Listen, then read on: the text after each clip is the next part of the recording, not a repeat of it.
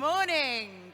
Ladies and gentlemen over by the bar, we are about to start the show. If you could place your headphones on, we're going to be on the red stage. This is the pyramid.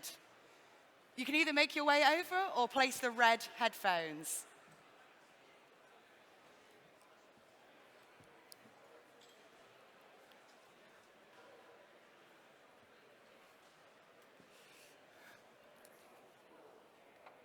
Should have practiced what I was saying.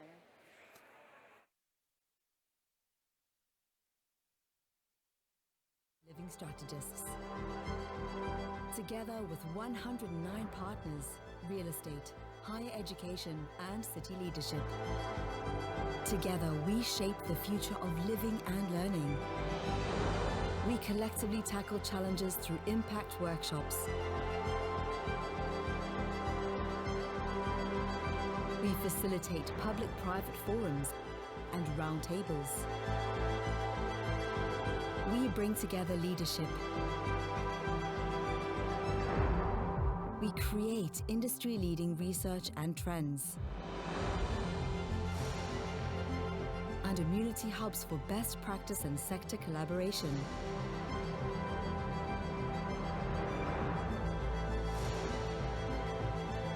Ecosystems made for you and with you. Join us now.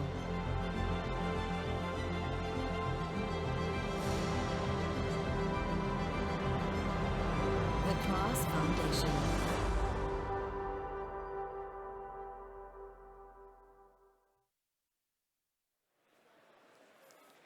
And I now believe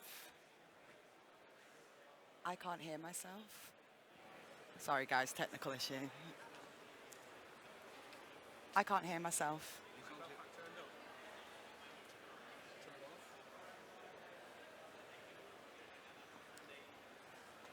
Turn the mic on might help.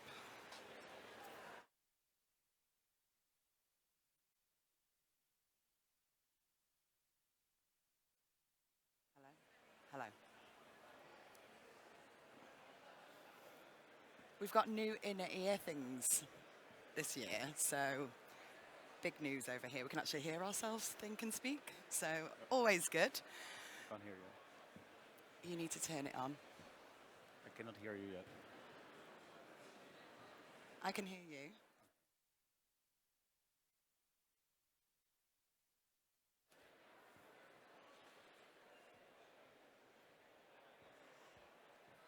Very professional of us, as you know. We did actually do a sound check yesterday as well, but here we are. Thank you so much for joining us here at the Class Conference 2024. Hi Frank, how are you? I think I'm one stage away from being a hologram. I'm so wired. I have 2 boxes in the back, 2 in the side, and Start doing the robot. and I'm talking with my mother on the same time. Yeah. And my therapist. I'm very good. How are you? Yes, I'm very well. I'm very excited to be here. Yeah. This is day 2 of our conference, and yesterday we attended some fantastic site tours. We went over to Unite, we did a collaboration with Lavanda, who spoke about AI. We went up to UA92 with a collaboration with Loft and Homes for Students, which apparently was an amazing conversation around the future of universities. You attended Vita and Greystar. Vita, I went to the conference property of Greystar. I also went to UA92, that was very exciting. And in general, I walked around in the city and I saw that, you know, an industrial city has totally transformed itself into a university city. And it's fantastic that so many of our partners have been building and building here. And what was also exciting is that, you know, a decline of population that had started when the factories started closing in Manchester has actually begun to be turned around 2000. And since then, the population of Manchester has started to grow again. And I think we've all seen on the streets the liveliness, the number of young people from all around the world revitalizing this city. It's really fantastic to have this as an example, what we can do as a community, how we can help cities, and also to be inspired by it. So hopefully, if you haven't seen things yesterday, it's sunny outside today and tomorrow. walk back to your hotel. It's fantastic to see all these new projects here from our partners. And I didn't think this was going to be something that we were going to be saying, actually. 12 months ago when I decided that we were going to come to Manchester, I didn't think today of all days, the middle of November, I would be saying it's sunny in Manchester. So I don't know who bought good juju with them, but thank you for doing that. Yeah. So yeah, it was a spectacular day. I know as well, Student FM also hosted and showed some really traditional PBSA assets as well. So it was really nice to see different varieties in the assets. And then we had the dinner in the evening. Yeah. What a spectacular venue that was. If I'm going to say anything, I'm very proud of us.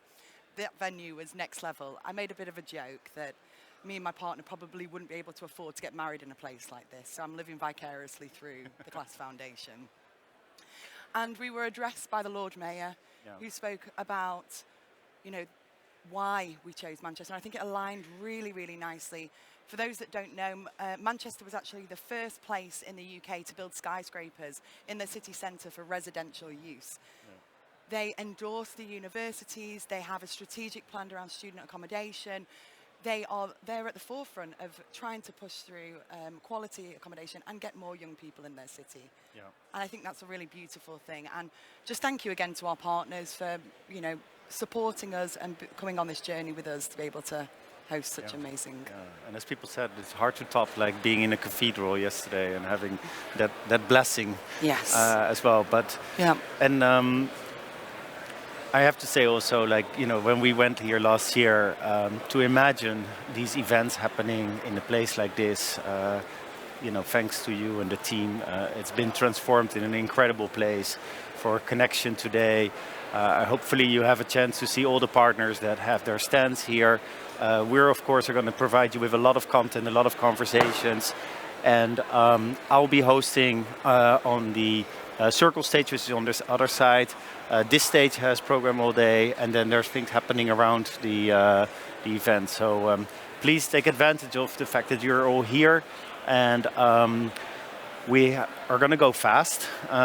It's going to be a full program, so you have to switch back and forward. You've seen that you have a red color on right now. If you go and switch to another stage, then also make sure you switch the channel so you can hear that.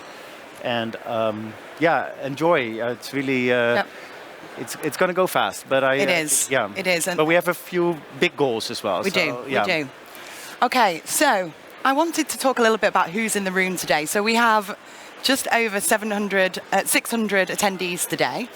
And this is the representation of the room. So I did this analysis a week ago, so there has been more tickets that have been sold. But in this room at the moment, we have 70% of the PBSA sector, student living sector represented in this room. We have 60% of the UK, 35% for Germany, 40% in France, 50% in Italy, 70% in Spain, and 70 of you are C-suite. So basically, if you are interested in penetrating any of these markets or learning more about these markets or want to connect and build a network in these markets, there's people in the room to be able to do that. So I think that's really, really exciting. Yeah. And I'm very, very proud of the representation. But also for so many of you to come from so far to come to the conference as well.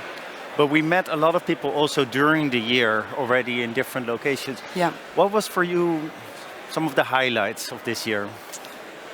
I think the highlight for me has been the pivot. Obviously, I think we have a great community. I have lots of friends in the community. I've been in the community for 10 years now. I live and breathe student accommodation, and I have done for a very long time. But I think the pivot in our forums to become more public-private, representing 25% of the audience being universities and the other 25% being policymakers and municipalities and councils. And I think that's been a really special moment. It's really helped kickstart our conversations. Yeah. So like walking away from something that we can say, this is how we're going to collaborate and these are the types of partnerships we need, for me has been, it's taken it up a level. Yeah. Yeah, I totally agree, and I think we're really growing as a community and also becoming more and more strategic and also know what we need to be more successful. And that also includes things like how do we collaborate with the public sector. If we all agree that student housing is so important for building knowledge economies, rebuilding cities like Manchester, we have to be much more clear about also what we need, and we're going to talk about that today. I must say though, one of my highlights of this year was you were also nominated and then a winner of the Woman of the Year award. So for those that haven't seen it, please an applause for Kelly, and that's. I don't, I'm blushing. No, it's really, really, I mean, and rightfully so. I mean, you've done an incredible amount of work in a very short period of time, and yeah, I look forward to collaborate with you many, many years ahead. Thank you very much. So we have over 100 partners now, which make up an ecosystem of 450 billion euros in assets and just over 2 million beds. So if you're not part of our community, whether this is your first time at a class conference or whether you want to be part of our journey in helping shape a vision, please come forward, find some of my team or contact us afterwards. We really, really want to make sure that we have the best of the best driving forward our strategies for the future. And here are our partners and our partner wall over there. So please feel free, particularly this afternoon, to go and take a photo if you're one of our partners in front of that wall as well. But without you guys, we wouldn't be able to do what we do. So we are driven solely by you guys, and it's yeah, a privilege to work with you. Yeah. So the other class, what we've been trying to do, and what I believe we've been able to successfully do, is create a foundation of evidence-based research and which fuel what we already know, but being able to evidence that. So we have 3 pieces of research that we have put out this year. For the first time, we've done the legalities report. This has been a collaboration with our advisors and legal firms. It is a brilliant document and tool. So if you don't understand a market, or you're interested in learning more about the taxes and the legal frameworks that make up each of those markets, we have broken down 16 different markets, everything from Austria to France to Germany, by legal advisors. So this is a free tool for you to use. And for our partners, for the first time, at the end of November, we're going to be hosting a free Q&A session with the legal advisors as well. So you can ask whatever you want. For free. Yeah, for free. And then the Student Living Monitor, we're going to talk a lot about the Student Living Monitor over the next couple of hours, but the Student Living Monitor is the first data set of its kind. It's a tool that is open source, and we have 11,000 respondents take part in it this year over multiple large operators, but also the other typologies as well, HMOs, people that own their own house, and commuters as well. And what we've done is we've managed to be able to create a social impact tool to measure the services, facilities, and support networks within buildings that students have access to, and measure that directly against their well-being score. So if you haven't seen that piece of research, you can download that for free, and we also have a dashboard that you can use. And what we aim to do here is really create the minimum benchmarking tool to be able to create the right kind of assets that endorse happiness and well-being in buildings. Yeah, exactly. And then we have the investment barometer, and I'm not going to go too far into this because we're going to do the first session on the investment barometer, but it's been a collaboration with Savills, and we have some really exciting data to share with you. You can use the QR code also around the building.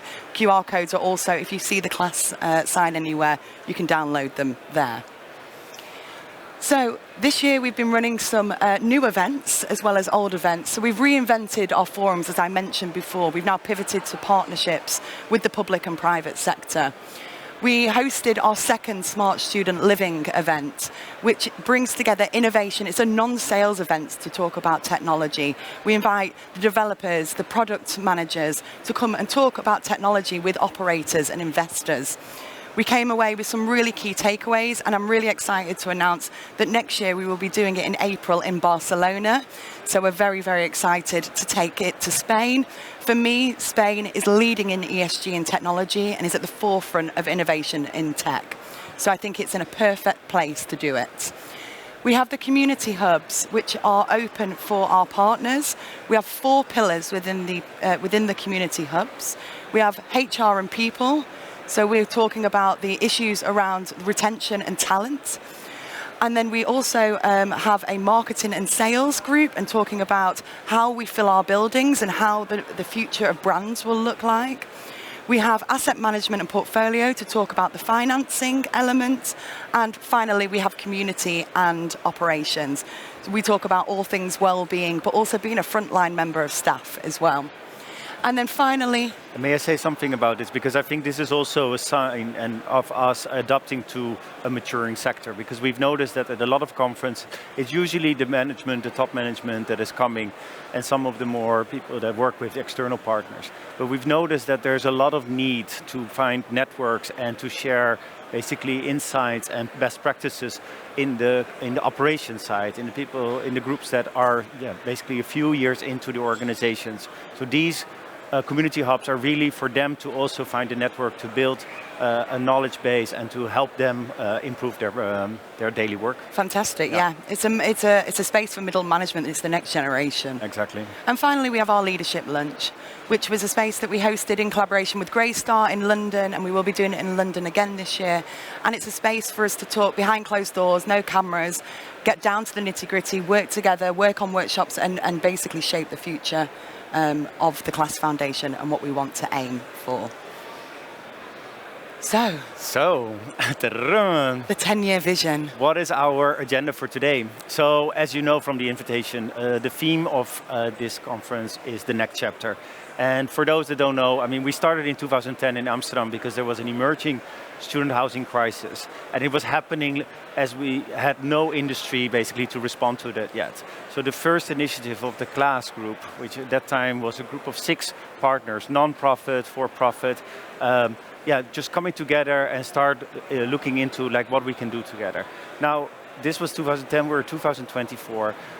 We've seen an incredible development of the sector in many of the markets. Of course, the UK was already leading, but we see now also many of our partners active in markets across Europe. So for us, this was a moment to say, okay, what's going to be our common goal for the next 10 years? And as you know, the housing crisis, not just the student housing crisis anymore, is like a top 1 priority in many countries and many cities that we work in. And we think it's an opportunity to actually really look into what we can do to improve. Not only to create more availability, which is one of our top priorities, but also to ensure accessibility, which is our second theme. Accessibility in terms of affordable solutions and making sure that every student has a chance to be part of a student community. The third one is improving the student experience, and this very much ties to the theme of well-being. We've seen that in general students are not doing okay. And that's something that we also want to improve. And we know from the Student Living Monitor that if students have access to the right kind of community, even if they are in a really, really difficult situation, student housing can really make the difference. It can really, really improve their lives. So we want to get that number, that European number up, so students are feeling okay. And that's a goal that I think we can achieve well in 10 years. And we want to improve collaboration, because I think it's a sector that knew how to do it by themselves. We were happy to receive funding. We knew that it was going to be difficult, but we have been able to build a lot. But now when we are going to scale up, and we've seen that there might be actually a need of 3.2 million student rooms in Europe in the next 5 to 10 years, we really, really need to start talking with our universities and with our policymakers. Because without their help, this is not going to be something that the market can take on alone.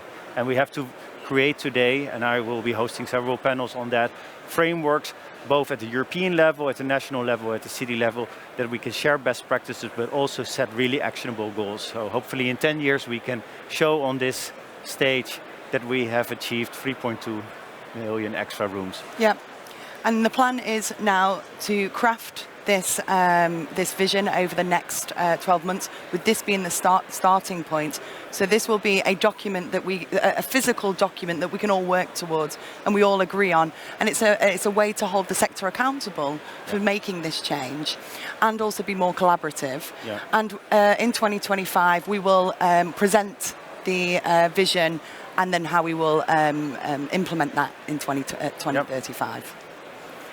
So, before we start the sessions, I just want to say a huge thank you to our sponsors.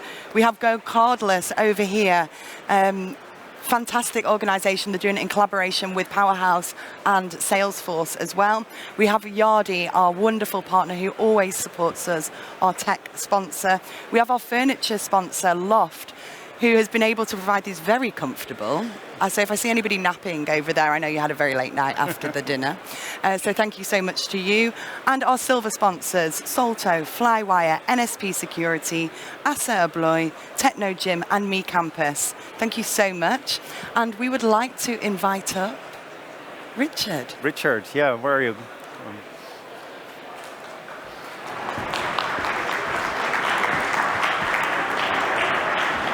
Hello, Morning. Richard. How are you? How are you? Very good. Yeah, Day of optimism, no? yeah, why not? Yeah, why not? Yeah, it's starting to get better, so we're definitely in a better place than we were when we were doing this time last year. Yeah, true. Yeah. Yeah. It's the second time they were doing the investment barometer. It is indeed, yes. Yeah. So I'd like to thank everyone again for their support and providing information for this to allow us to look at what's going on in the student housing market, what investors and operators are planning to do over the next 2 to 3 years. Yeah.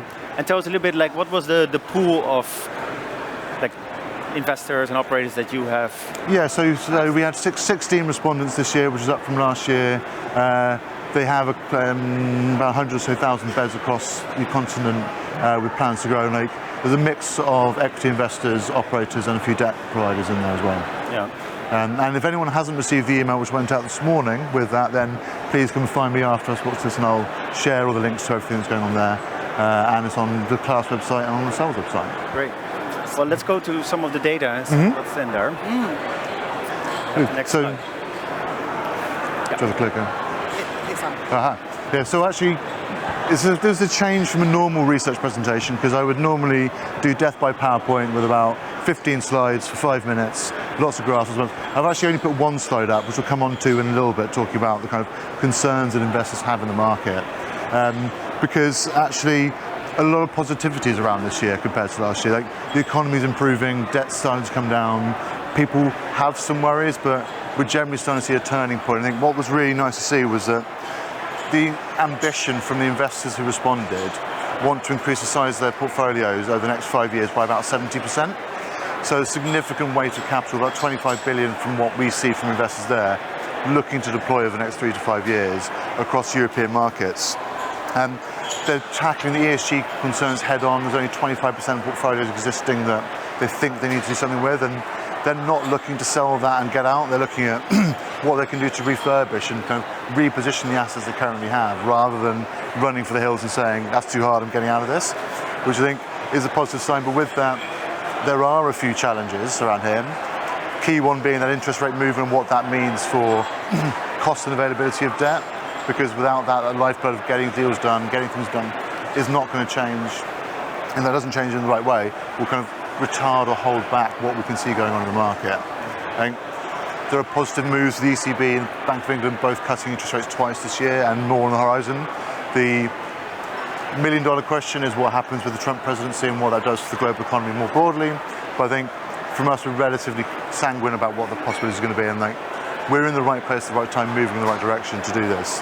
And the other challenge we've got here is the regulation, which we're going to touch on a little bit, but regulation is a fact of life, is going to be here, and it's about what we do as an industry to come to this and do this properly, rather than put our heads in the sand and think it's going to be all right, or just shy away from the difficult conversations and the difficult challenges we're going to face here.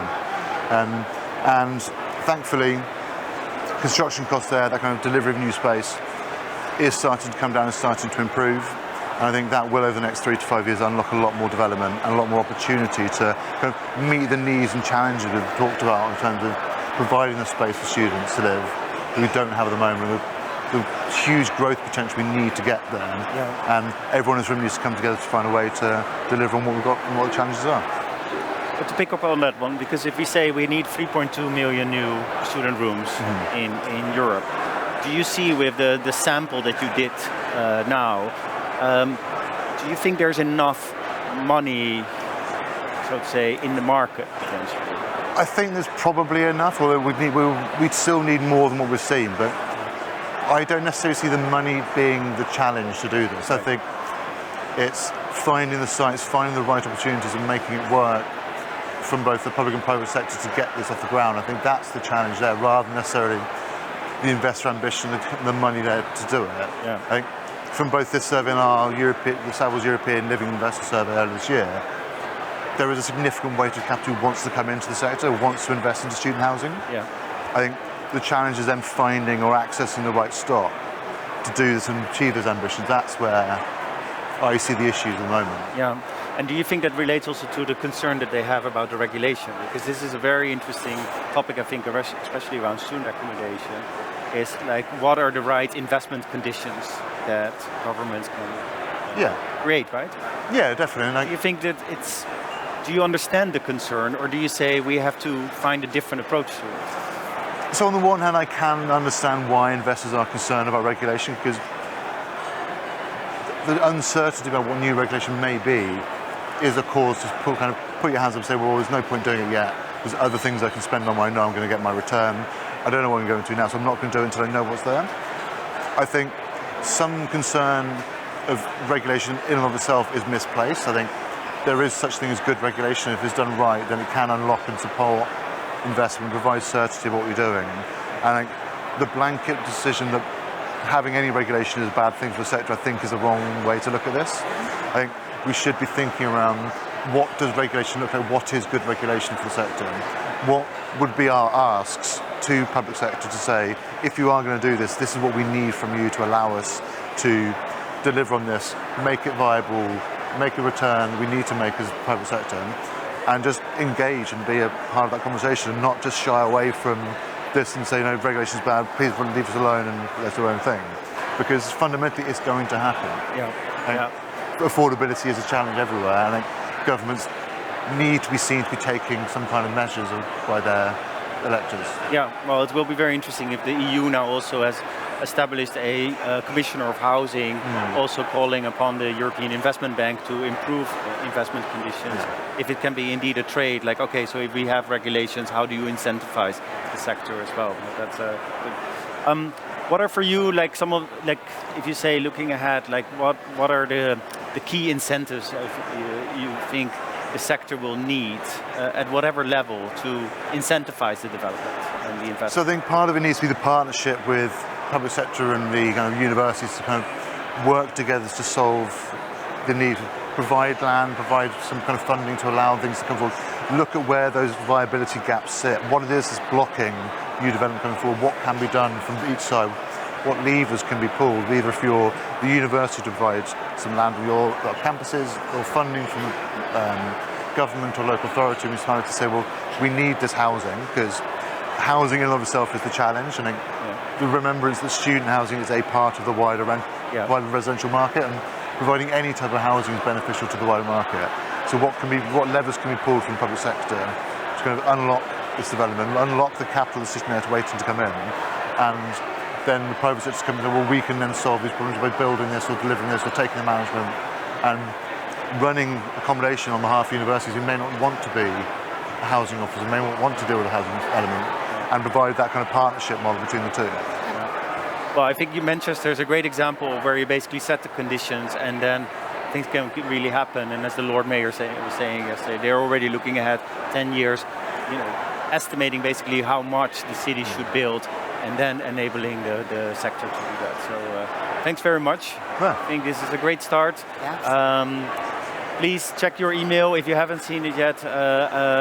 Go to the website where all the details are available. And thank you so much for this collaboration again. Thank you for having us. Yeah, it's great to see you again, and enjoy your day, everyone. Thank you very much. Thank you. Okay, ladies and gentlemen, just so you know then, over here on the right is the community stage. Over here on the left is the circle stage, and you are now at the pyramid stage. Obviously, I got very creative with the name of the stages and just did it physically. And these are what's up next. So you've got 10 minutes now to go and grab yourself a coffee, mingle with each other, and then the program will be starting. And I'll see you at the end of the day, and then we'll see what we can harvest for the plan for the next 10 years. Absolutely. Thank you, everybody. Have fun. Thank you.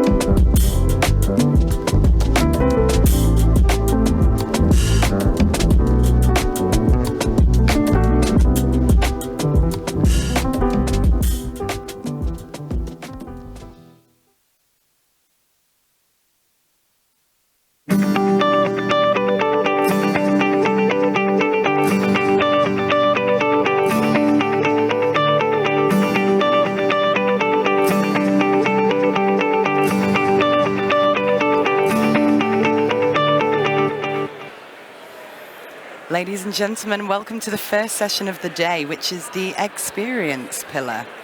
I'm here with my brew, a proper northerner with Yorkshire tea in it, even better. So I'm going to invite on stage my fantastic panelists. So James, do you want to come on first? Huge round of applause, please, guys. We have Elisabetta, Rui, Soraya, and Elizabeth, who is my co-moderator. Thanks, guys. Take a seat.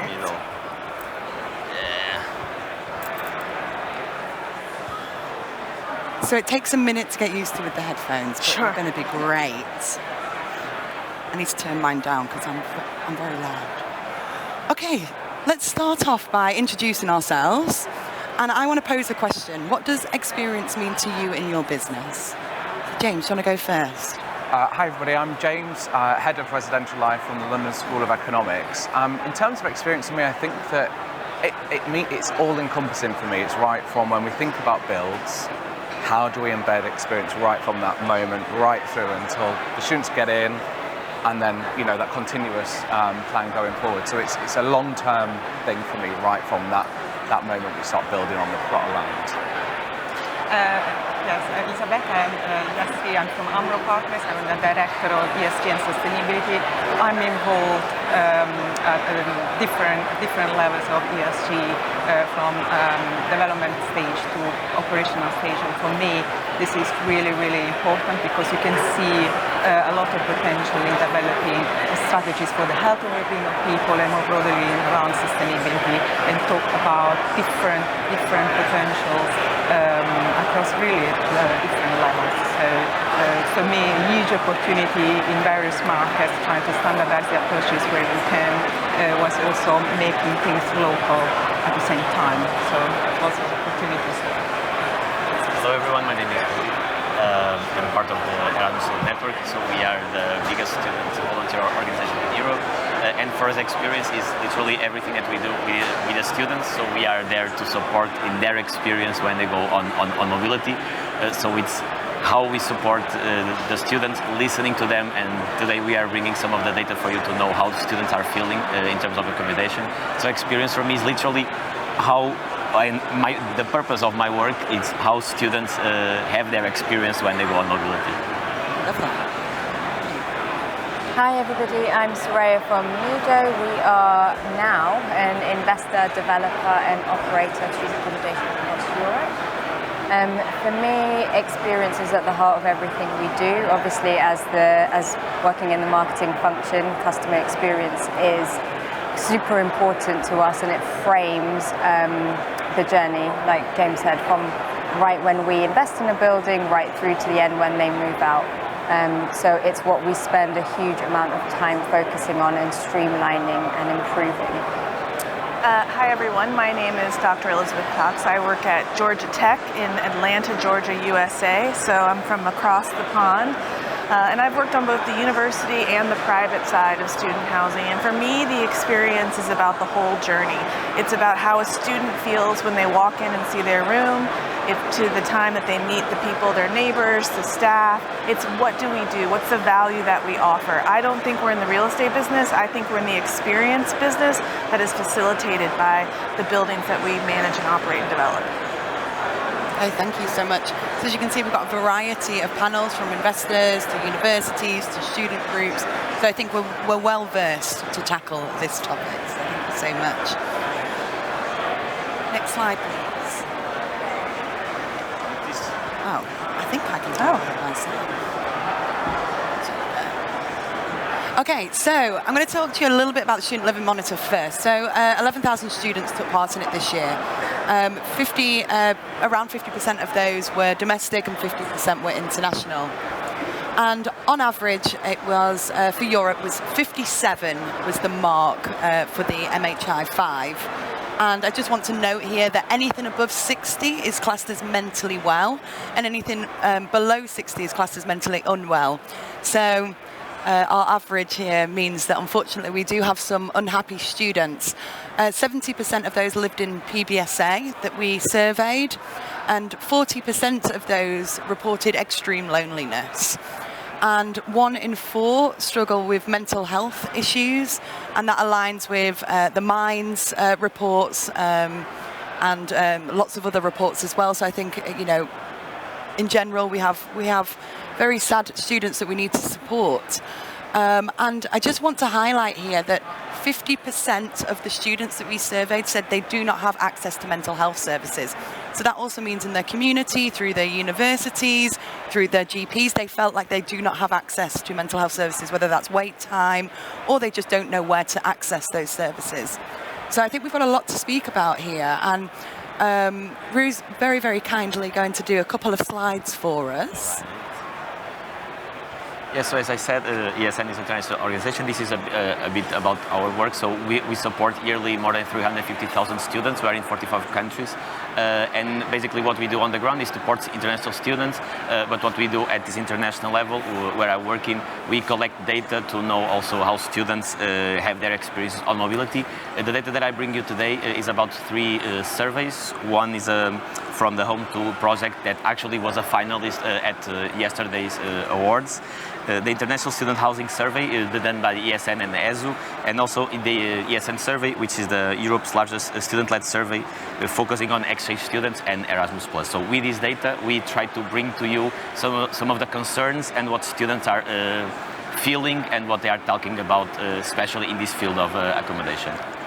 So in this first graphic, you can see the issues that students encountered when they went on mobility, and we asked about all of the issues that they had, and as you can see, the first 2 are regarding accommodation. So more than 1/3 of the students claim that they had insufficient money to cover their living costs, and accommodation being the highest one, and they had problems finding affordable accommodation. So we can see here the impact that accommodation has on students' lives, because it is in fact the most problematic issue that they found when they go on their mobility. Connecting also with this uncertainty of finding accommodation, almost 40% of the students also claim that they didn't know where they were going to live 30 days before they changed their country or their city. So this means that 1 month before they moved, they still weren't aware where they were going to.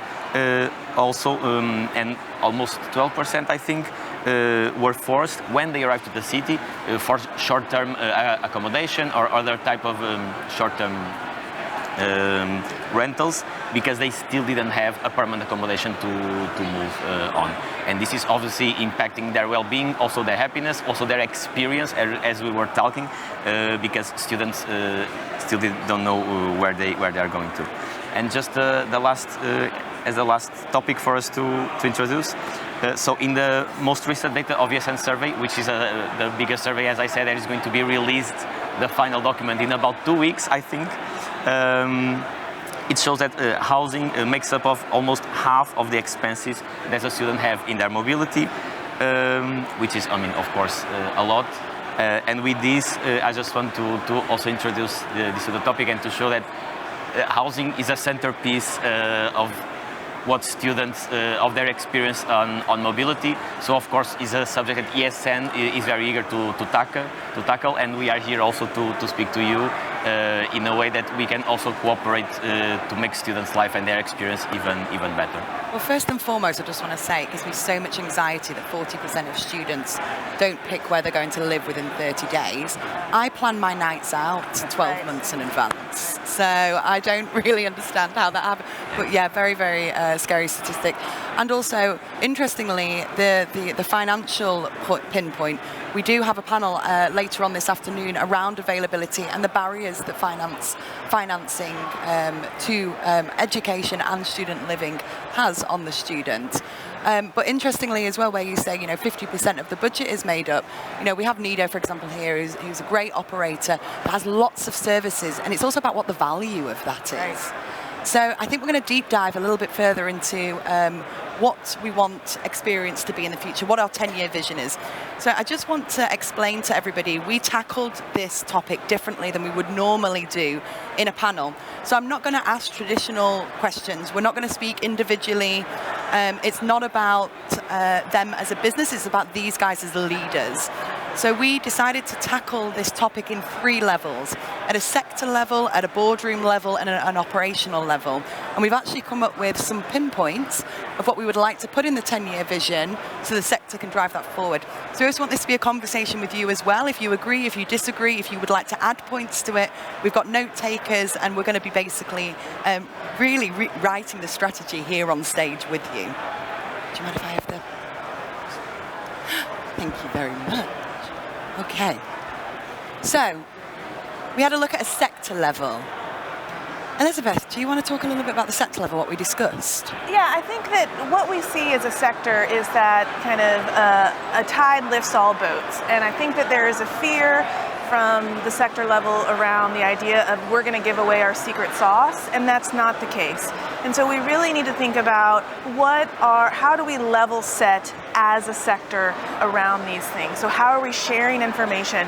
At the Women's Networking Breakfast this morning, there was a conversation around what does qualifications look for our staffing, for our training? What are the basics? What are the things that we want to offer as a sector?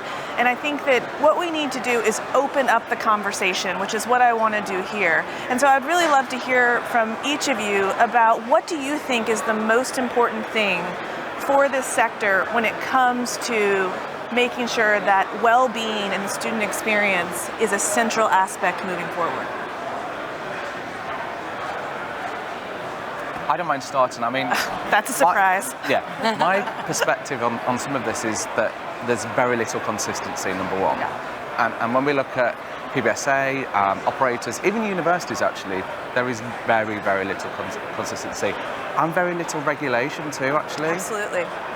Almost non-existent. And so I would like to see more of that. I know we've already talked about this and we will touch on it a bit more around those frameworks, but I'd like to see some form of accreditation that PBSA sign up for and agree to, and universities too, and we all work together with a common agreement and have that consistency in place.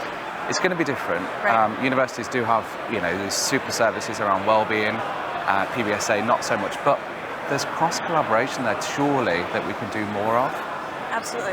Well, and I'm also wondering then about the kind of the multinational operators, right? How do you create that consistency even across your properties, right? With your different teams, how are you building that infrastructure to scale your operations around these types of things, and how do you see that impacting the sector? From our perspective, I mean, we try and have kind of a standard. We've got our values, obviously well-being is one of them. We have kind of our well-being resources, our well-being hub. We have a framework which we use across the board, but what is really important that we've noticed as we've gone into new markets is that it needs to be localized. One thing which works in one market will definitely not work in another. Right. So the localization element is key, but also the concept of well-being, that is not the same everywhere. Absolutely. So for me, it's a huge education piece in the sector.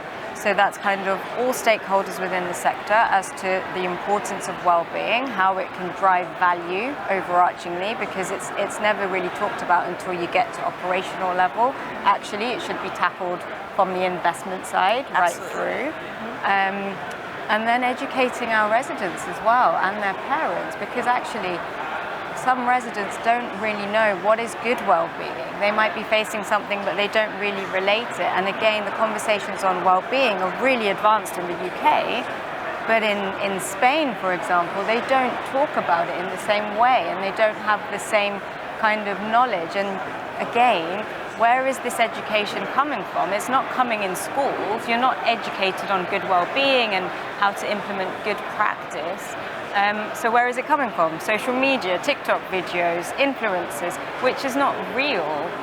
So I think the other thing that's really important as a sector is that yes, we can have these well-being frameworks, we can have partnerships, but they need to be led by experts. Absolutely. Because otherwise you end up putting content out there which, it could have a detrimental impact if it's not done in the right way by somebody who knows how to frame it and make sure it's going to have a positive impact. You would never put your business case forward with someone who doesn't write business cases, right? You would never put your finance and business model forward. And so how are we creating customer experiences as a sector with people who maybe think of it, no offense to marketing, but just as a marketing campaign. Yeah. Right? And where we have the ability to impact lives and add value as a sector, and where are the policies around that, the government interactions around that as well, and how do we make sure that we include those in everything that we do? Also for us, for example, operating at different partners, it is really, really important to share externally what we find internally as well. So obviously there is an issue of standardizing the approaches across different countries, but also there's an issue of communicating what we are facing, positives and negatives, with the rest of the industry as well. Yes. Because there's also a problem of communicating these elements at different levels, for example, at not just a national level and a local level. And I completely agree. There's a sort of a difference between standardization across several countries, but also making sure that at a local level we know what we're talking about. There's also the issue potentially of communicating health and well-being across different levels, even within the same organizations. For example, how do we communicate impact and well-being and the potential that we have in this sector, especially in relation to health and well-being with our investors, and at the same time, equally, what's the level of communication with the asset management team, Exactly. and also with our students.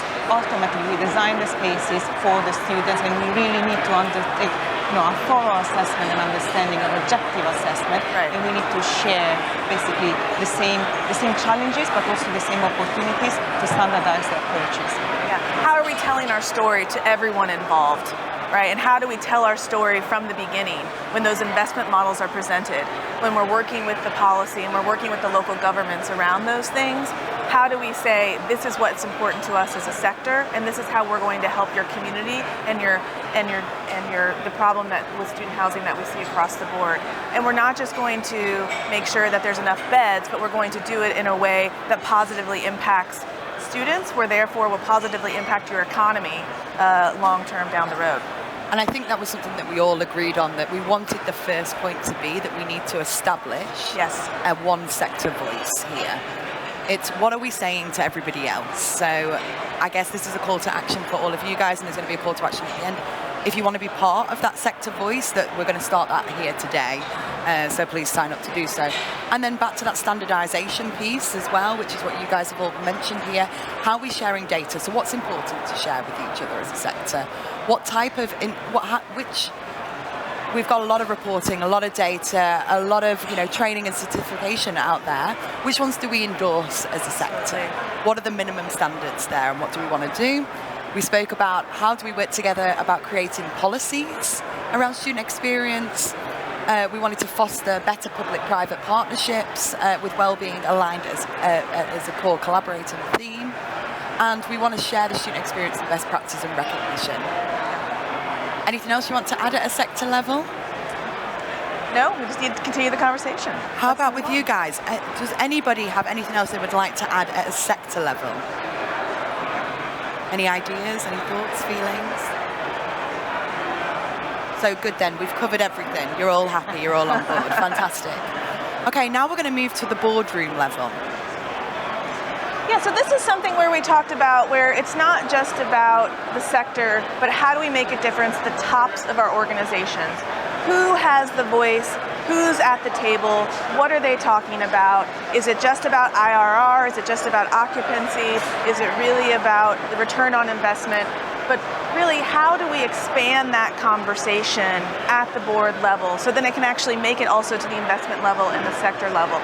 So we talked about a couple of different things. Number one, again, defining the vision and the agenda for what this looks like. Make sure that we're incorporating inclusive design and inclusive experiences across from our development all the way through our operations. Making sure that the customer is at the table. Oh, thank you, appreciate that. I think that there was, I believe it was either Google or Apple, where I think it was Steve Jobs who always left an empty seat at a table, and that was always for the customer. So to make sure that that customer experience is visible, and to make sure that we prioritize inclusion. This particularly, we see this, we live in a very divisive world, and this is an opportunity for us to really make a social impact, and that starts at the board level of our organizations. How do you guys see kind of what this could be at the board level and what needs to happen? think from our perspective, we have just gone through an acquisition. So we've got a lot of new people, you know, we've got a new board, we've got a new exec team. So it's been the perfect opportunity for us to educate them, to tell them that this is why student experience will have a positive impact overall. It will positively impact the NOI, it will positively impact it. And you know, the first question is really, but then you start showing them, you know, the stats, and if you can link it to some metrics, and obviously it's not easy to link, you know, one well-being program to a metric overarching, but if you can say, you know, ultimately, if you have happy students in your buildings, you will have a better operational building. And if that's been designed with well-being in mind, then that's just going to ease everything going forward. And then you will have retention, higher retention rates, higher referral rates, more rebooking.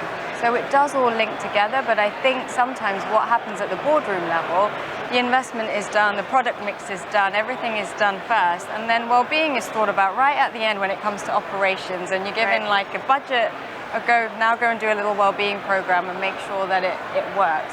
Whereas actually, that's not going to be as effective as if you built it into your product mix, taking into account affordability issues. If you build it into your design, making sure you're designing your spaces where students feel at home, where it facilitates connections, where they feel less anxious because they're living in a space which has been designed for them. So I think the board need to understand the value of that. And it comes from educating them. And then it's from making sure that there's somebody in that room who is able to do so and has that voice. But it's not that person's responsibility. Absolutely. I think what needs to be done is that it becomes everybody's responsibility, because that's the only way it becomes embedded in the culture of the organization. I think that's right, because there's often this tension between, are you the student experience person, are you the wellness person, or is it a part of the fabric of your organization, right? Because we also talk about how this impacts our staff. I was in a conversation last night around kind of sick leave in an organization, and that impacts your ability to run buildings effectively. And so well-being is not, again, it's not just about kind of student parties and you know, invitations. It's really about the whole piece. And so how do you guys see it? I think there's been a bit of a shift in ESG, for example. So Yes. A few years ago, nobody was definitely considering ESG at board level. And I think what has to happen in terms of health and well-being is something similar. So we need to bring, as we were saying, health and well-being as part of the conversation at board level. That effectively requires a mind shift. Absolutely. And then that's not necessarily an easy shift. It obviously depends on the organization, but it's about reframing the values of the organization. It's not just something, you know, an add-on that you can add at the end. Oh yes, it's a sort of tick box exercise. We're doing this. We have a certification. Therefore, we really care about our students. Not about really caring about our students. We need to embed that more fully. So establishing some objectives is fundamental. Having an established framework, obviously, is really important. Having some KPIs that you can all use. And I think the work of the student living monitor is really important, because it basically provides a sort of objective platform with numerical data we can all base on, and then we can use it to really understand the possibilities and the opportunities, import them at board level, and then embed them into the process, you know, of the company. And also, not only that, I think we really need to listen to the students and bring their voices into the attention of the company. That's so important. And then equally, I think we need to report on progress and also report on challenges as well, possibly on a quarterly basis as well, so that we take action. And why not potentially publishing an annual report from the company to really understand the impact and really make progress. I think it's not just one action that has to happen at board level, it's several actions all embedded into the company, and then everybody needs to take responsibility. Yes, We talk a lot about student engagement, employee engagement, but how much do we talk about that in our quarterly business meetings, right? When we report out on our results, when we have those internal conversations, you know, we focus on the financials, we focus on the operational pieces, we focus on the future, but are we actually talking about how the health of our organization, And that also includes not only the well-being of our customers, but the well-being of our people as well. That's a big priority for me, for my staff, is making sure that their well-being is protected. They've got all of the support they need to do their roles, because I really believe that if we're not supporting our staff, they can't support the students. And I think that also, exactly, and I think that also falls into boardroom level. You know, if you've got that individual within your organisation, whatever it might be, chief student experience officer, similar roles which don't exist, actually not many of them in the sector. We need Does more anybody of those have roles. one in their organisation?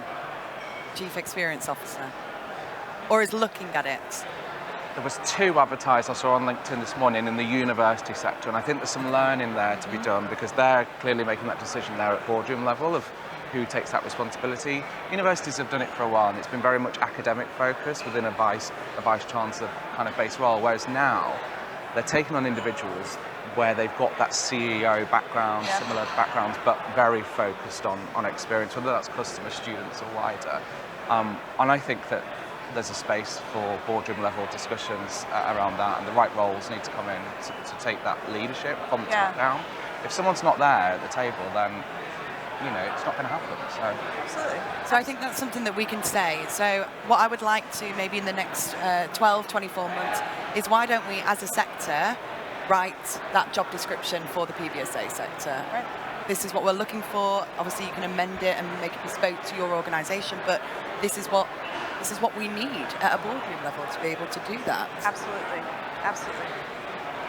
Shall we move on? Anybody else got anything to add at a boardroom level? Did we cover?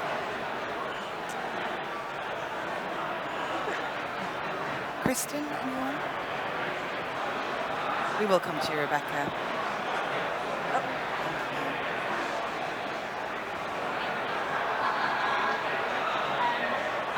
I really like the appoint a student experience representative to set the wellbeing strategy. I'd probably go a step further and say, like you're just starting to talk about, make it a role that either reports to CEO or a CEO. Because as someone who works at a university, I get approached all the time from different operators who are seeking partnership agreements or nominations long term to minimise voids. And when we as a university, and we're quite a big university at Leeds, we are looking at the operators and going, how seriously are you taking student experience? Is it a fluffy marketing tagline?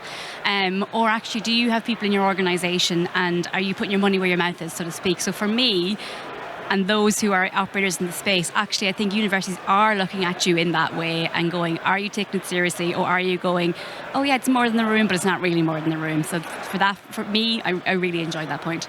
Can I just come in on that as well? I believe that universities have got a bit of a job here as well to push the sector for some of that change. Yes. So if we're looking at tender processes, whether that's a short-term nomination agreement or an off-balance agreement, we need to be quite direct as a university and actually say, if you can't hit these marks within the tender process, which focus on student experience or well-being, we can't work with you.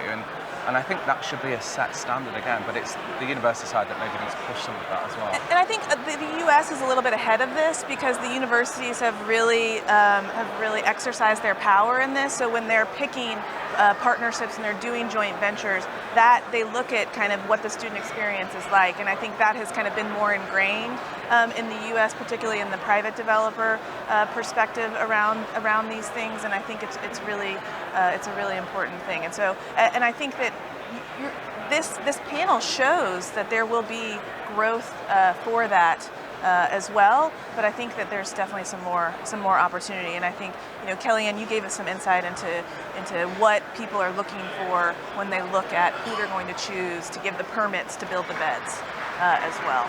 So. And then operational level. Usually we start with this. It's so great to actually just have it be one part of the conversation, because normally it's the whole conversation. So, operational is kind of where this conversation has traditionally sat, right? It's been a part of making sure that, again, that you're taking care of your customers. So it's really about the training, making sure that we're training across the board. Again, this is where the expectations and the standards, what are we looking for? What are the qualifications around that? Making sure that we have well-being services And again, this goes to the personalization of students and the local needs, right? So while there may be a standard for all of your properties, but what does that mean in the different cities and the different countries that you're looking for? Making sure, again, basics, right? How are we organizing feedback methods? How are we making sure that we get the student voice? And then what are we doing in our policies? We tell students a lot about what they cannot do, but how are we building policies to say what they can do? How do we make sure that we feel like we're empowering our customers around that and making sure that that is a part of a framework that is integrated across our building? What do you guys see as the biggest need operationally for this subject? I think the framework is the key bit. We need something that can be easily followed, but also can be translated quite quickly across Europe and used in a quite flexible way, so that the bare bones are there, and then we build it based on where the operator is.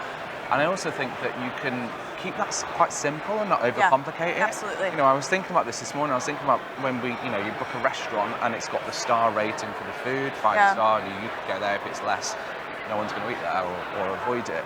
And can we have something that simple across the sector that says this provider provides this level of experience and will support students to this extreme in terms of their well-being, and then that makes it easier for the end customer knowing what they're signing up for, but also makes it easier for the university that there's some regulation there, some work that's been done to really get them to that point. And all of these areas around student feedback and the other points could feed into that accreditation mark. Yeah.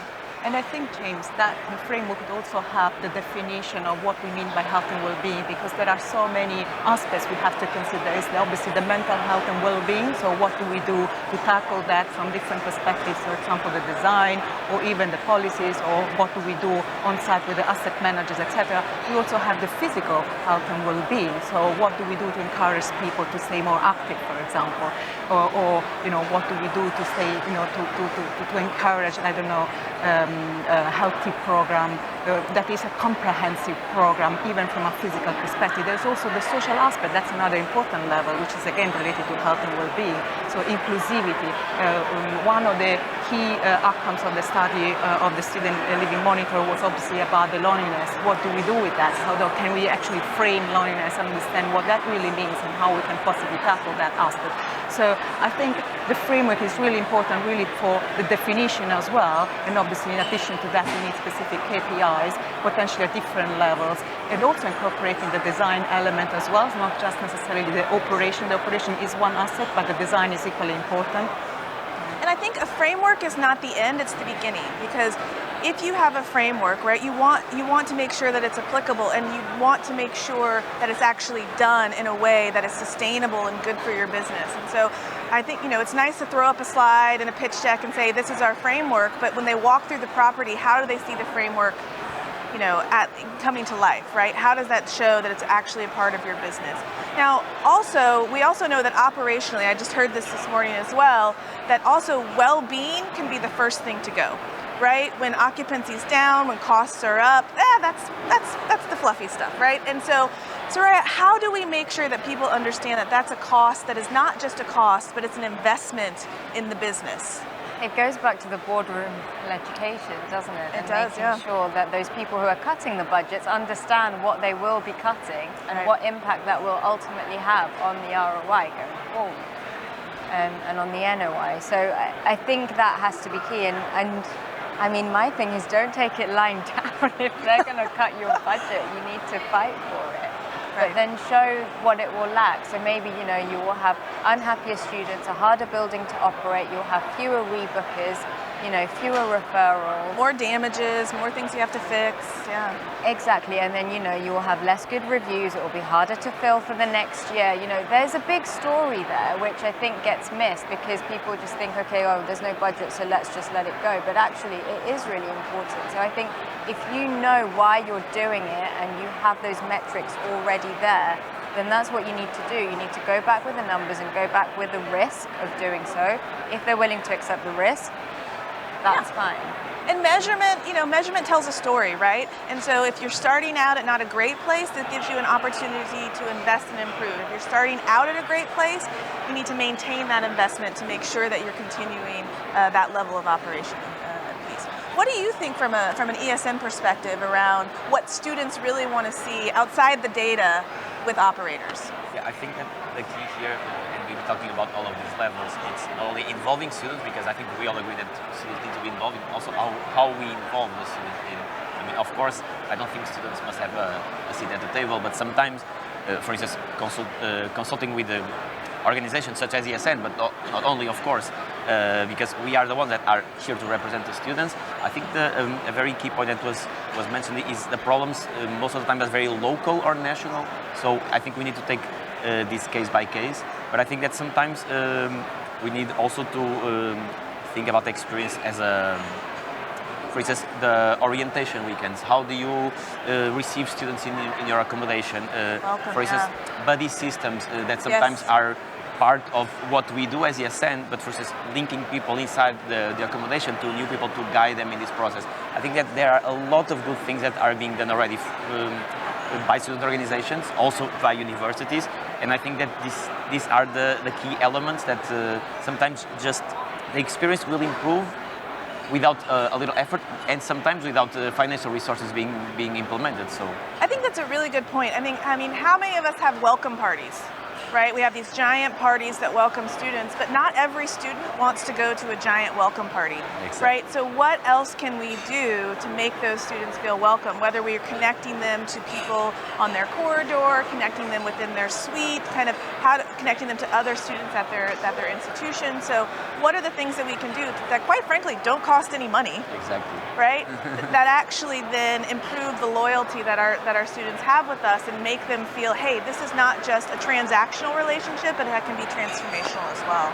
I think there's a huge opportunity here for us to share with each other what is and what isn't working. Yeah. Students are already living in the buildings. This isn't about competition. I actually think that, and I said this also at the Women's Breakfast, for me, well-being, health and well-being can be our common language between universities, between all of the operators. And I think if we stop seeing well-being as our competitive edge, in actual fact, we are, as a sector, we can improve all the experiences. The pool is big enough. Yes. So I think it's really important. And actually, it's about making our sector be seen to be a problem solver in this area. It's the other sectors, the other housing sectors that actually we're in competition with, not with each other, not on well-being. So really, this is a call more for a culture change as a sector to talk about it. And at the end of the day, our operational staff, we sometimes think the most important people are at a boardroom level, but actually it's our operational people that are the most important people. Yeah. They're the people that keep us afloat every day. And it's also the hardest job. I have run buildings before. I managed 35 resident members of staff, student staff. Yeah. You know, it's not an easy job. It's very administration. It's very emotionally straining. You know, the training isn't really there. You're not equipped to walk in. And I'm sorry for triggering anybody if I do. But you know, I've had my student staff walking on people that have, you know, committed suicide. Yes, like, this absolutely. It's really serious. So I think we need to, at this level, identify what training is needed. Right. How do we support our people? How do we diversify our staff so people feel included, well represented? Because our student cohort is diverse. Absolutely. And I think going back to the operational staff and the training, I mean, you know, I was lucky enough to be given basically money and time to actually train all of our staff. And I will say that it made a huge difference because I was there to be able to do it the first couple years, then the pandemic hit and we weren't able to do it, and we could see how that experience went down. And as we were opening buildings, making sure that you're intentionally onboarding your staff about what that looks like and how they're going to take care of their students and themselves. Absolutely right, especially if you're having construction issues and you open a building that's maybe not 100% ready, but that would never happen, ever. Yeah. But how are we making sure that the people that we're hiring, that we're investing our money in and our investors' money, that they're ready for what we want them to do so that they can help build the business and make sure that it's on some of that, I mean, in terms of mental health well-being, we take physical safety so serious in our buildings, and we have to. There's lots of regulation around that in terms of fire and all of the regs. There isn't, and said this earlier, there's not much regulation around mental health wellbeing, and it'd be quite nice to see the sector to take it as serious as the physical safety of the building. And and again, it is triggering, but let's be honest, more students probably take their own lives across this sector than are affected by a fire or something more serious. And that's the reality, and so that's why we should be taking it as serious. Especially if we consider the student mobility aspect, right? And students leaving their home country. And sometimes they'll know other students, sometimes they won't. And again, what is the value that we can add as a sector around welcoming that student mobility? Especially, if you're a multinational operator, how can you help say, hey, no matter if you want to go here one semester and here another semester, what is the opportunity there for you to have? And I think there's also an opportunity as well. We're all very good at reacting. Absolutely. And dealing with it there and then. But how do we actually look at the prevention and make our lives easier and the experience better? Yeah, it's a great question. I think it's also placemaking. It's looking, not at the building as a sort of, asset. It's about looking at it as a sort of possibility for creating a new space, a new place, a new community. So obviously there's a huge opportunity. And another key point for me is also cost. It does not necessarily mean that we need to spend additional costs. There's so much we can do if we just bring this to the attention of everybody, understand effectively what we can do, and then there's so much potential, really, very little. Absolutely. I think the holistic piece, the cost, right? Lighting, changing the lighting can make a huge difference, but maybe it's just, cents on the euro, cents on the pound. And thinking about color, right? There's a lot of conversation around what role does color play in our lives. Yeah, exactly. It actually also helps with your perception of climate. So basically, we probably think we're warmer because there's red lights on this stage than the blue light stage, but the temperature in the room is the same. Right? So how do we take that in our holistic perception of what we're doing in the sector? And involve students right from the start. Absolutely. And we do we'll that choose quite a well. very uncomfortable chair, and then they will tell you. Well, and I think we do that quite well in the university sector, but I do think students need to be involved right from that moment of what is the colour, what is the finish, what will the space look like, and ask them all of those questions and make sure that they're making the right decisions, because they'll say, that's not cool anymore, that's not trend anymore, we don't like that, and they're the customer. We have to listen to them from the start. So, with 1 minute remaining, we've covered a lot of bases. We are going to start a social impact working group for Europe. We want to set it at a European level and at a local level. And some of the things that we've discussed today is what we would like to tackle. Is there anybody in the audience that would like to add anything or say anything or ask a question? We have 30 seconds. We have somebody over here.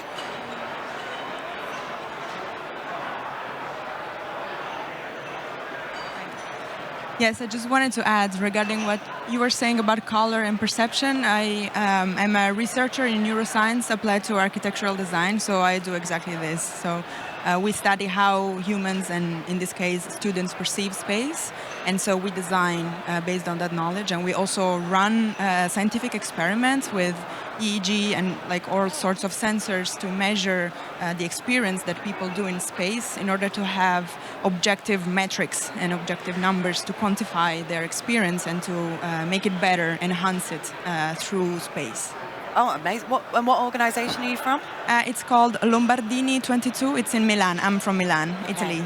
Yeah, but we work worldwide, and we collaborate with neuroscientists, and one is in research center is in Switzerland. Phenomenal. Thank you for sharing. Thanks. Anybody else like to add anything? We've got one more over here. Hello, I'm Denise from Hugo. I lead our student experience. I just wanted to comment on what you said about welcome parties, because I'm sure we all do one. And that is actually something that we looked at on this academic year. Our sites have started doing sections during welcome parties where we have a high-key one and a low-key one where students could choose how they interact with the students, because I know some of them get overstimulated when it comes to a big party with so many games and so many icebreakers. I prefer calling them vibe checks, but we do have more quiet sections where it's more board games or socialize at your own speed, which I think they really appreciated this year.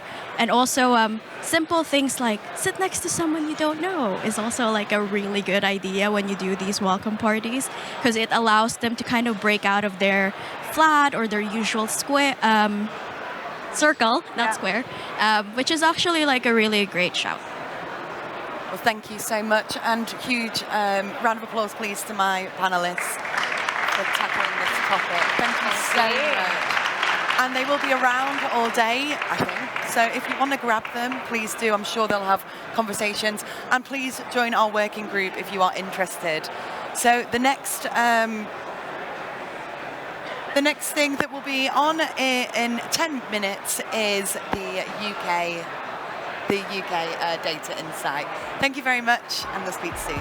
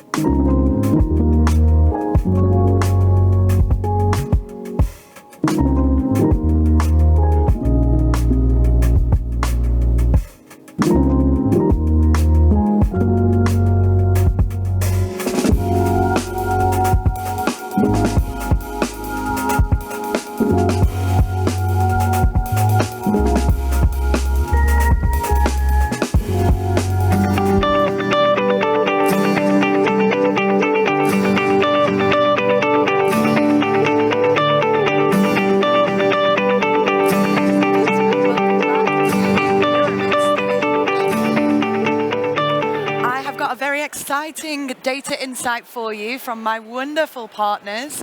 We have Halima from UCAS, please come to the stage. And we have Katie from Knight Frank, who will be here in a second. Halima, you're first anyway. Great. So we're going to have a data insight on the higher educational trends and the real estate trends. Let's take it away, ladies. Yeah. Lovely. Let's see. I think I can.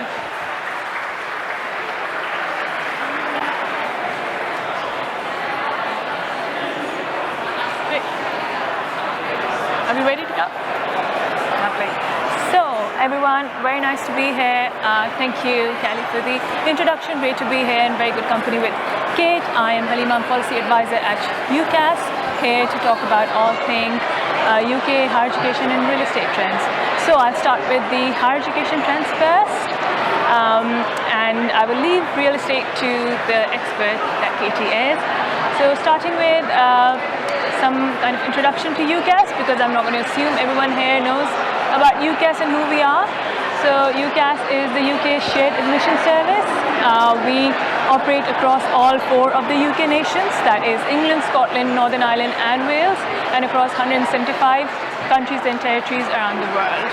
Every year, 1.3 million people, students register with us to make their next step onto their higher education journey. Out of this, we get about 750,000 applicants, out of which in the end, around 550,000 of those applicants are placed onto a course and a university in the UK.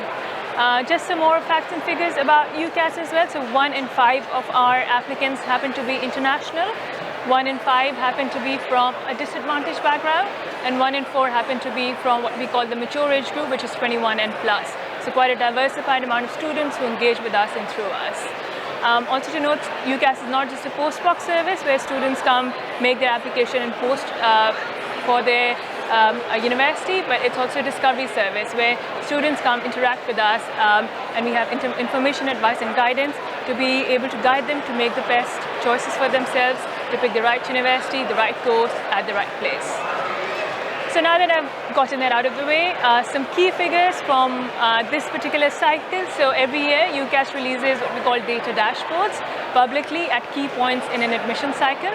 And an admission cycle typically opens up about in, I think, July, in the summer of the previous year. So 2024 entry opened up last year in the summer and it closed in October this year. The latest release we have had is what we call day 28 after the A-levels results day, which took place on the 15th of August. So the data I'm going to be sharing today with you is from the day 28 data release that we have. So overall, in terms of key trends, we have seen an increase of 0.9% of placed applicants. These are applicants who applied through UCAS for a course and a university and then were accepted onto a course and university. So as of day 28 after results date, 498,340 students have been accepted onto a course in the UK. In some other trends in there, so for UK students, that's those who are domiciled in the UK, we have seen an increase of 1.1% as compared to the same point last year. For UK 18 years old, we've seen a significant increase of 2.8% as compared to the same point last year. We do not see the same trends for mature applicants, that's 21 and above, and for international applicants. So mature applicants have seen a decline of 3.3%, whereas international applicants have seen a decline of 0.6%. So not a lot, but still a decline. So I think that might be missing a slide. So just to also add on to some specific numbers for international students. So mature applicants, while the decline has seen kind of a long-term trend, for international students in particular, I think this trend comes mostly from the decline we saw in China this year and a significant decline we saw in Nigerian students. Other than that, we've seen a decline in EU applicants ever since UK's exit happened from the EU, but that trend we've seen stabilizing at this point. Other than that, in terms of kind of increases, we have seen quite a significant increase from Turkey this year, so I think it's up by 35%. At the same time, we have seen increases from some East Asian countries such as Singapore, Indonesia, etc. We're also seeing increases from GCC countries such as the UAE. Just also to add some context here about the UK and what the higher education kind of trends look like here.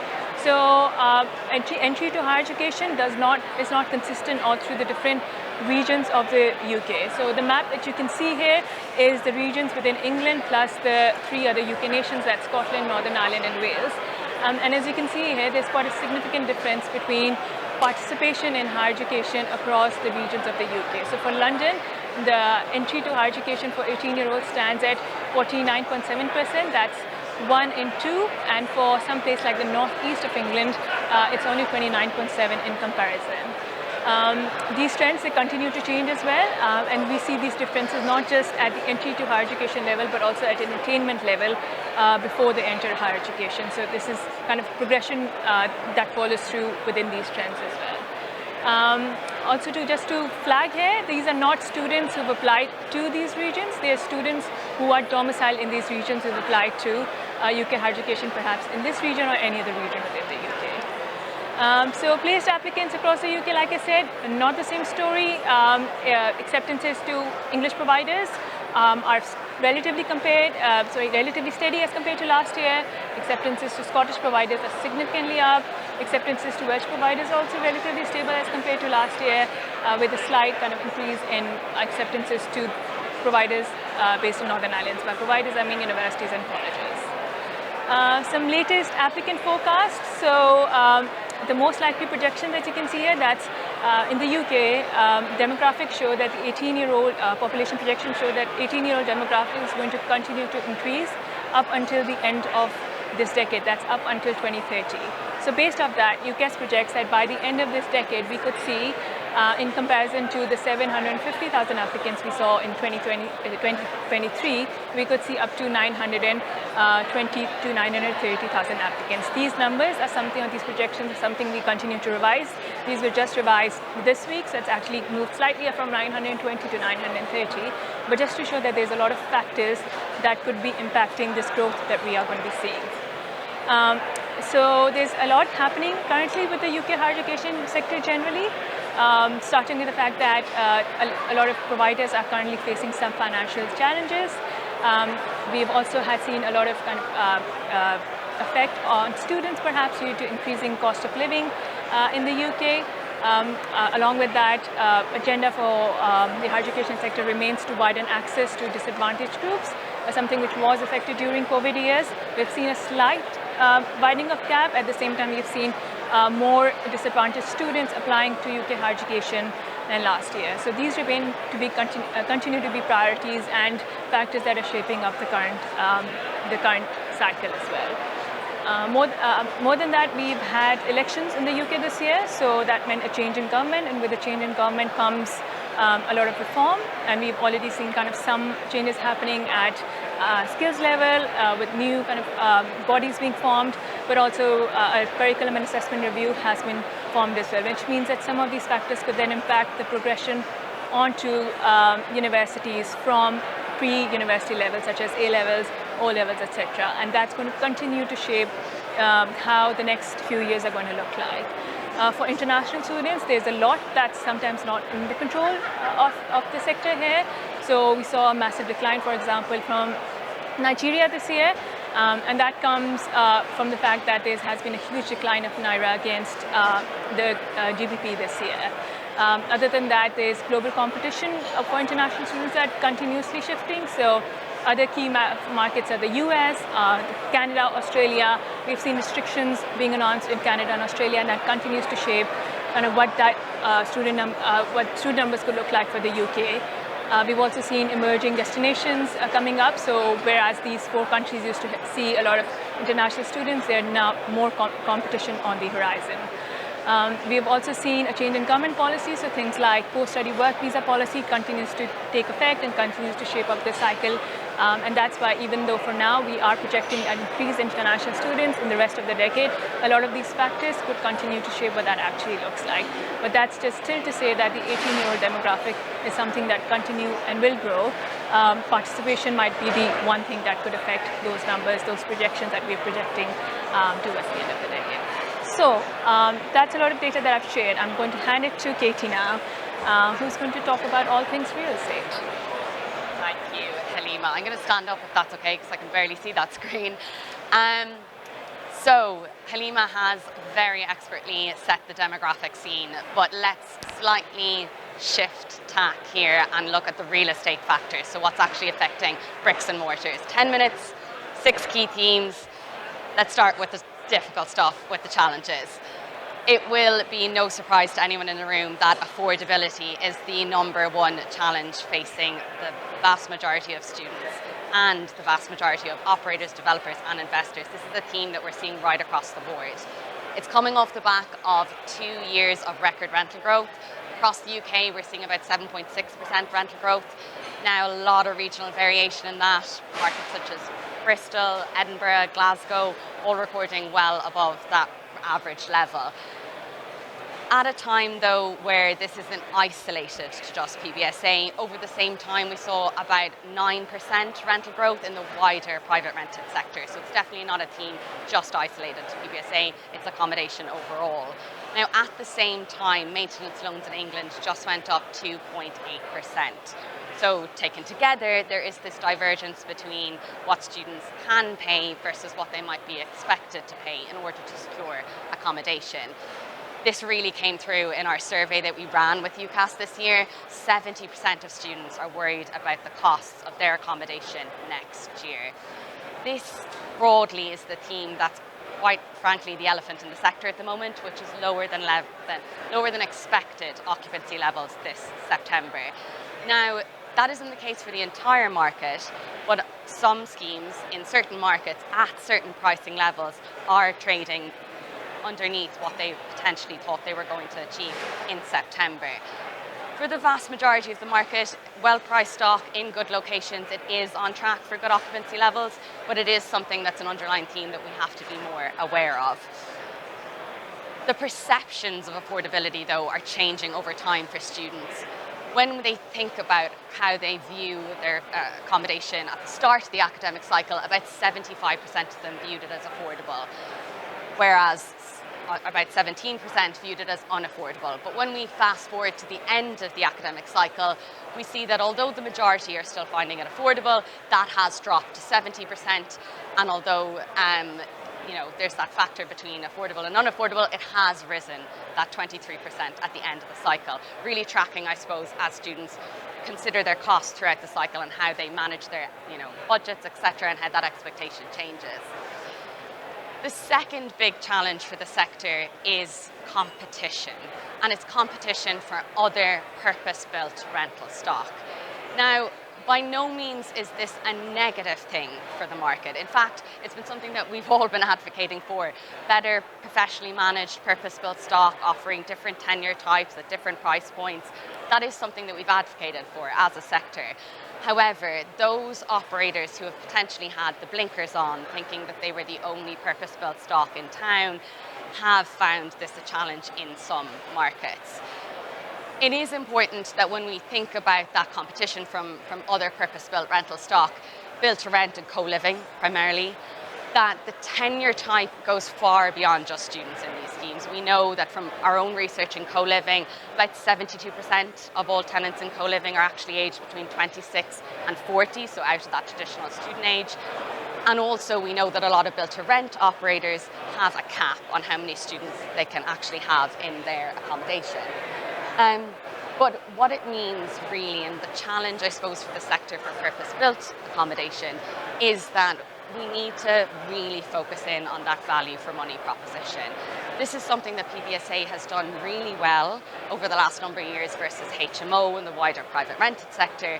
But when we think about other professionally managed accommodation, it isn't necessarily something, or it's quite something that we need to be aware of in terms of making sure that we're offering something that the other purpose-built accommodation isn't. And that's actually something I outline in an opportunity to come. The last but by no means least, challenge for the sector going forward is university reform. We definitely find that public sector debt is at an all-time high, highest since the 1960s. Ultimately, what this means is less fiscal room for both universities themselves and the students that study at them. In a time where governments are, we recently saw the budget. We obviously had Rachel Reeves coming out with things such as contributions for pensions. That's Universities UK are estimating that that's adding about 300 million to the tax bill for universities. And then only last week we saw obviously university fees increased in England, up about £325. That's a drop in the ocean when we think about universities' P&Ls versus what actually is happening within the space. Visas were down 16% year on year in September. Now ultimately that is coming from our visa reform that we saw in January this year. This is certainly something that, although we see the rhetoric around higher education and Labour wanting to secure a future for higher education in the UK, it is something that we are considering as potential change that could be coming down the line. Although we don't see reform, the backtrack on visa reform in January this year, we don't see further international visa reform, but it is something that, as focus comes in on those net migration figures for government, that it is something that we're watching quite closely. Ultimately, though, universities are finding themselves in precarious positions, and it is the next few years will shape this movement for the sector. Moving into something a little bit more positive with our opportunities. The first opportunity is the macro environment. This is the first time in a long time I've stood in front of clients and people in a conference setting and actually confidently said our macro environment has improved. Cost push inflation is improving, albeit still an issue globally. It's definitely down from recent peaks. This is massively feeding into both consumer sentiment and central bank sentiment. June and August represented huge months for central bank. We obviously saw ECB cutting interest rates first, followed by the BOE in August. Ultimately, what that means for the investment market is improved conditions. And those improved conditions will bring forward more funding opportunities emerging. For the UK, I know this is quite a European view, but for the UK economic position post-election is in a very good place, in a very stable place. We've actually seen the UK economy outperform the US and the Euro area in the first 6 months of this year, which is something that we haven't been able to confidently say for quite some time. Feeding into our PBSA capital flows, about 3.4 billion traded this year. That's actually 46% of total global capital flows worldwide. Really a significant market share when we think about all the other major, obviously, macro factors that are happening and all the other major players that are in the market, such as the US, India, and Europe. Where the next story for growth will be is in our innovation-led cities. China and America are 100% getting bigger when we think about them on a macro scale, and this has really placed emphasis on European policymakers to inject and reinvigorate competitiveness back into the economies in Europe. What this means, though, is that living sectors, specifically student, will play a huge role in shifting the dial across these locations. And it's absolutely no coincidence that out of our latest European investor survey, of those innovation-led cities, they're the same cities at the top of the list for investors for the next 5 years. London, Madrid, Berlin, top 3, but cities such as Barcelona, Amsterdam, Manchester, all recording on that wish list for investors also. The next big opportunity, well-being. This is something that really strongly links to our occupancy story that we're seeing and also that competition from built-to-rent stock. This is the key on unlocking it. Well-being and feeling supported in your home has never been more important for the student. And actually, when we try to measure that importance over time and ask students about their accommodation provider's commitment to well-being, originally, when students were coming into the cycle, about 61% of the market said it was important or very important, but current students at the start of the cycle said 69% rated it at that level. And then when we fast forward to the end of the cycle, that had jumped to 78%. And that was really well evidenced in our survey this year. And in fact, it's the first time ever in our survey that we have recorded softer well-being amenities, essentially staff who are trained in actual difficult conversations, being a well-being rep or practitioner who are based on site, scoring above those physical amenities such as the gym when we ask students to rank well-being in terms of, or amenities in terms of their well-being.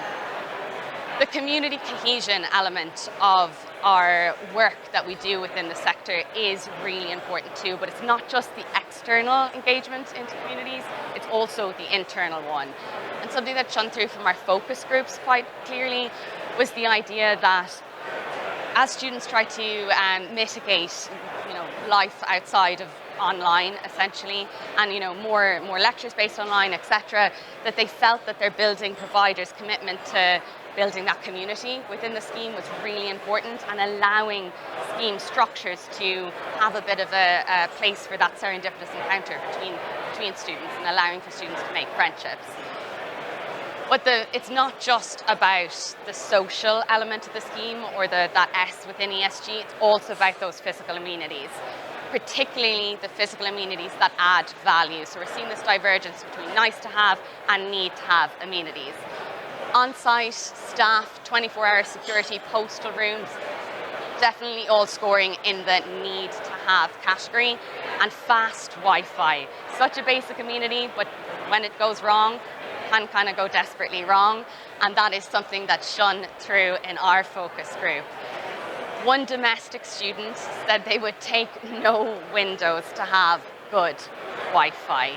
Almost seems humorous, but when we read the rest of the quote, it actually has quite a meaning to it. This student had to travel home in order to sit their exams because the very basic amenity of Wi-Fi was not sufficient in their scheme. What this means though is that yes, we need to get the touch points within schemes and social element and building the community, but also let's not forget those value-add amenities that are so important as well. The final of my 3 opportunities is the 2-tier market and public and private partnerships, which is something that I know the class conference has been advocating for so long.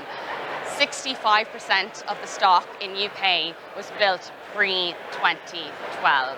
That's roughly about, if we think about from 2012 to date, it's only about 260,000 new beds versus about 500,000 new full-time students added to the population over that time period.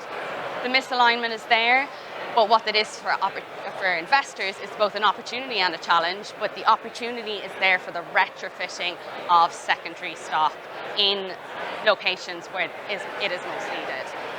It also presents, though, a bit of a challenge in the sense that for those ESG credential-heavy assets, it's creating a competitive investment pool for them.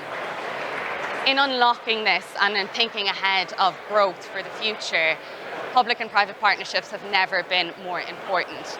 65% of university applicants said that the availability of accommodation in their chosen city really influenced their decision on where to study. In a time where we find so many universities in such precarious financial positions, this could be very damaging on their reputation if we do not have the availability of suitable accommodation at the right price point, and really unlocking this is going to be the next chapter for UK PBSA. That's everything from me.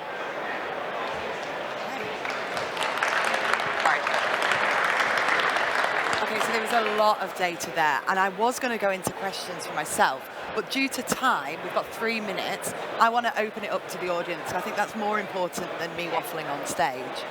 Do we have any questions? I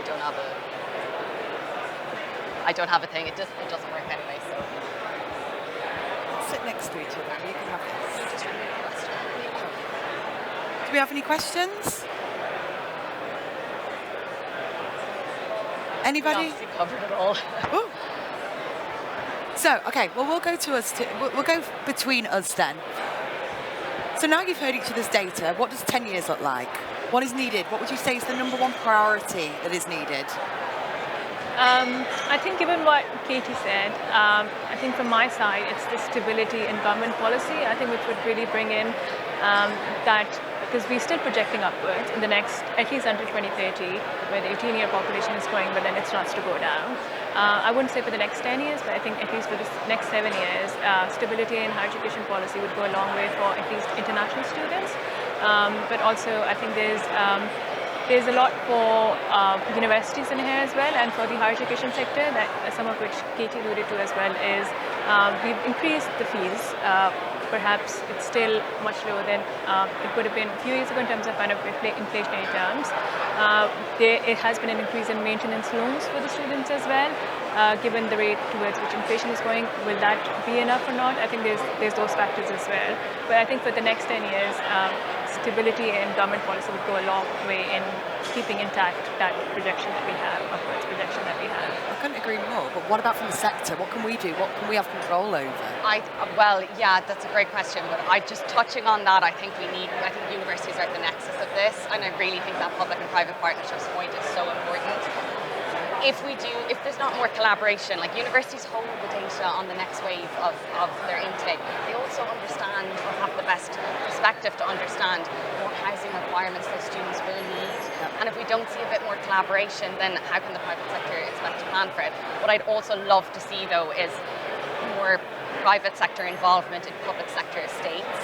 I think universities really do need to unlock some of their estates. They're costly to manage, and there's land sitting there that is available, and there could be an affordability angle from both perspectives to house students. So I think that would be something that definitely I would like to see more out of universities. Which is a very nice leeway, because our next panel on this stage is around availability, and we're going to tackle that, freeing up. We also do have over 50 universities in this space as well, so have that conversation with them. There you go, the call to the sector. Thank you very much for listening to this panel. Please give a round of applause to that panel.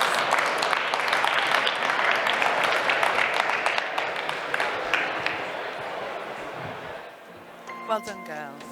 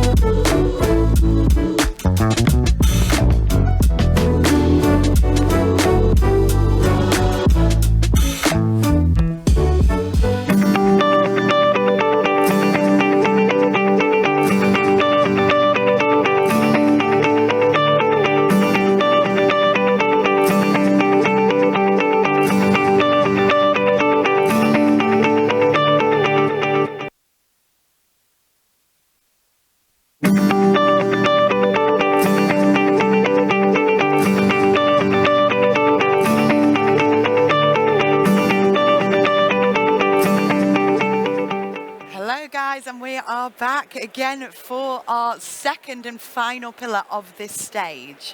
So we're going to be tackling the very important conversation around accessibility and affordability. So I am going to invite on stage Lars. Oh, time to get a photo, guys. I need you on stage. Let's go. I'll carry you on if I have to. This is Lars. Round of applause, please, guys.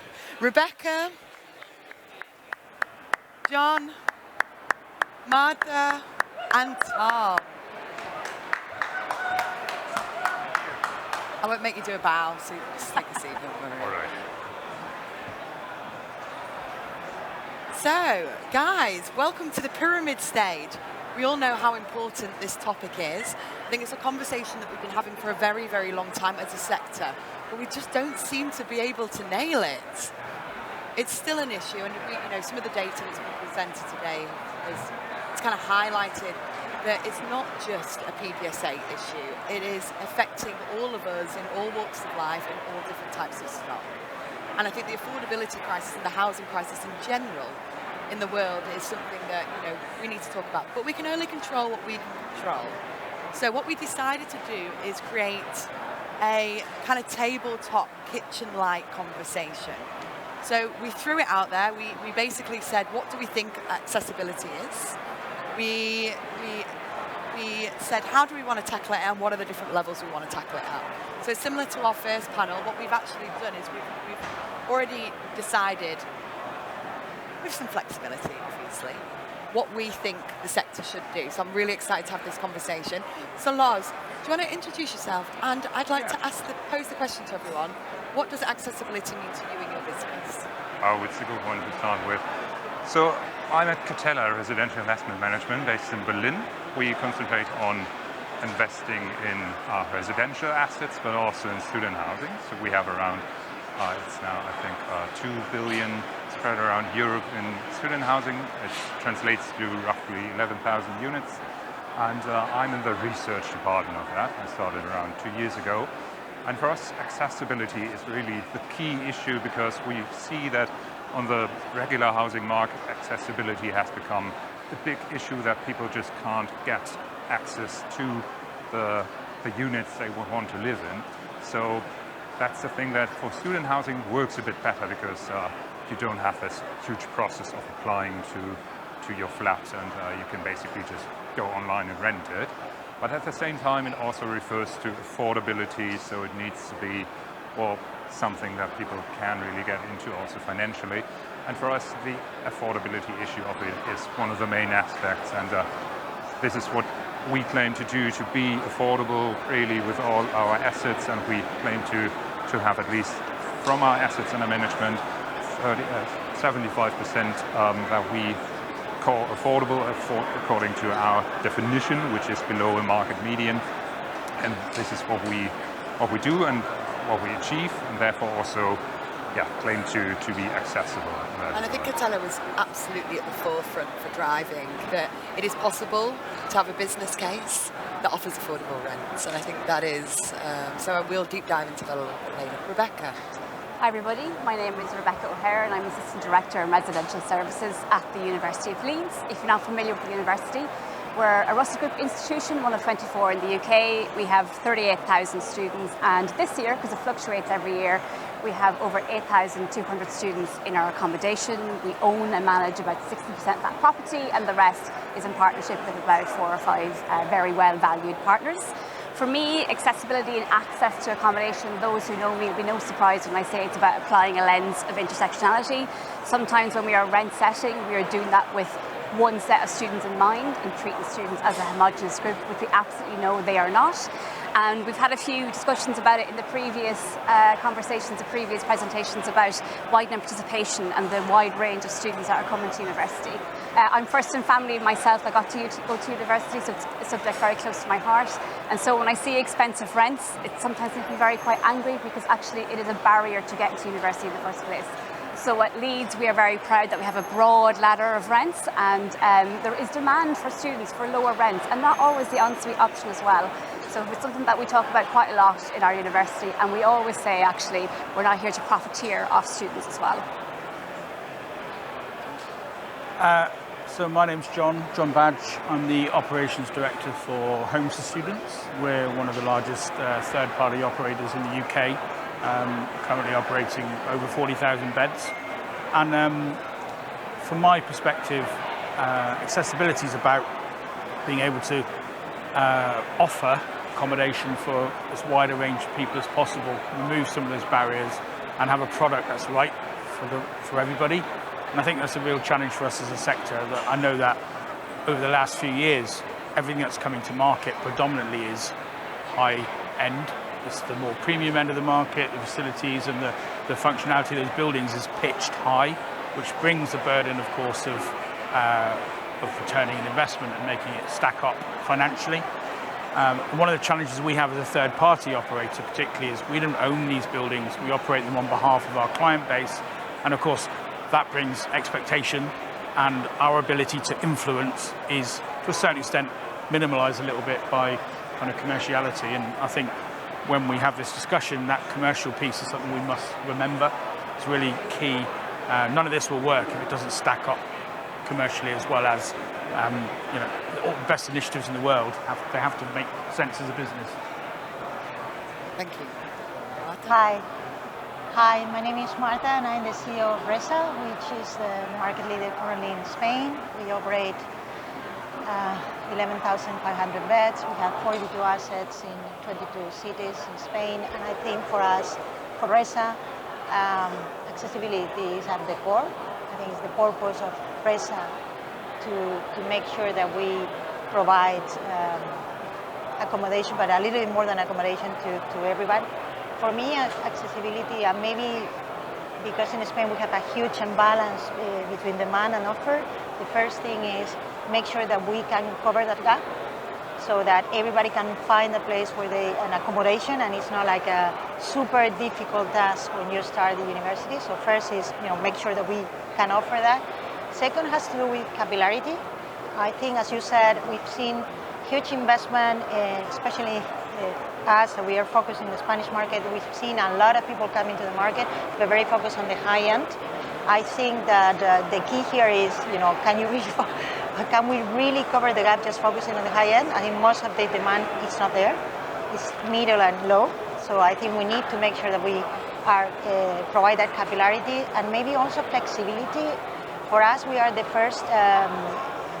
Country-wise, we are the first destination for Erasmus. We have a lot of international students, and what they are demanding is flexible accommodation. And I think for us, that's a huge challenge because, of course, I mean, operationally wise, I would rather have a huge, long contract, but the truth is that there's a lot of demand for other type of contracts, and I think that's also had to do with accessibility. So I guess it's on one side is price, capillarity, flexibility, and I think it's a difficult equation for an operator because, of course, as John said, we need also to guarantee some returns, and I think that's the tricky part here.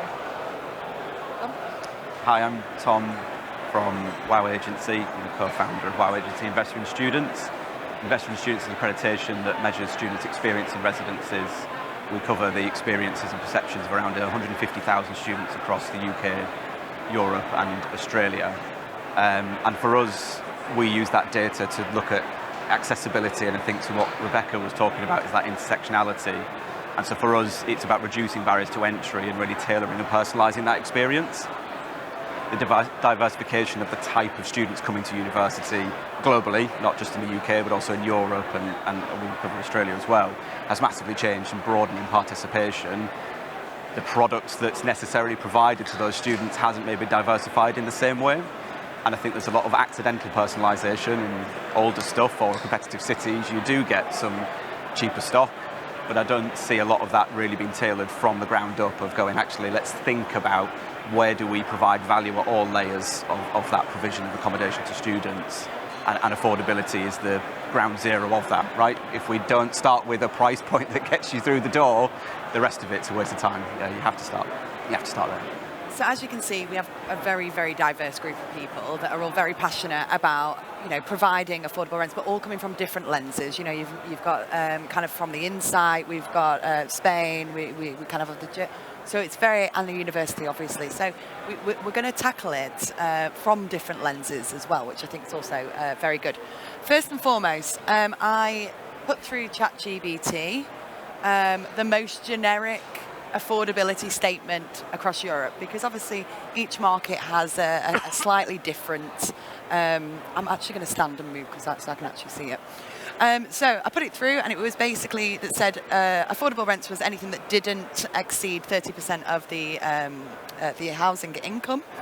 And for the public sector, it was government subsidised housing for low to moderate income families, social housing secure below the market rate. And the private sector includes affordable options for middle income earners, especially in high cost urban areas. So this was the kind of generic statement. And what we tried to do was create a statement from the sector. So what do we want to put forward? So this is what we put forward so far. And I'd like to know if you guys agree with what we've put forward. So, the Class Partners Affordability Statement, we are committed to expanding access to quality PBSA by prioritising equity and affordability. By setting benchmarks for value, developing essential and mixed-use schemes, identifying financial and community support solutions, exceeding affordable housing standards, fostering partnerships, and establishing public-private working groups, we aim to shape a more inclusive and sustainable future for student living and learning across Europe. So I know there's a lot of points in there. What we're going to do is we're going to break down each of those points and discuss them. And what we would like to do is hopefully add these into our 10-year strategy and deliver these across the different markets. So you guys ready? Okay, good.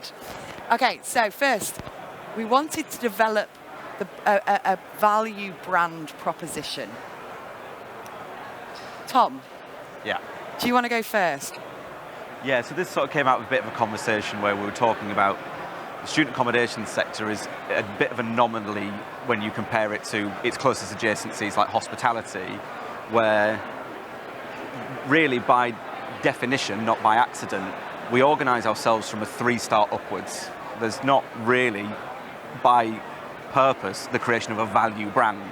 The kind of stuff that ends up being value brands or lower entry products, kind of there by accident, either because the market's got overheated and therefore the pricing's come right down because of competition, or because the stock's gotten so old it can't command a high price. And so that, again, it hasn't been delivered around through user-centric thinking of going, hang on, where are the value points in here where we design this product around a customer need that needs accommodation for £90 per week, but still needs the kind of provision and service wrap that we get in something that's £250, £300 a week, particularly around the services, not necessarily the facilities. And so we were just starting to have a bit of that conversation. In our latest research that we released, we mapped this in terms of satisfaction across these value brands. And what we found was student satisfaction was incredibly high in both extremities. Those that were paying for a very high value product that was delivered properly were very, very happy and satisfied. Those that were actually buying a low value product but was delivering on its promise to that customer were also really, really happy. The students that presented to be having the worst experiences was the squeezed middle. This sort of pricing barrier where it's still not affordable, but the service and amenity isn't pushing that satisfaction level up. The concerning bit about that is the vast majority of it. That's the largest band that we have, where there is a tipping point between the price being high enough that it's taking much more than 30% of the monthly income or annual income, but it's not delivering the personalisation and the tiering that's needed to drive the happiness and the satisfaction and the well-being of that student high. So what we started having a conversation about, and it was an interesting response on the pre-calls, was let's take hospitality, right?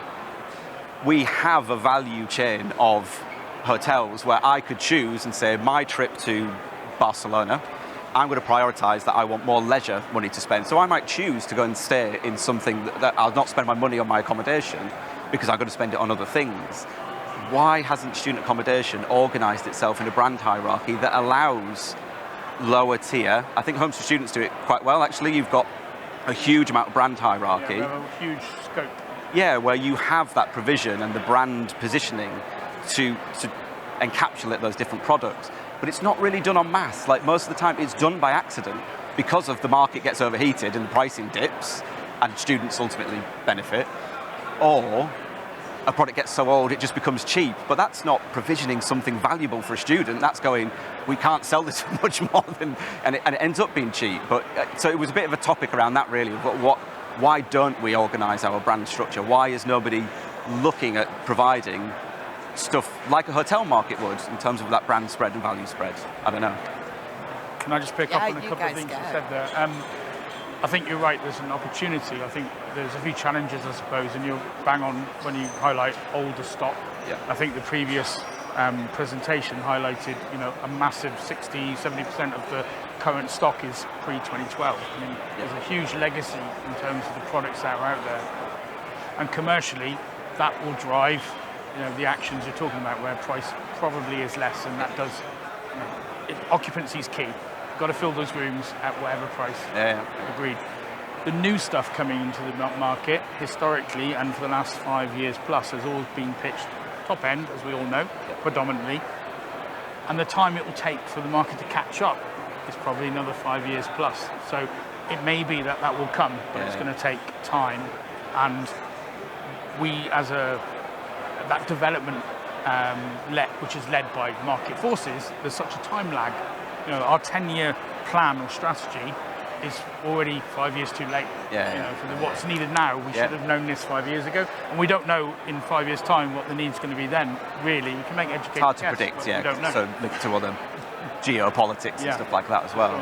How do the universities do it, Rebecca? Like, because you've got new stock, you've got older stock, and you said you do it sort of customer-centric. How do you organise the pricing? Because it's all one brand, obviously, but you have different buildings in the portfolio, right? We do, and I kind of alluded to it at the start where I said we've got a ladder of rents, and actually probably when you compare our rents against other universities in the UK, we probably have one of the broadest ladder of rents. It's reflective of the accommodation that it is. But coming to the point around creating this value brand, I think initially when we all met up we were talking about a budget brand, and I was very much, I do not like the idea of a budget brand or market it in that way, because actually whether you like it or not, it actually reinforces classist issues that happen in universities up around the country, where we have students who are living with more wealthy students, who are living with students who actually their private school fees are considerably more than their accommodation fees, and that creates a sense of students feeling less than or not feeling a sense of belonging. So I think if you create accommodation in that way, and I think you are setting us up for something whereby it will gain a reputation of that's where the less wealthy students live, and actually you are less than because of that, and it will be targeted.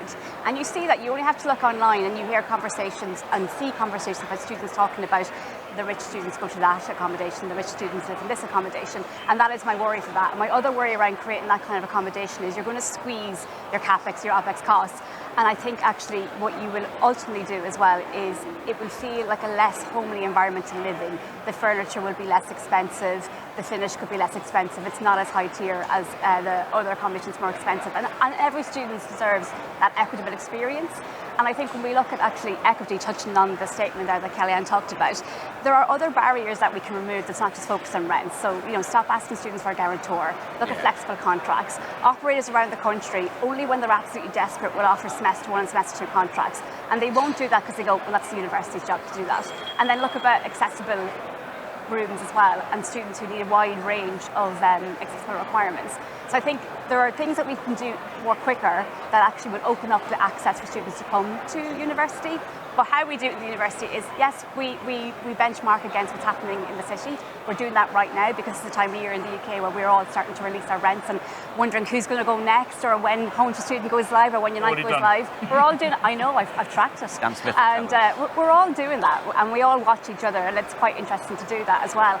But for me, I think actually some of those earlier points that we talked about is really, really important. And also, Leeds has been well known this year as a city that's actually changed quite a lot in 12 months, and because of that, I know there are operators in the city that have 35% occupancy, which was very alarming for them. I know if I was back in the private sector, I'd be quite worried about that. But when they're coming to us and saying, "Hi, do you need some beds?" I'm like, we don't actually, but also if we did, your rents are way too high, and that is a really important factor when we decide who to partner with. Yeah, no, I was just going to say, I was going to bring you in, Martha, then, because I think what we're actually talking about here as well is obviously creating like diverse communities using mixed use. You know, there's issues around licensing and how we zone and everything else. And so obviously, I think as a sector, there's an opportunity here for us to come together and have those conversations and then put them forward as policy recommendations for sure. But I actually think what we should be looking at is a minimum standard. So like, what are we offering? And I think this, this table here, which was from the Student Living Monitor, what was a must, and then what makes a difference, and then everything else is an addition. So if we can deliver that, which is what Martha does, with then additional on top of that, and then that's your differentiator, and that's actually how you then position the cost and the worth of it then. So Martha, how do you do that successfully? I think having a minimum standard that will, of course, will be evolving as people. Demand changes and so on, but being very customer focused. And I really like what you said, because I think it's also a question of really understanding who your customer is. We're talking about a student as they were all the same, but they're not. So for some people, some things will be like that minimum standard or very critical for some others, but there are some, I think we can kind of agree on what is the minimum standard and then give them the flexibility to pay on top. And for us as operator, that's pretty difficult because it, of course, I mean, it's not always, you need to have like a minimum volume for certain services. And for us, I think what has come out like clearly is that being a network, having enough volume is critical. So there is no way you can provide that flexibility if you don't have enough number of beds. Or I think as a sector, maybe there's something that we need to work a little bit more on. What does it mean, or what are the synergies of being bigger, or even partnerships among ourselves? Because I mean, not everybody has so many beds, or they are very local focused operators, which is great. It's just so I think there's something there of making sure that we can provide that flexibility. If you want an additional service, then you pay on top. And also, I think it's not just because that will provide the ability of people just to pay the basic. It's also that you will provide the ability for students to segment themselves on what is really important for them. Because we talk about customer centricity, and I think it's about really micro-segmentation. And micro-segmentation providing the array of services that different people will require. So for me, it's the way we do it is we need to work on scale and providing those synergies, and that's critical. And then the other is really understanding what services are really relevant for them. And I guess in many other sectors, they were very clear that you need to be listening to your customer, and for us, it's listening to them, making sure that they participate, as someone else said in a previous round. So that was point one, which was develop a value brand. So this is what we would like to add into. So there's a lot of more research and a lot more conversations that need to be had on what that means and to define that. But we thought that was a really strong proposition. We're going to put that at number one. This was kind of where that also came from as well. So over 2/3 of students feel financially strained, and we found that from the SLM. 21% of students found affordability was the main barrier in securing the first choice accommodation. And the UCAS and Knight Frank stated that their highest decision maker driving them forward was value for money. So it is definitely a really important conversation that we need to have. The second point that we want to highlight is share cross-sector data to shape supportive spaces and services for vulnerable students. So there's a lot of amazing data out there. Rebecca, you work on the Living Black on University. You're part of that group. You've been there at the forefront. It's an amazing piece of research that lots of universities are now using and buy into. Yeah. What can we do at a European level to help drive initiatives like that forward and make sure that PBSA are using this to shape their community? I would say for those who are not aware, so Unite Students created a piece of work about 2 or 3 years ago now, looking at the experience of black students in student accommodation in the UK. I think it surveyed about 1,000 students. And what was really interesting about that work is that it's never been done before, so it's very unique research. And so if you're not familiar with it in the European space, go online to their website and download it, because there are 10 recommendations in that. And a lot of it is very straightforward to implement, and it doesn't cost a whole lot of money. So on the back of that, they created the Living Black Commission, which Kellyanne talked about, and I'm part of. And really, it's just doing something, because doing something is better than nothing. Some people think that you have to have huge budgets in which to do that. So as an example, what we did at Leeds, we have a Residence Life website, which is one of the websites that we have with Campus Life who are here today. And so a member of our team wrote some content for Black students and what it's like to live in Leeds and access services for Black students, like hair care, like getting food products, faith-based services. And that we did, then beyond that, we expanded that beyond other groups, so LGBT community, strange students, students who are carers, students who have children, and things like that. So actually, just starting is better than nothing, because it really is as straightforward as that. And if you're unsure where to go, contact somebody who's already doing it. And steal, we are very open to stealing our content. Go onto our website, see what we do, and adapt it for your space, your city, your country, your institution, your organisation, whatever you do. But just start. Yeah, and then ESN this morning mentioning some amazing pieces of work that they're putting out at the moment. 38% of students that arrive in Italy haven't secured their accommodation, and they also have the highest dropout rate in Europe in the first semester. So, you know, there's loads of data out there, loads of collaboration to be had. I also put invest in students there, as you just mentioned, that kind of 360 holistic view of what you're doing internally as well as externally. So what we would like to do on this point is collate a data set that we endorse as a community for us all to be using. Anything else you want to add to that? I would just say there is lots of academic research out there, predominantly based in North America and a bit in Australia, about the connection between accommodation and persistence at university and attainment, and that's very easy to access. So if you are unfamiliar with that, start looking at that, because actually it makes such a difference. And again, of course, affordability is going to be tied into that as well. I just wanted to highlight here from the Student Living Monitor. So I've put in yellow the ones areas of that we should focus on, areas, communities of concern really. So females, non-binary, Black, Caribbean and African, and people with disabilities and long-term illnesses have a much lower mental health score than any other cohort. It looks like a really small, like only within 1 or 2, but if the band is only 12 points from the highest to the lowest, that is actually huge when you break it down. So think, you know, these are communities and cohorts that we need to be focusing on to be able to improve our services. And I think what's important as well is to understand how it impacts those groups, because if you take Black students, for example, this is at the back of the recent Living Black conference that we attended. There were some brilliant student speakers at that event who are from the Black community and who are Muslim and who are Christian, and talked about the intersectionality of faith and religion and being a student from that background, and how you can't talk about your mental health because actually, you know, if you're told pray to God and that will solve it for you, and then you do that and it doesn't happen. So understanding the different layers on that is really, really important. I was just going to add that just from the data perspective, I think it needs to start much earlier in the design and development process of accommodation as well. Like, we work with an awful lot of developers and investors, that the data that's informing their investment decisions has got student demographics in it from a point of how many are coming and how much money can I make, but the actual design process of thinking about how are users actually using this building, what's driving high levels of satisfaction, what's likely to happen with the degradation of this building as it goes through. Like, it's not really featured. It's a lot around, well, that sort of worked last time, so I'll build that again, and let's make sure it's got the cinema room, tick, it's got the gym, it's got these sort of like rinse and repeat strategies that aren't really informed by data from a student user perspective that goes, actually, these are the things that drive high levels of happiness. And there's a lot of those elements that drive the costs up that made affordability balance is really difficult. You're right, in a new build model. Yes.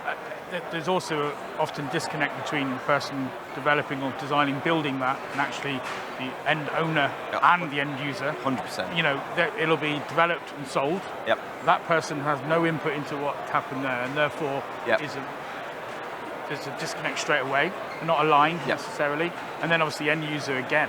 But I think you're right, Tom, there's that piece around new build and that process, but you can use the data to make informed decisions on what happens to the older stock. So how do you refurb or repurpose or amend, adjust those older buildings where we know that's a massive share of the market?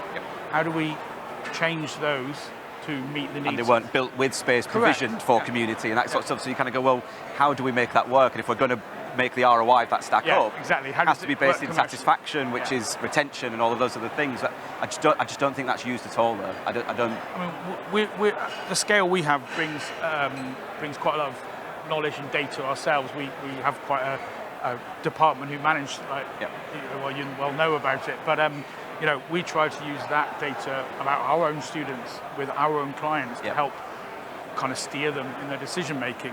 But if we can do that on a sector-wide basis and for all of Europe, what the needs of some markets, Spain particularly, and others will be slightly different, but there will be consistent themes, as we all know. It's about if we can find a way to put it all in one library, I suppose, we can make that available, you know? Well, there's some markets doing some really amazing things, you know, and we've got the second one here, which is the financial support services. For example, I know that you mentioned, Rebecca, you know, different financial aids, like bursary support. Can we get rid of that? What does that look like? In the Netherlands, they have a subsidy. So a student that is living in a PBSA, so instead of the PBSA provider offering affordable rents, the government subsidise it. So they move into that, and then they get €250 back, for example, per. There's also initiatives that at the moment in the Netherlands where they're paying investors to build affordable stock. So it's €8,000 per unit they get back. So there's lots of different incentives on offer. And I think if we can centralise that and share across all the different markets what would and wouldn't work in some, we could actually create a really useful tool for the European Union and for the UK to be able to help deliver more affordable rents. I think the funding elements that you're touching on there are so varied across all of Europe. I know we talk specifically around in Spain, it's the parents generally paying and funding it. There's no student loan model or anything that we have in the UK, so it does vary massively, doesn't it? But I think it would really provide some value to be bolder on what is it that we need from public administrations to get access to cheaper plots, less bureaucracy. I mean, all those things are huge barriers to the final price. And I think we need, as a sector, some of those barriers are quite local, but I think, I mean, at the end of the day, some others are very common. So maybe just a sector having a clear speech or a clear narrative, what is it that we need first. Then I also think we need to be a little bit more innovative. I don't like the subsidies. Not very fan of those, because I think in other situations they have demonstrated at the end of the day that's not a great solution. It could help to speed up, but I'm not sure that's the solution. But I think alternative financing schemes for students, including accommodation. I know in the UK you're great, including the academic fees, but not the accommodation. So I think that could be great, with huge impact across all Europe. I think it would also help us generate some responsibility, especially in Spain. So why don't you pay for your own thing? So instead of your parents paying, I think that would really help. So as I said, I think having a clear understanding, what is it that we need from the public sector, what is our voice, what do we need, and making it very bold. I think we need to be clear on what we do. I think it could really help. But going back to the access question though, so I am also first generation that went to university. I'm from a 2-bedroom council estate in Preston. You know, my parents weren't educated, you know, labourers, bricklayers, and so on. I went to university, and yes, I would not be stood on this stage today if I didn't go to university, and I'm very, very, very privileged to have gone to university, and I'm so happy, and I am an absolute advocate for it. But the problem is the amount of loans that I had to take out to get to university, and I pay, I'm going to be very, very clear, I pay £263 a month back on my student loan, and that covers my interest. I graduated 10 years ago, and I'm still 50k in debt. Yeah, this is like the people that are punished are the poor people, the people that can't access it anyway. And yes, don't get me wrong, it absolutely, you know, helped me to get to that point. But surely there's more that we can be doing in terms of finances and different types of finances, and being able to, you know, make sure that it's fair. It's about fairness for me. Sorry, go ahead. You go ahead. I may be a bit of an advocate to subsidies in general because I think it's an important point to enable students to make choices on their own where otherwise they are financially constrained and can't make that choice. But I agree that at the moment we have a lot of object subsidies. Also in classic residential, you get a loan at an interest rate if you are to build something and offer it on an affordable level. Although affordable might then not be social housing per se, a lot of times it is, but in student housing we are, of course, mostly not talking about social housing.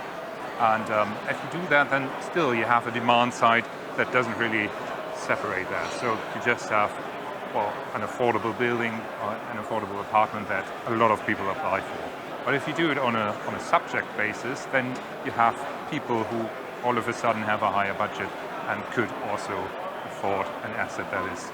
So they are in competition, and in a real competition then with people who maybe from a family background have a higher budget and a higher willingness to pay therefore. So I think it makes sense to have subsidies for people who need it really.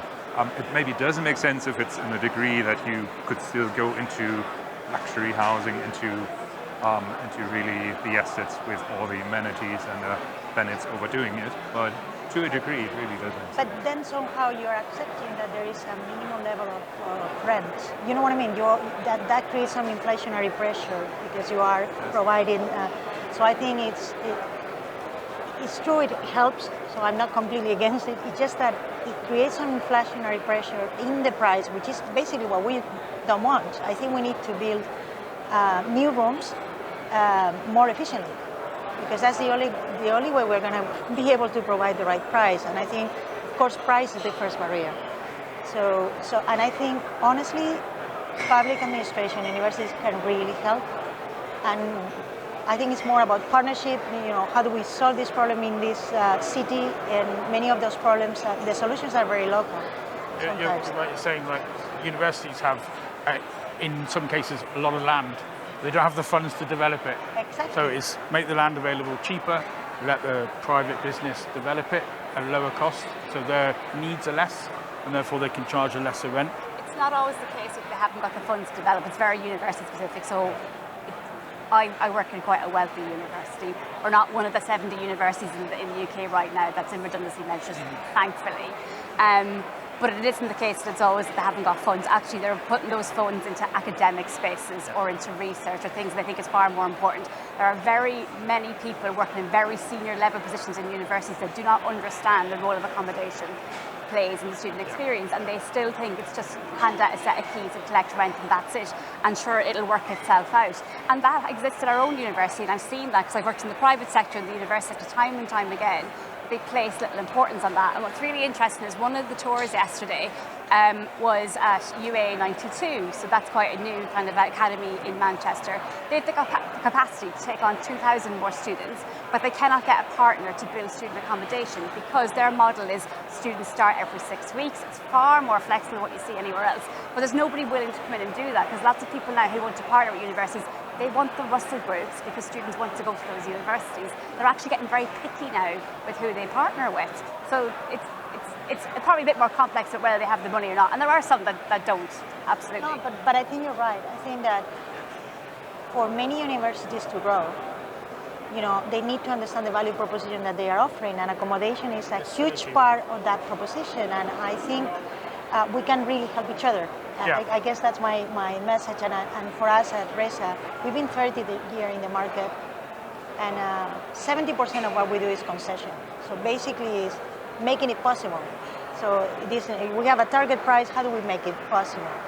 Also, because I think if we really build very efficiently and we have access to plots that are cheaper, we will be able to invest in great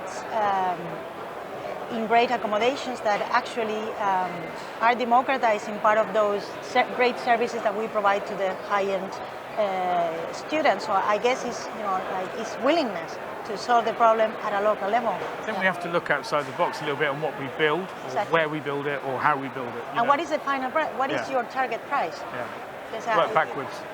We need to work backwards, I think. But it will take a long time.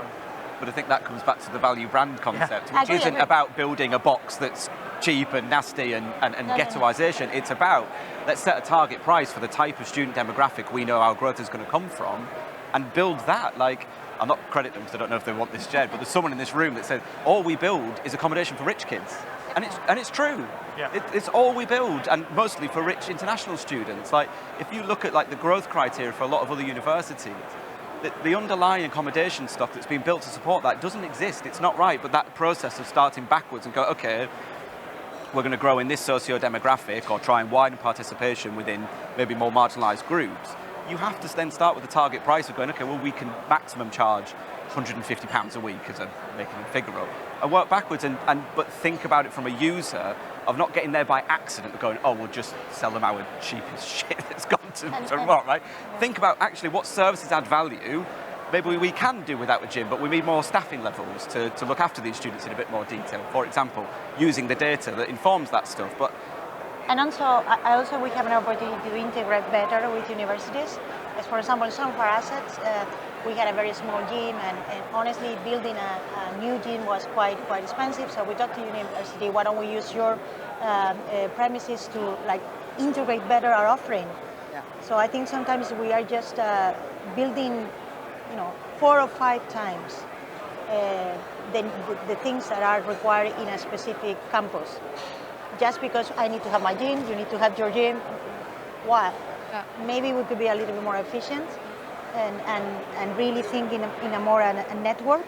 How do we, in combination, we can create a great value proposition for a student in a specific campus. I think some of it needs to be I think some of it needs to be informed as well by like real student stories, just to give a bit of perspective on it. So this year, when we had the offers go out to students in August, and one of the teams that I line manage, the accommodation team, we had students crying on the phone saying, I can't afford that accommodation. Please, can you give me something that costs less per week? Otherwise, I can't come to the University of Leeds and pursue my dream course. And I've not seen that before at our university. And I'm only there 4 years, but my team members, some of them in their 20s, have not seen that before. So we're seeing that shift in that kind of university as well. So the perception is probably, actually, no, that accommodation still works in Leeds. It doesn't. It's really, really changing. I think we've just talked about building new buildings and trying to. I think the real challenge, I still believe, is what do we do with these existing properties? Because it's well located, because it was the first generation, so it had the land grab opportunity, but it's just sort of drifted into obscurity. Like, it doesn't feel like anyone's formalised a plan of let's reimagine what this service offering and value proposition is. We have an in-house project team and a designer and things like that who will work with our client base to help them kind of reposition or revisit some of those properties, and we've had some great success in cities like Sheffield, for example.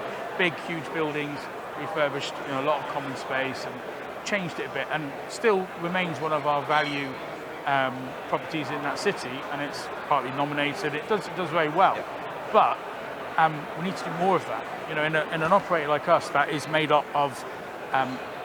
We get new builds every year. Yes, we get 15, 16 new builds planned for next year, for example, but we're also going to pick up 30 or 40 existing operations from other people, no doubt.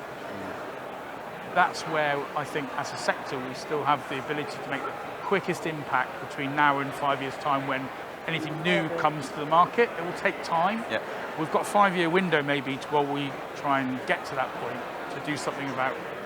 And university partnerships could be really key there, because on the whole, generalisation, but universities manage a lot of older stock where you have to deliver a good experience without all of the brand new en-suites or studios or amenity space. You deliver what a lot of universities don't have in amenity and quality is backed up in service delivery and personalisation, where actually I think a lot of PBSA operators could help with that, because you go like, well, we've been operating old stock and delivering high levels of satisfaction for a long time, right?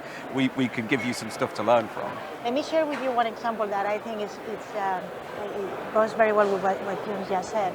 Is in Spain, every student accommodation, we are required to have a swimming pool. If you don't have a swimming pool in Spain, you're nobody. So we had similar in Preston. So we have 2 assets in Salamanca, which I don't know if you guys know, but Salamanca is it's not the warmest place in Spain, and we were really thinking, okay, what do we do? And we had a great outdoors areas, and we thought, okay, we don't have the money to do a swimming pool. We don't really think our students really want a swimming pool. So we decided to create a kind of a beach, just to make sure that in Spain there is a song that says, aquí no hay playa. So we said, here we have a beach instead of a swimming pool. That cost us nothing, honestly. It was quite affordable, but we didn't finish to do that. And we had all the students playing beach volley. And this is now like it really helped us to increase the percentage of accommodation. We didn't have the money to change the entire accommodation side, but I think smart little things can really make a difference. I'm not saying this is gonna solve our problem there. We still have to invest there a little bit more, but sometimes it's true that we are providing things that nobody's gonna use. A great example, I think we've got a lot of buildings, like top-end buildings with big roof terraces and things like that. Yeah. The reality is, they're great in the summer, but most students aren't there in the summer. There's so a few in Leeds, all that they are space, windy places. Yeah, they just sit there. It's not I mean, safe. we've got a building in Leeds with a rooftop terrace, and it's beautiful 10 days a year. But the cost it adds to the development, all that has to be paid for. Correct. Yeah. So you're right. Are we building the right thing for the location we're in, for the people who are in? The weather. Is it going to get used? The weather. Yeah, the weather is a big thing for us. Just add though, what I got away from that little conversation then was be bold, do it differently. Yeah. You don't always have to follow what everybody else is doing all the time. Like if you see There totally is a gap, I think, whether you call it budget or value add, or as someone once described it to me, the Ryanair of student accommodation. That was a sales director who once said it to me. There is a gap for someone to develop that. It's whether someone's prepared to do that and be bold. Absolutely. I think if you look at the data around gym usage in these buildings, the number of students actually using those gyms is a small percentage, 5–10% maximum. So that room is a room that is being used by a very small fraction of the residents. How do you use that space better? I also think we need to have like our own purpose. So I think we were talking before about mental, physical, and sociability, and I think it's true that maybe gyms are less occupied than we would like to, but I think there's something that we need to do too. So we need, if we really believe in those things, we need to make sure that they are used. And they're good. Actively, They're not just a yeah, box and they are good. I agree. So I think it's every. Some gyms just some equipment in the corner of the room. So I think we need to be consistent with our purpose of providing accommodation plus providing a place where people can be happy. So we're going to provide walking desks in people's rooms instead of gyms from now on. That's what we're doing.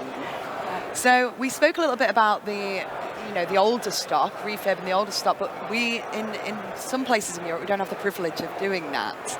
So what we did speak about was, if it is possible for you to be able to do this, we are trying to endorse as a sector that you go above and beyond the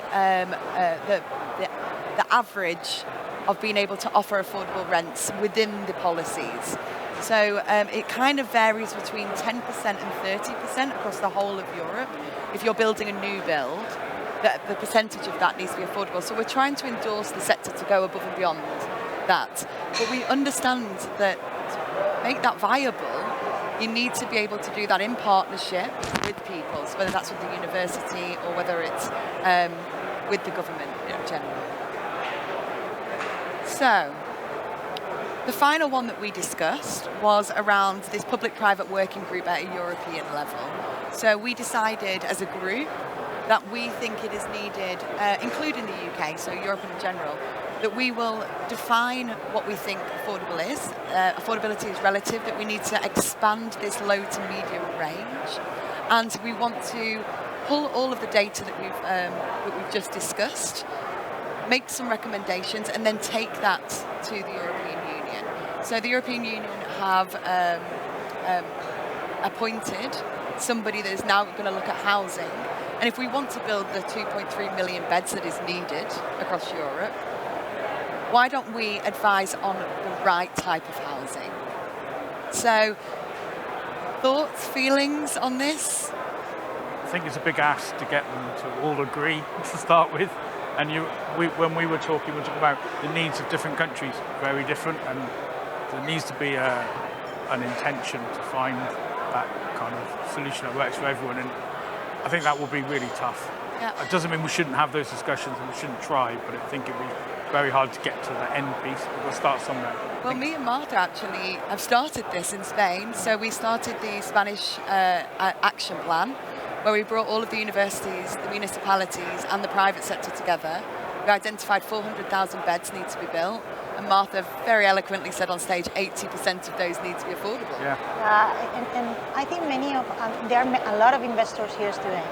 And I'm sure that in the boardrooms we talk about sustainability, and we talk about carbon zero pathways and things like that, but we don't talk about the social commitment and what does it mean. And maybe we could put a number.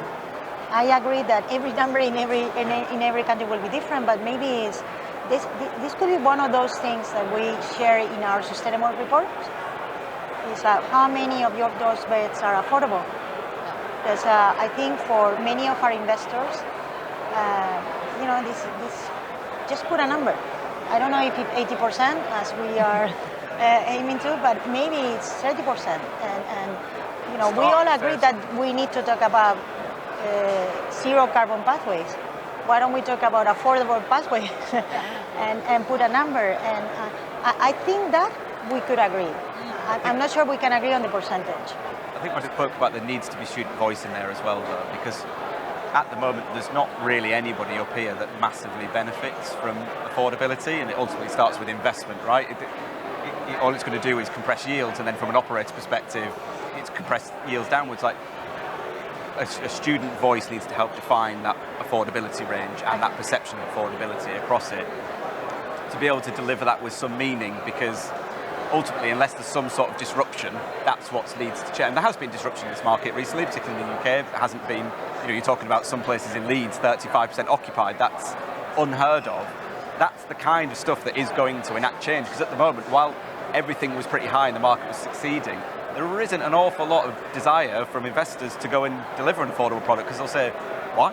It's full. Anyway, what's the point? It's full. And it will vary, I mean, just the UK alone, it will vary massively city to city, as we saw in the last presentation. Some of those cities are still seeing rental growth of 10 or 15% upwards, plus upwards. I think that is slowing down, but they have been seeing that. And there'll be some cities, Nottingham, Coventry, places like that have already gone through this journey. But I think student groups like the NUS, student minds that can really speak, UK-focused apologies, but can really focus on that student impact of it and sort of help join up those bits around affordability, that social can mobility. On a European basis, there are entities that can be engaged, right? But just on that, with student voice and student leadership, if you're not familiar, Norway have a really interesting model. I'm not even going to attempt to pronounce the name of the organisation because I don't speak Norwegian. I know you're all surprised to hear that. But there is a brilliant organisation there, because student accommodation is run by these group of students. They're all on the board. It's not individual couples at university. And what they're doing is really interesting. And I actually think we're going to see a bit of a movement, like a student-led movement in the UK. We're already seeing cooperatives happening. We're already seeing challenge in that space. And actually, if something like that was to occur, that would really shake things up quite a bit in a very exciting way. Anything to add, Lars? Maybe just to get back to the percentage of 80, but it does make sense from a perspective of quantifying it, and also the S in ESG is quantified in that sense in an Article 9 definition to comply with it. So we have one Article 9 fund which is residential basically, but also has some student housing in there, and there the goal is to have more than 80% to be affordable actually. But then it circuits back to what is affordable actually. So the problem is, and this is why there's not so much interest in it, that you don't have a unified, agreed upon definition of being affordable. And that's why decarbonization is more tangible, of course. But we then aim for the other funds as well to be at least 75% affordable in order to be able to comply with Article 9, Article 9 plus, Article 8 plus. But yeah, indeed, it's something that's not that much looked upon. I disagree. I think if you ask our student what affordable is, they will tell you. They will tell you their target price, I'm sure. What would they tell me? They will. So if you ask me, I think anything over 600 euros in Spain is not affordable. So I know that we don't need to have 100% of our rooms affordable, but I need to have a huge offer in there. I think it's true that at this moment maybe that's not so clear, but I think just willingness for all of us, and I think we have an opportunity to try to define that.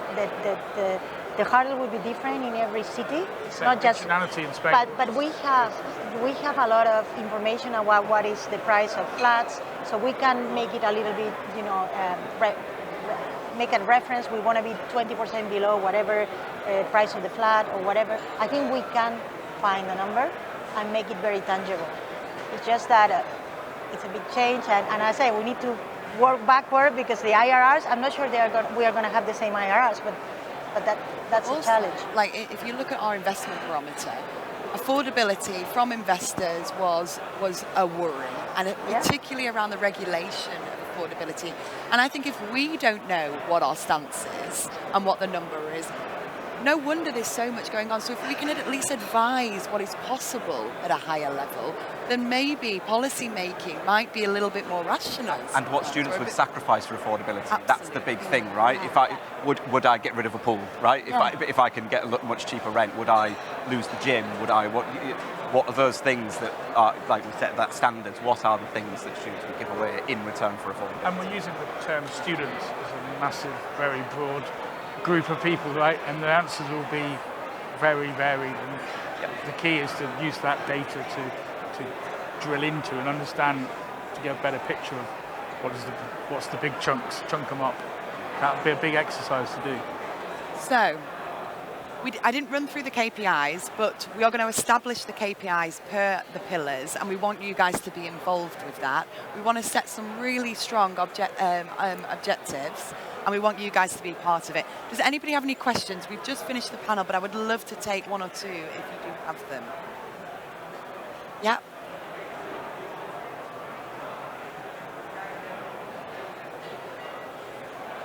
Yeah, there you go. We're talking about affordability and making it accessible. One of the reasons why I would say it's gone so high is if you think about third-party operators and how many third-party operators there are in the world now, everyone's fighting for the same clients. I think Dan Smith recently said there are 26 third-party operators fighting for the same stock. So all these investors are going, well, I'm going to go with the person who makes my budget, say, the best. So these numbers are probably not achievable, but they're going to go with them because their numbers are the best. So when they win the work and they take it, well, all these third-party agents are being pushed now by these investors to make it as high as possible because that's how they won the work. So you think how much of the proportion of the market is actually not owner-operator, but third-party management? If we're saying there's 26, there's Home for Students, there's Yugo CRM, there's Fresh, there's Mazzino, there's Project. All these people are coming in, going for the same stuff. Investors got to go with who's giving me the best NOI? Those rents are probably not achievable, but they've done that to get the work, and therefore the whole market is going, we're creeping up here, whereas the only operators are going, that's not where the rent is, but we're probably going to have to increase our rents. And then everyone's going, oh, why am I at 60% full in Edinburgh? I'm the same price as them, because everyone's at 65% full, because students are looking at alternative accommodation. The rooms have become too expensive. I think a big chunk of that is the third parties fighting with investors to get the beds and pushing the market. Yeah. I think we have to have a reality check here that what we're doing is not working. I think occupancy is key. Yeah. Mitchell, you're right in saying you can charge whatever you want, but if no one's willing to pay it, it doesn't mean anything. No. So the key to any of our properties, any of them, is they have to be full to maximise your revenue, no matter what the rent is. Right. And that's the key, I suppose. You've got to drive. So you've got to find ways to make it cheaper, to drive that, to fill the building. If that's the case in the market example you're using. The other thing I'd just add about the third-party operators, my experience, what often happens is third-party operators scrambling around to try and make the investors' projections true. It's not coming from the operator to the investor. They go out and say, okay, we think we can achieve this GOI and this NOI, go and make it true. And quite often you then provide all of that data's coming from somebody beforehand, a lot driven by agents. And then actually you go and tell them the actual truth. You go, looking at this market, it's not 4%, it's 2%. So I don't think it's necessary. I get what you mean. I think often it's the third-party operators trying to make it true rather than them creating the truth. I think you're right within reason, because that does happen. Yeah. It's my job. But what will happen is you say it's this, they'll go, oh, an agent has said it's this. And we go, no, it's this. And then you never hear back because somebody else has given them the number they want. Yeah. Which can. I'm going to have to, guys, so that we can go to our next panel. Thank you so much to everybody. We are going to start a working group around affordability. The class would like to make a full statement and put it on our website, and we want everybody to work towards this. And it will be a core pillar in our 10-year strategy. So thank you for helping me build this. And thank you, everyone. Thank you.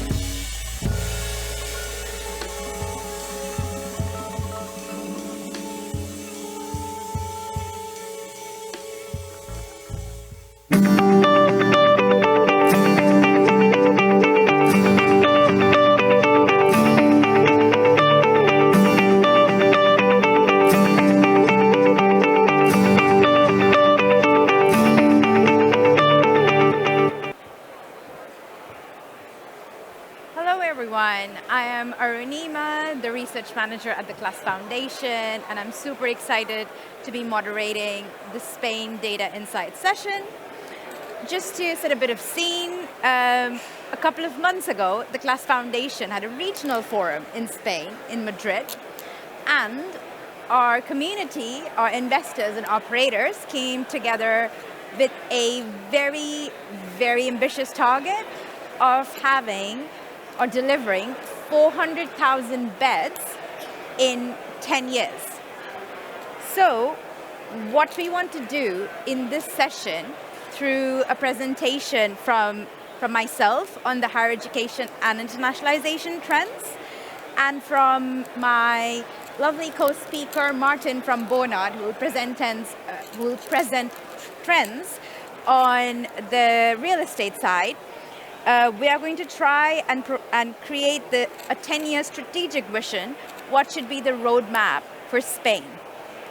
Now, without further ado, I'm going to start off with the data insight from the higher education side, and I would need a clicker, or if somebody can click that.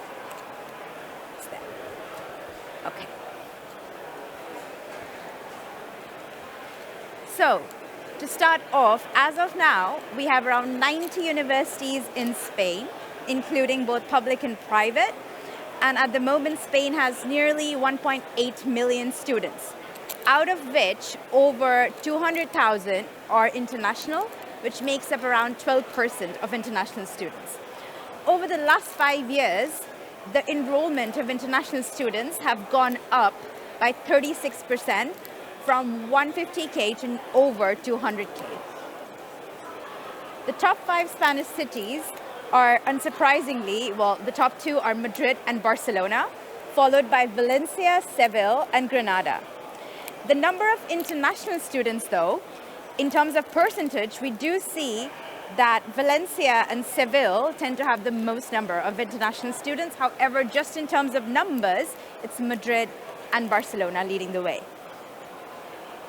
In terms of international student growth, we got this data from Study in Spain, and we see that it has been steadily going up, and we see a dip during the time of COVID. So there's a bit of a blip there. However, had we not had COVID, it would have been a steady rise then. That would have been a straight graph. And in terms of Spain and Erasmus students, it is the most popular host destination.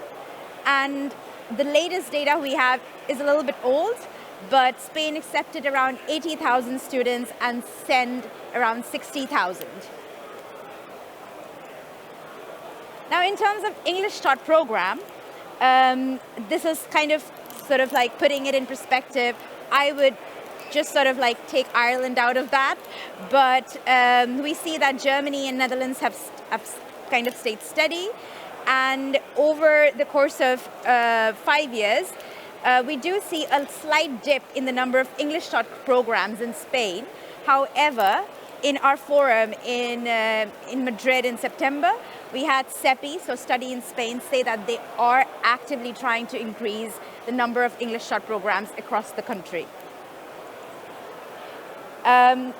Now, in terms of, again, a similar data set that we are seeing Spain at around 35% when it comes to the number of English taught, in terms of the number of courses they have taught in English.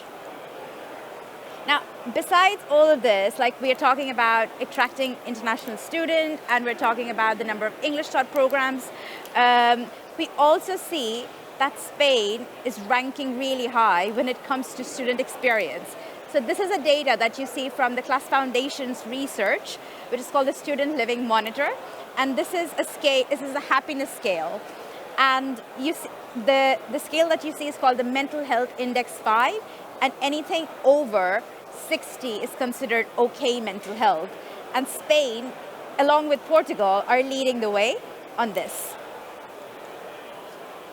And one of the key things that we did learn about student experience when it comes to Spain was that the overall European average of the number of students who do have access to mental well-being support or know where they turn to was around 50%. And another service that they really did value was career and job support, and that was around 40%. This is the European average. But students in Spain had a much higher access to these services, and that we do believe contributed to their higher mental well-being scores. Finally, when it comes to what is next for Spain, when it comes to internationalization, Spain, as I said, is currently trying to increase the number of English taught courses. They're also trying to build multicultural campuses, so not just students but also staff, in terms of attracting more diverse students to their country, and then of course also boosting virtual mobility. So like in terms of helping students who do usually typically struggle with visa restrictions and so on, and of course then internationalization of academic staff and also admin staff. Thank you so much, and now I would like to invite Martin from Bona to present the data insight from a real estate perspective. Welcome, Martin. Thank you. So following up on student mobility, just a quick snapshot, how does accommodation reflect the situation in Spain? We're going to look at the main dynamics. So as of today, I'm going to just provide a snapshot for the top 10 cities in Spain with key indicators of number of the beds and pipeline and similar. Just quickly, a few words about the Bonard. If you're not familiar with us yet, we are a research advisory and consultancy firm based in Vienna with a global reach, doing business in Europe, in North America, in APAC and Australia, servicing clients, where we guide them through our data platform research, feasibility studies, and underwritings of the single asset or portfolios, and helping them to expand their footprint across the selected jurisdictions. So far, we're covering 260 markets. We did more than 800 projects. And from those 260 markets, the big coverage is coming from Spain as well, which we selected top 10 cities for you today to look at closely and to provide a little bit of how accommodation reflects the student numbers that we've seen previously. On this slide, you can see the number of the beds in selected cities. This is the all stock. This is the private and public stock. So you have understanding of how many beds are there under the offer, which was purposely built student accommodation. And you can also see how many of those are private in the selected cities. It's good to see such a high percentage of the private beds in Barcelona, Sevilla, and other cities across Madrid, across Spain. And it's interesting to see such a high proportion already in the market when you compare to other markets like France or Germany. You would see rarely 30% on average private sector versus the public sector and the all stock comparing on the landscape like that. So first of all, we can see that there is a private sector already active in a space. And I think we started like 2018, 17, the first developers and the first institutional capital flying in, developing the sizable portfolios, which continues to grow, and we see more openings coming in the market. Actually, the last year, when we compared the European scale and the number of the openings we monitored through all the cities in Europe, Madrid has the biggest amount of beds that came to the market last year through all the continental Europe. So it reflects all the business and all the developments that started in mainly 2019 and 20, where more institutional capital flew in and starting the bigger scale developments as well, not only the smaller scale like we see in some other countries as well. But this looks good on the first side, but if you compare these numbers with the student numbers that you've seen just a few minutes ago, you would end up at some provision rates, right, which indicates us where the market is compared to the rest of Europe. We are in UK, which is considered to be most major market, so the provision here sits at 30+%, depending on the market you look at, but average is relatively high. Continental Europe as such sits at 16.5% from what we see and monitor, while the Spain currently, from the total beds and students ratio, is at a level of roughly 9%.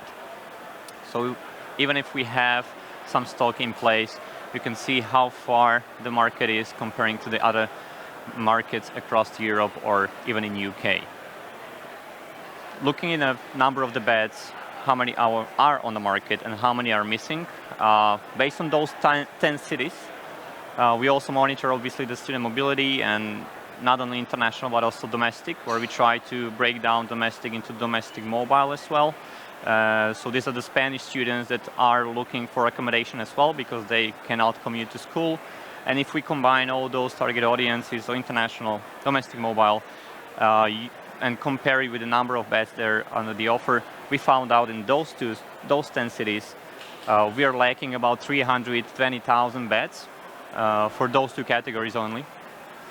And specifically for Madrid and Barcelona, Madrid, if we took a look at the mobile students and international, we're talking about 62,000 beds and 56,000 beds in Barcelona. So that's a huge amount of the beds, and I think it's slightly aligned with the target you mentioned, the 400,000 beds across Spain. Again, I just want to know that this is only for those 10 cities that we monitor. For the Spain, probably talking about a bigger number. But even from that perspective, that can look very good on the first side, that we have a high proportion of private beds, that we have some activities going on, but when you break it down and you compare it to the students, you can see how far Spain can still go. And the pipeline doesn't really reflect it, to be honest. We see more developments, we see more activity.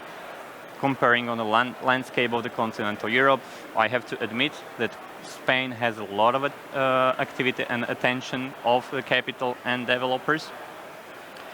But if you just take a look at Barcelona, Madrid, 5,000 beds plus each. When we compare it to previously mentioned 56 Barcelona, 62 Madrid, you're still going to see how big of a gap is there on the market to satisfy all the mobile students that are willing to move to accommodation from Spain or international students that are coming into the country right now. And we still talk about the Barcelona, Madrid, but you can see also the other cities that obviously has the potential, that obviously after COVID, what we saw, many of the investors wanted to focus on the tier 2 cities, not only tier 1 cities, because what happened during COVID, the tier 2 cities were less affected during the COVID when it comes to occupancies, mainly because of many of those tier 2 cities are dependent more on local students, less on international still, while Madrid, Barcelona, we have a lot of American students coming in from States, while during the COVID we had a little bit of a drop of occupancies. We monitored about 60%, while continental Europe remained still at 80-85 on some averages. So the cities that were more dependent on international students had a bigger impact.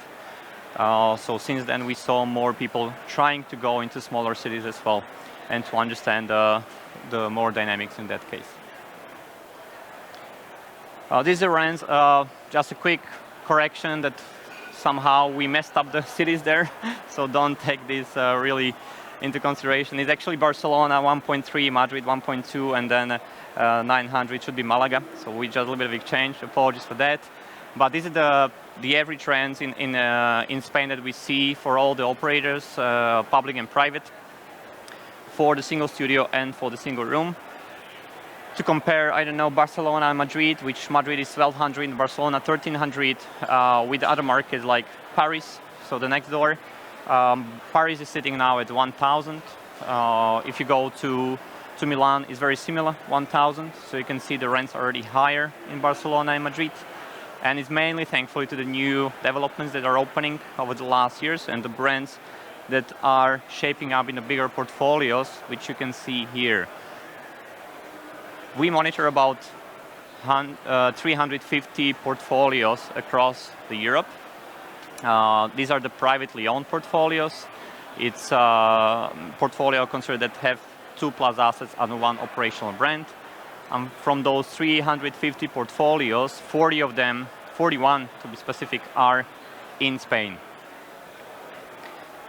There's only one portfolio that has 10,000+ beds, which is Resa, which was acquired by PGGM. And then we have Mi Campus, Yugo, and Livenza that are more than 5,000, in the range 5 to 10,000, and Nodis getting close to 5,000.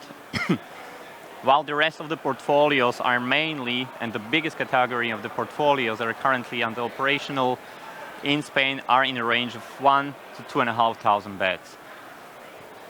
Looking at UK, you would see totally different stories, right? So you have much more complex portfolios here, 10,000 plus, etc. But we have to compare like apples to apples. So if you take a look at continental Europe, we still are lagging a lot of 10,000 plus portfolios. There are some that overreach that and are coming closer to that amount. But if you go country by country, you would see very similar picture like in Spain. And I would say even worse, that Spain is a little bit more advanced in that. If you go to some other countries, you would see less internationalized portfolios. You would see not 6 or 7 brands in a 3,000 plus, but probably only 3 or 4. So that's a good sign that we already have these players in the market, and they're building the portfolios, consolidating, which would help to bring more quality living and more different type of the living. Just the last slide before the Q&As for the snapshot is the transactions and the yields. We wanted to highlight Barcelona and Madrid mainly because there's been some evidence of the transaction recently and how the yields were changing over the years.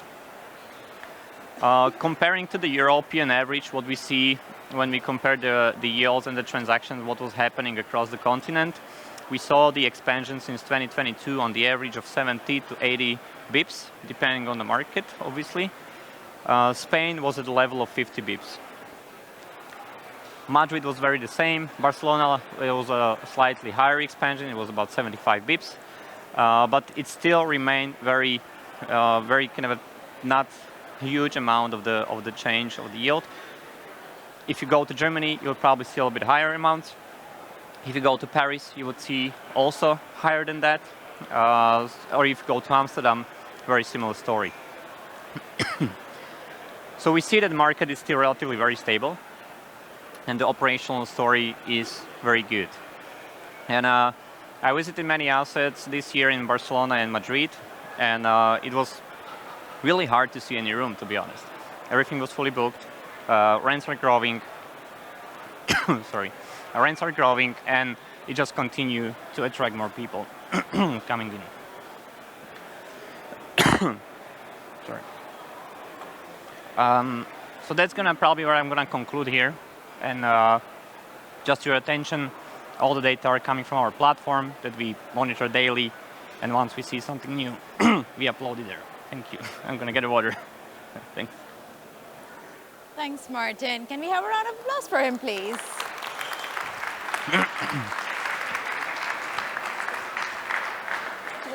Would you like to stand or sit? As you wish.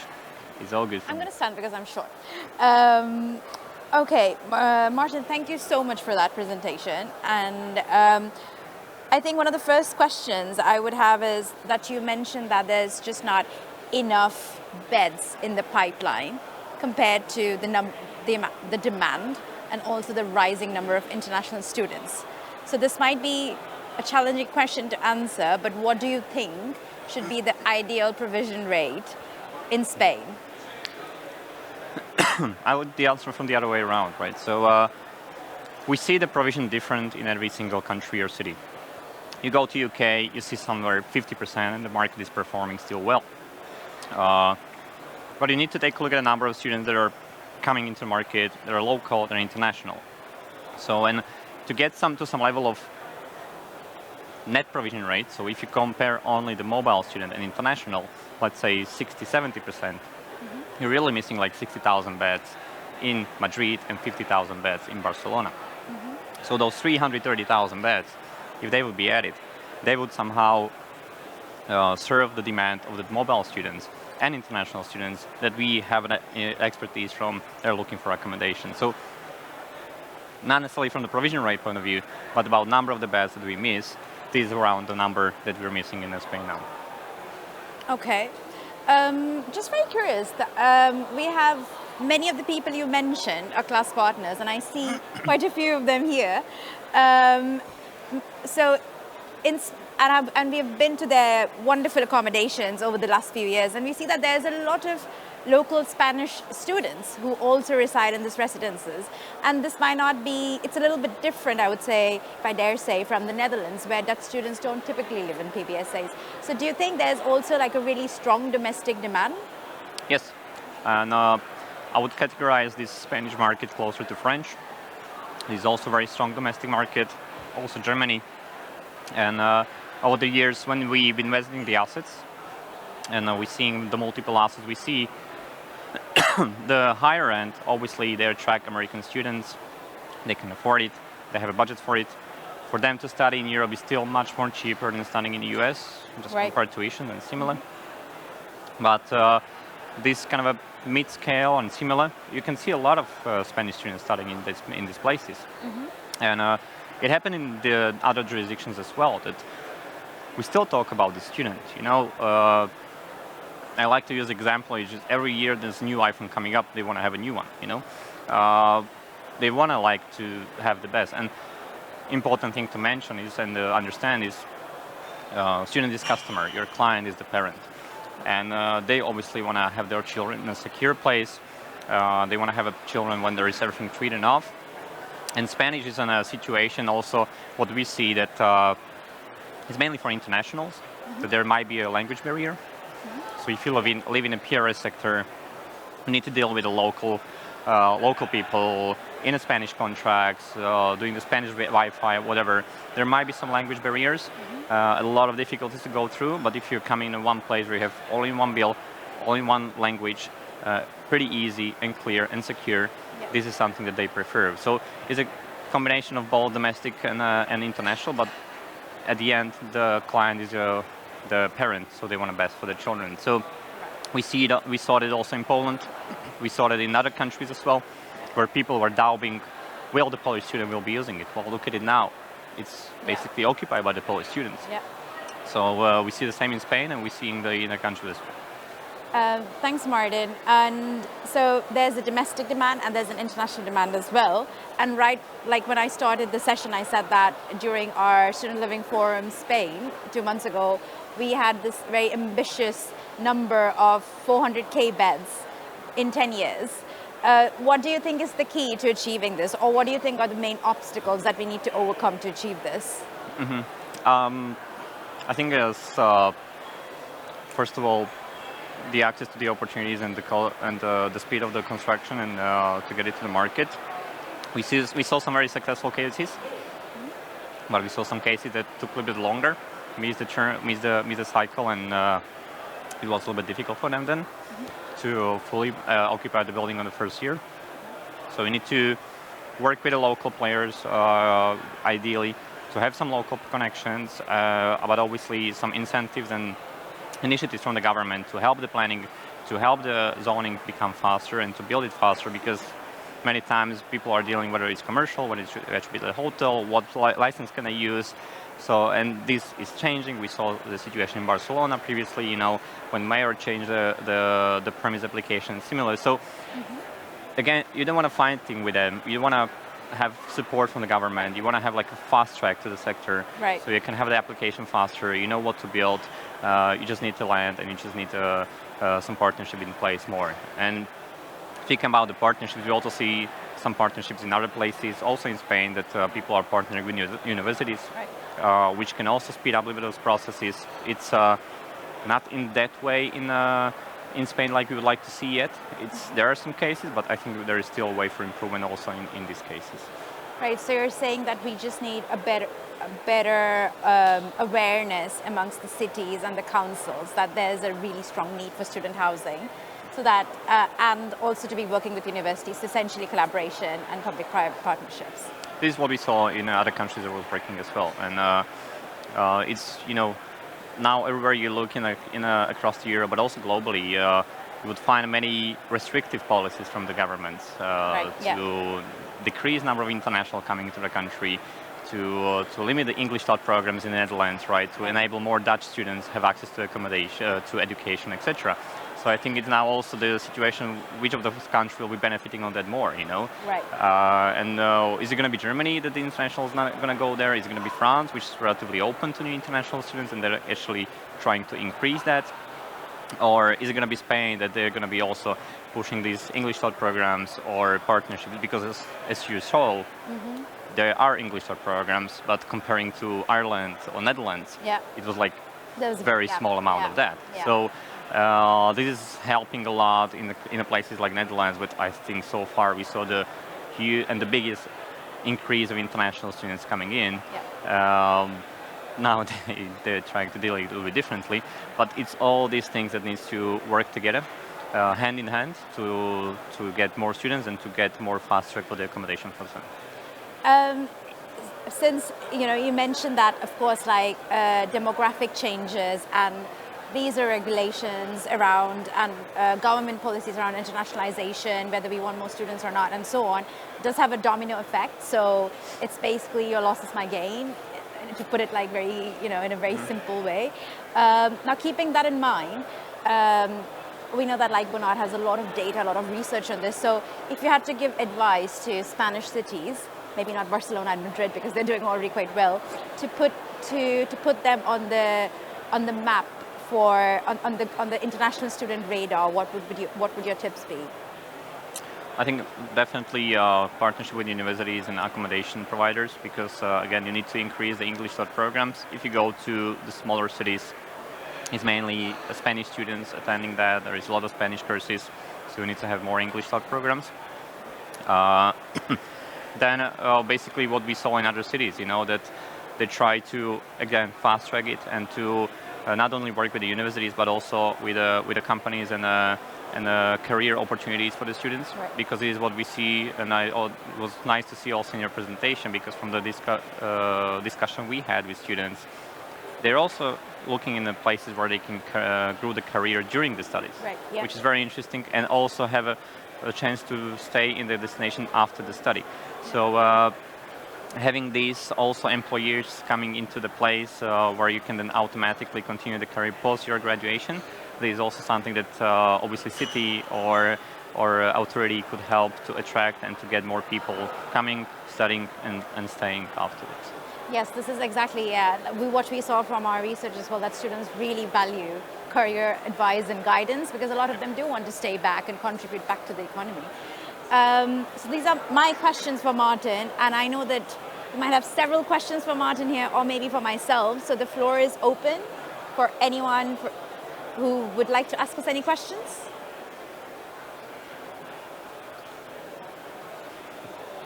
No?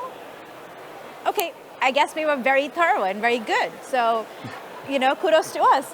Thank you so much, everyone, and enjoy the rest of your day. Thank you.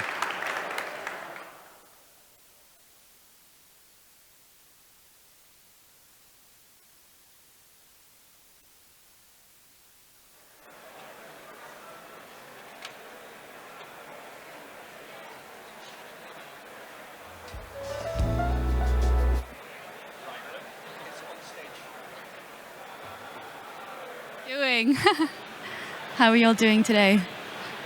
We still have a little bit of energy in us. We're still ready to also enjoy drinks later and party.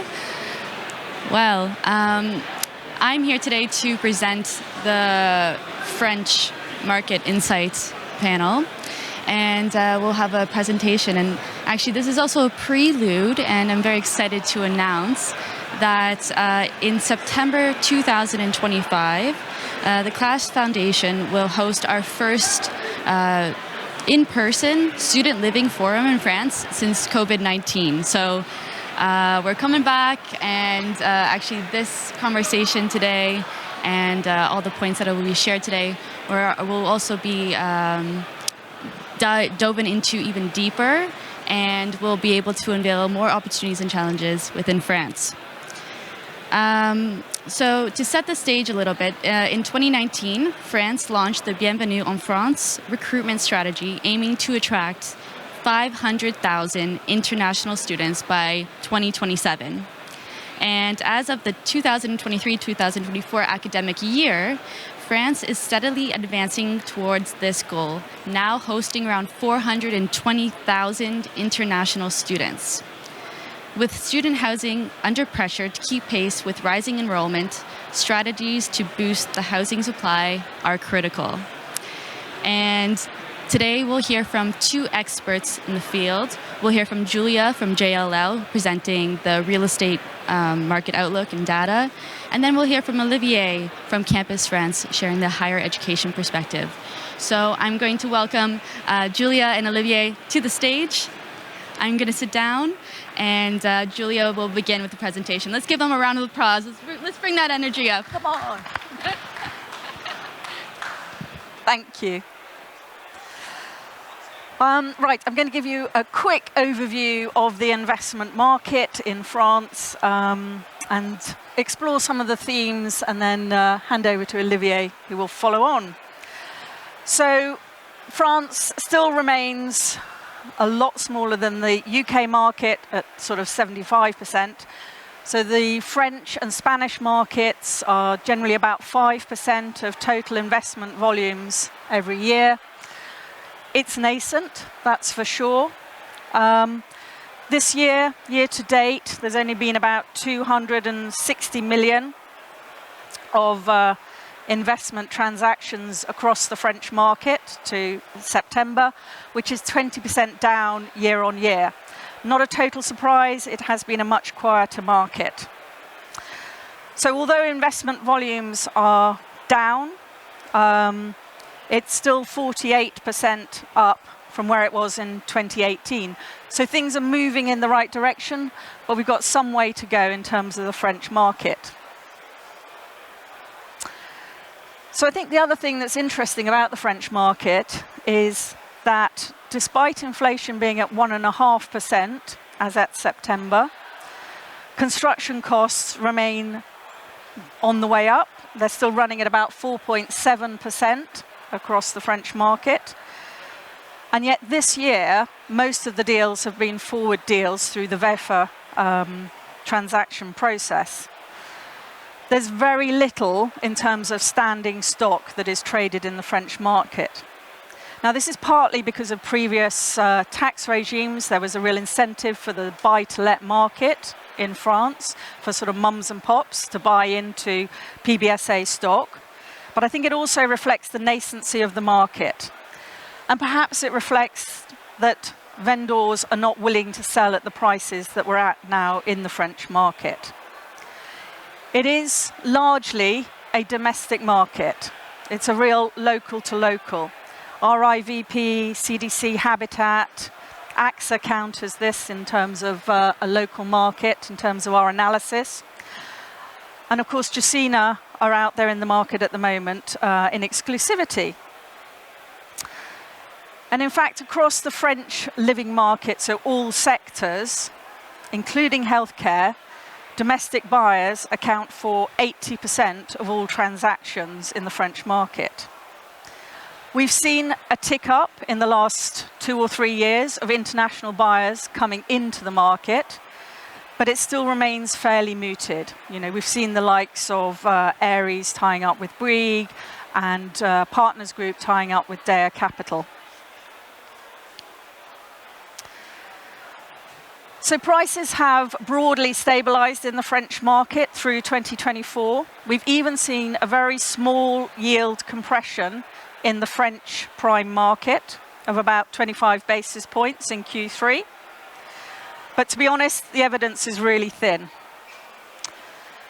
Overall, repricing since the peak in 2022 has seen an outward movement of 75 to 80 basis points in central Paris and Ile-de-France, and regionally, it's moved out by about 140 basis points.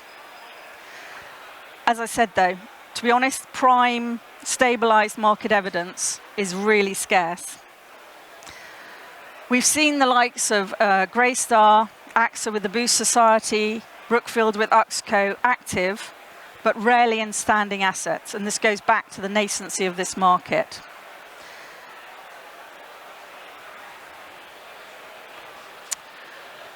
So, on the supply side, the French PBSA market comprises about 200,000 beds. This actually represents the largest private stock provision in continental Europe. The operators tend to be French. They're very much local companies, And it's really not a market yet that the wider sort of pan-European operators have broken into yet. And research shows that some 33% of students live and study near to home in France, so the domestic students. But that means there's also 50% of domestic students who are out there studying somewhere away from home, but they tend to rent residential accommodation. So they are renting PRS rather than university halls or in PBSA. The JLL analysis shows that about 6% of students rent in PBSA halls. So there's some way to go in this market. There's a pipeline of about 30,000 beds coming up into the market over the next 3 years. So that shows that the stock will grow by about 15%. The other thing that our analysis shows is that the average asset size is slowly creeping up, and that will be partly a function of trying to make these sites work financially. We're seeing higher occupancy rates, and rental growth in 2024 has been at about 6%, so above inflation. So it's a slightly complicated page, and apologies for that. What we're seeing is that the new supply is generally focused on Paris, Île-de-France, and Southeast France. And I think Paris presents quite an interesting picture. It has an above average provision rate of 20%. The average provision rate across France is running at about 13%. But Paris is also the second largest student city in Europe, with about 400,000 students. It also has the second highest PBSA unmet demand of about 120,000 beds. So really, although it's where most of the market is focused, there's still a long way to go in this area. As I said, this is a slightly complicated bubble chart, and apologies for that, not terribly well depicted. So Paris is the large one just to the left and above the horizontal line. And this really shows that this is an opportunity. So 30% of affordability rate is taken as 30% of your income. So there's an opportunity in the Paris market, despite the fact it's slightly more expensive, to actually get some rental growth and move on. Lyon and Toulouse, meanwhile, sort of the more regional cities, there's actually more of an issue in terms of affordable PRS. And I think that's where the students are choosing to go into a private rented sector apartment rather than necessarily a PBSA building. And maybe that's something for operators to consider, that in the more regional markets, you need to offer something a little bit more to attract students who could just as easily live in an apartment.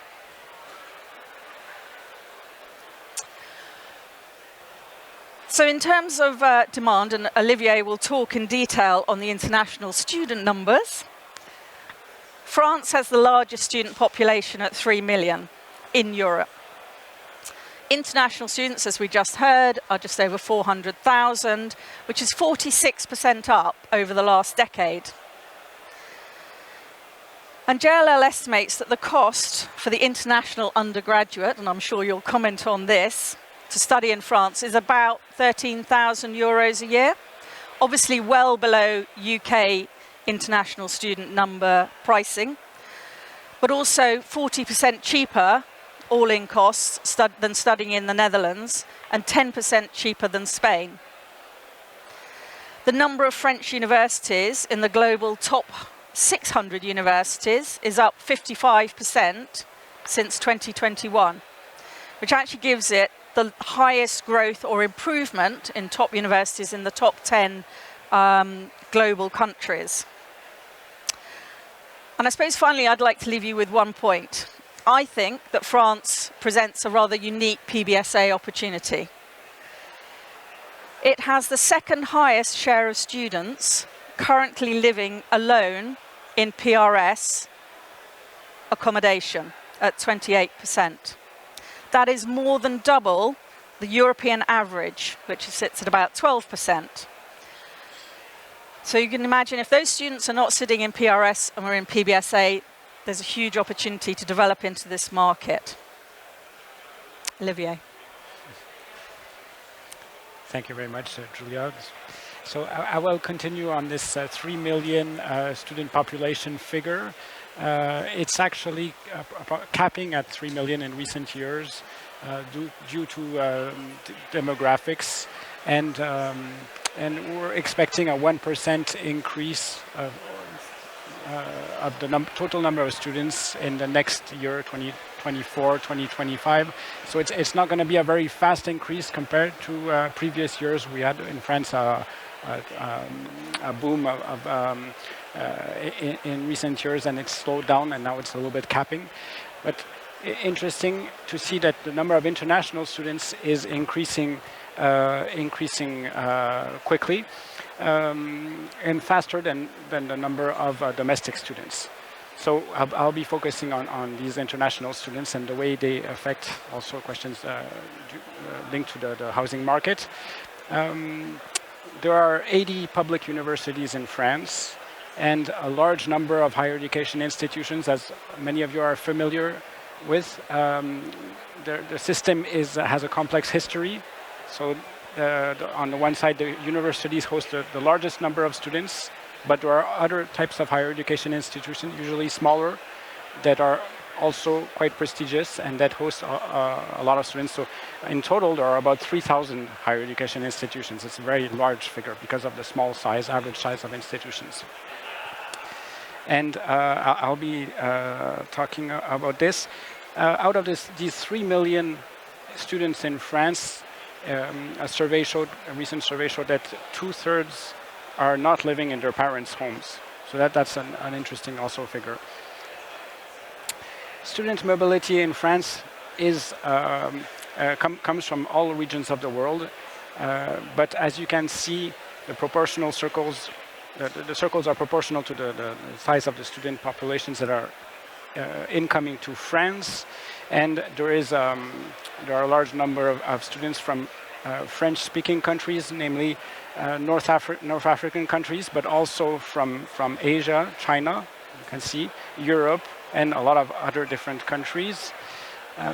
France is maybe one of the few host countries. It's the 6th largest host country in international student mobility in the world, and it's one of the few countries to have such a wide spectrum of origins coming to the country. Among the main regions of origin of these students are, as I have said, North Africa and the Middle East, accounting for 28% of the total share of students, followed by European countries, European in a continental sense, followed by Sub-Saharan Africa, 1/4 of all international students in France. Asia, 13%, so that's a little bit original in France. Usually one can see Asia as the first origin for many large host countries, namely the UK, in Germany, etc. And here it's fourth, and there's a lot of potential in Asia. For instance, the number of Indian students in France is still quite limited, and there's as part of the national strategy, the 500,000 strategy as of 2027, there's a strong impulse to develop the number of students coming to France from English-speaking countries, where it's maybe a little bit under what it could be, and then the American continent with 8% of the total share. So that's a total of 430,000 international students in France, with a 17% increase over 5 years.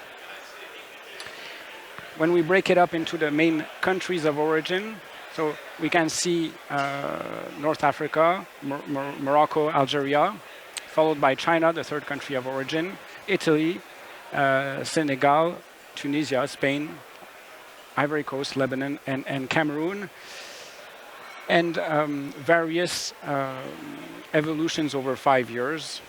Some of them are a little bit capping or decreasing like China, as it's the case in many host countries, maybe with the exception of the UK.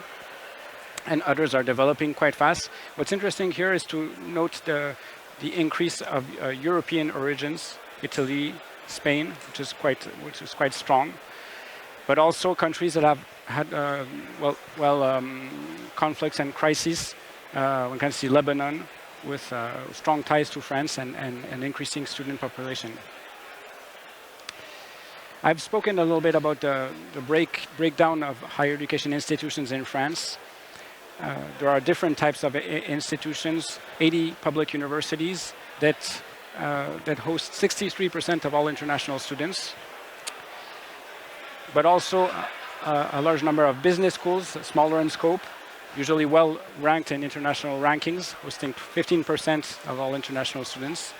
And so there are a lot of English taught programs in these business schools, also in universities, but more at the master's level and PhD level than at the bachelor level.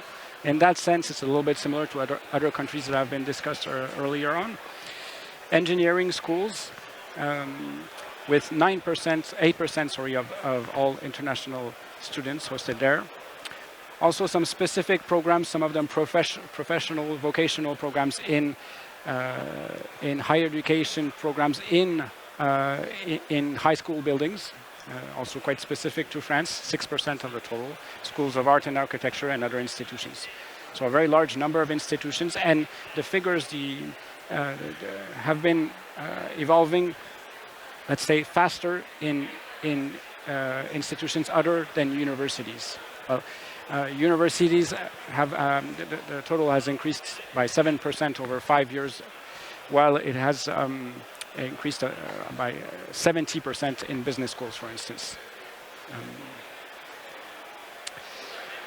The number of international students in universities in France is, half of them are in bachelor programs, 40% in master programs, and 8% in doctoral programs. This is quite important because PhD students in France, international PhDs in France, it's quite a sought-after destination. It's actually the 4th host destination for PhD student mobility, while it's the 6th destination for all types of degrees. And a variety of disciplines are studied in universities. For international students, mainly 1/3 of them are in scientific programs, so STEM sciences, 30% in humanities and social science, 17% in economics, etc. As for host regions, we can see here that the Greater Paris region is the first region of hosting international students, with 36% of all international students that are located there, followed by the Auvergne-Rhône-Alpes region in the southeast, the second largest circle, with the city of Lyon and other cities. The Occitania region, southwest, south center, with cities like Toulouse and Montpellier, namely. And the Grand Est region on the northeast, with cities like Strasbourg, large universities bordering Germany, and the northern region of Hauts-de-France, which borders Belgium, with 8% of all students. The color of these circles is also indicating the increase in the number of international students, with darker greens representing stronger increases, but generally speaking, all regions are hosting more international students than in previous years. So these were the main figures of international student mobility in France, and now I think there will be some questions. Thank you.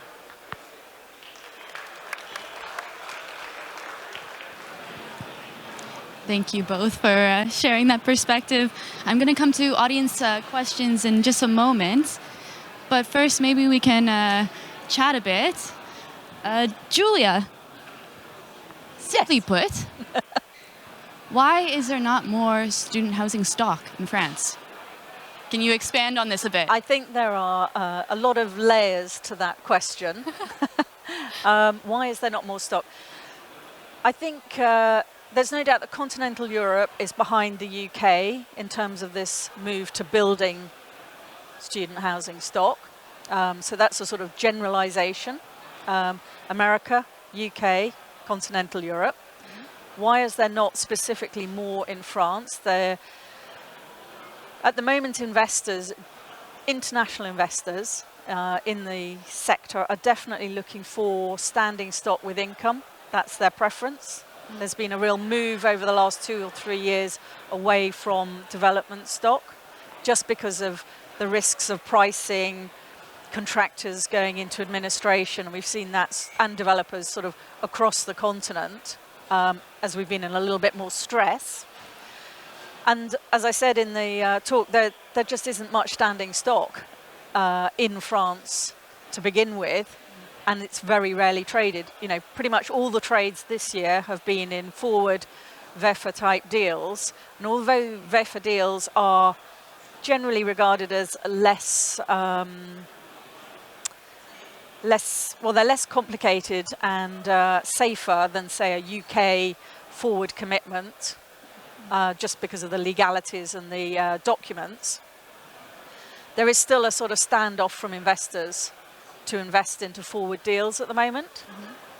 I think a combination of that, plus it's very difficult for international investors to access the French market if they don't have an office there or a local team.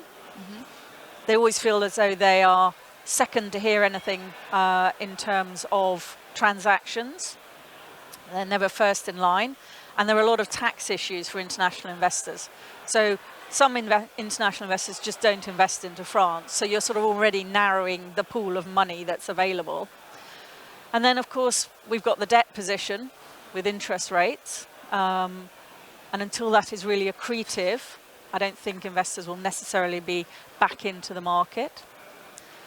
Construction costs, as I mentioned, have gone up 4.7% this year alone, which is way higher than inflation. And other countries are sort of seeing those construction costs much more stable. So maybe France isn't the place to invest into. And then we've got the planning issues on top of that as well, you know, Keeps which getting is heavier and pretty heavier. much sort of across Europe in terms of it's not always easy to get a planning permission that allows for a student type occupation. So there are many layers to it, and I guess, you know, there are internal deals. You know, just seen one of the larger portfolios are out there in the market at the moment. It's in exclusivity. May, we hope, happen before the year end, which will be an exciting deal. But as to standing stock, there just isn't much of it. And we really need that development market to come back, to start generating, to build, you know, to house these international, the domestic students. There's a huge opportunity, but you really need the development market back in top of its game. Yeah. It sounds like it. Olivier, just to jump to you, because you shared some very interesting data about student mobility. And in case you missed my intro, some exciting news is that the Class Foundation is coming to France in 2025, September, that's it, to host our Student Living Forum. Olivier, from a higher education perspective and internationalization perspective, what do you think are really those key areas that we need to focus on for that session? If you can sort of determine, and actually, ideally, why are they so important? That's a very interesting perspective. We're excited that this is happening in next September. Great. I'd say, as it's very specific to France. It's the first time that France has this national strategy to host more international students, launched in 2019, and it's aiming for 2027. So we're going to be closer to that goal. And this strategy includes raising the number of international students coming to France, but also, and this is related to that, having better hosting conditions in France for international students. That was a little bit considered to be lacking. Developing the number of English taught programs. We've seen that there, in some earlier presentations, that France has developing number of English taught programs, but can still go further. Germany has 1,000 more than France currently, with a similar higher education system. and developing also a number of scholarships for international students to come to France. So these are all positive aspects which hopefully will contribute to increasing the number of international students coming to France. We're not exactly in the same situation as some other countries, which are a little bit capping the number of international students as we have seen today. And I think it's going to be interesting. It could be interesting to monitor these developments to see how they are developing. As for the consequences for the housing market and student housing, so there is an impetus to focus on the housing crisis in some cities. This government focus is centered, I'd say, principally on public housing, but also in developing and trying to aid to facilitate the development of private housing as a compensation for the lack of public housing or the insufficiency of public housing.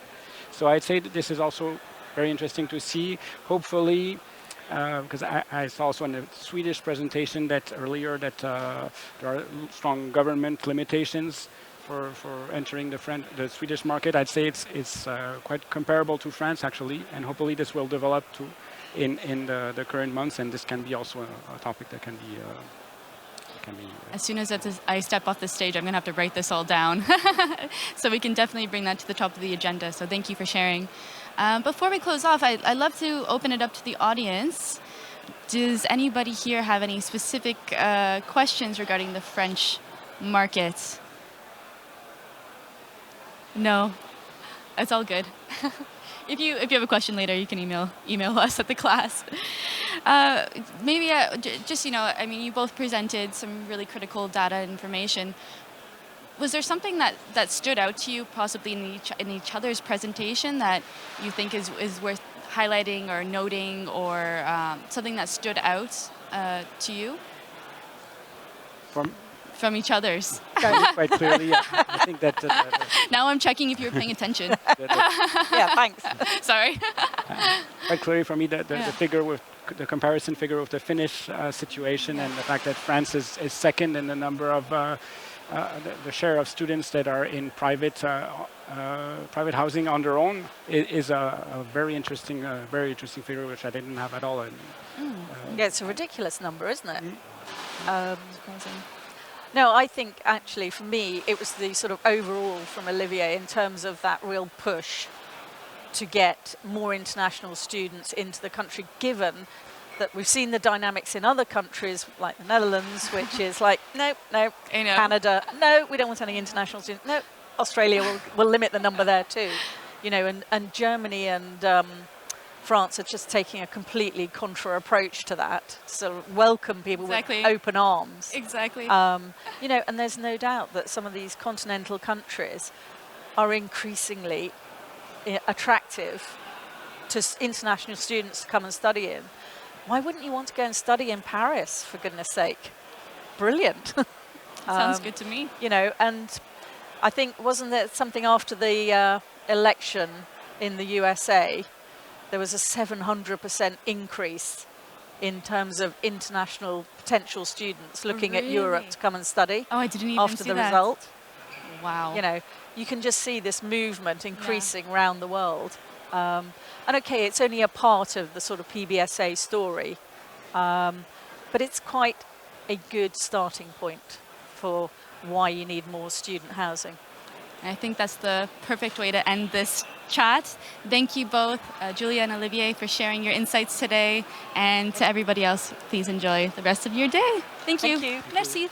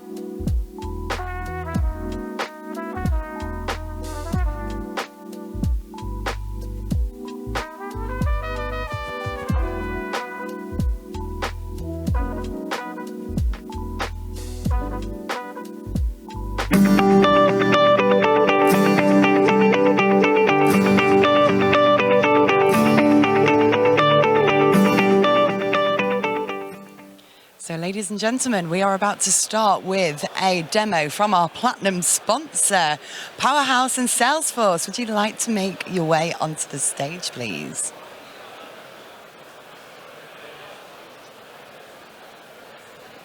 Thank you very much. Hi Flores, hi Simon.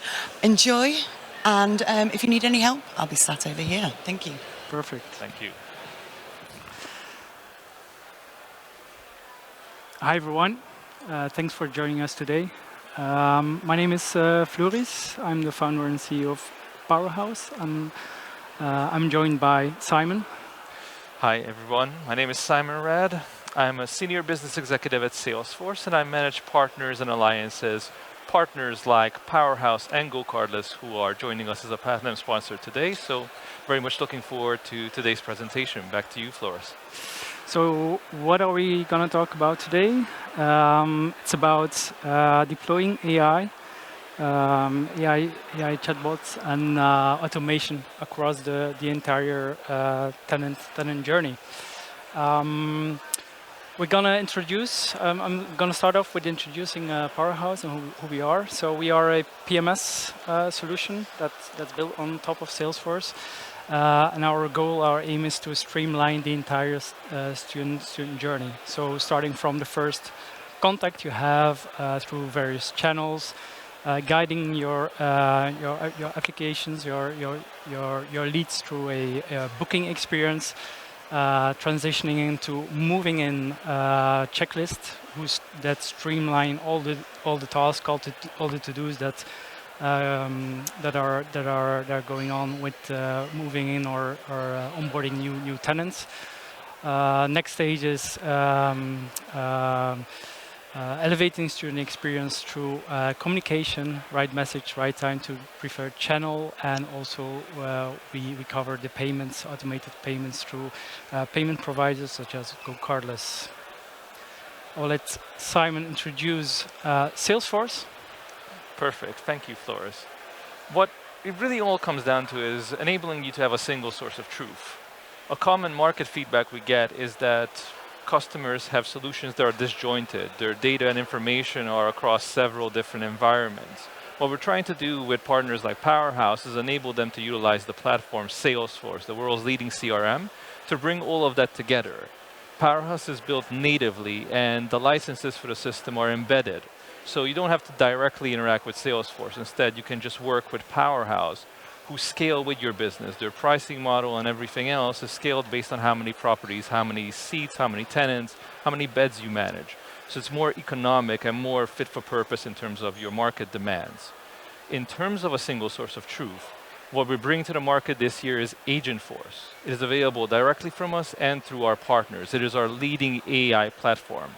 And what the key differentiator here is that unlike other LLMs, other AI solutions that train AI bots through the web with data you cannot trace and cannot audit, Agentforce exclusively uses information that is available in your CRM, meaning exclusive information to your properties and to your tenants. It is GDPR compliant, it is ready to use, and you can automate and autonomize tasks right away.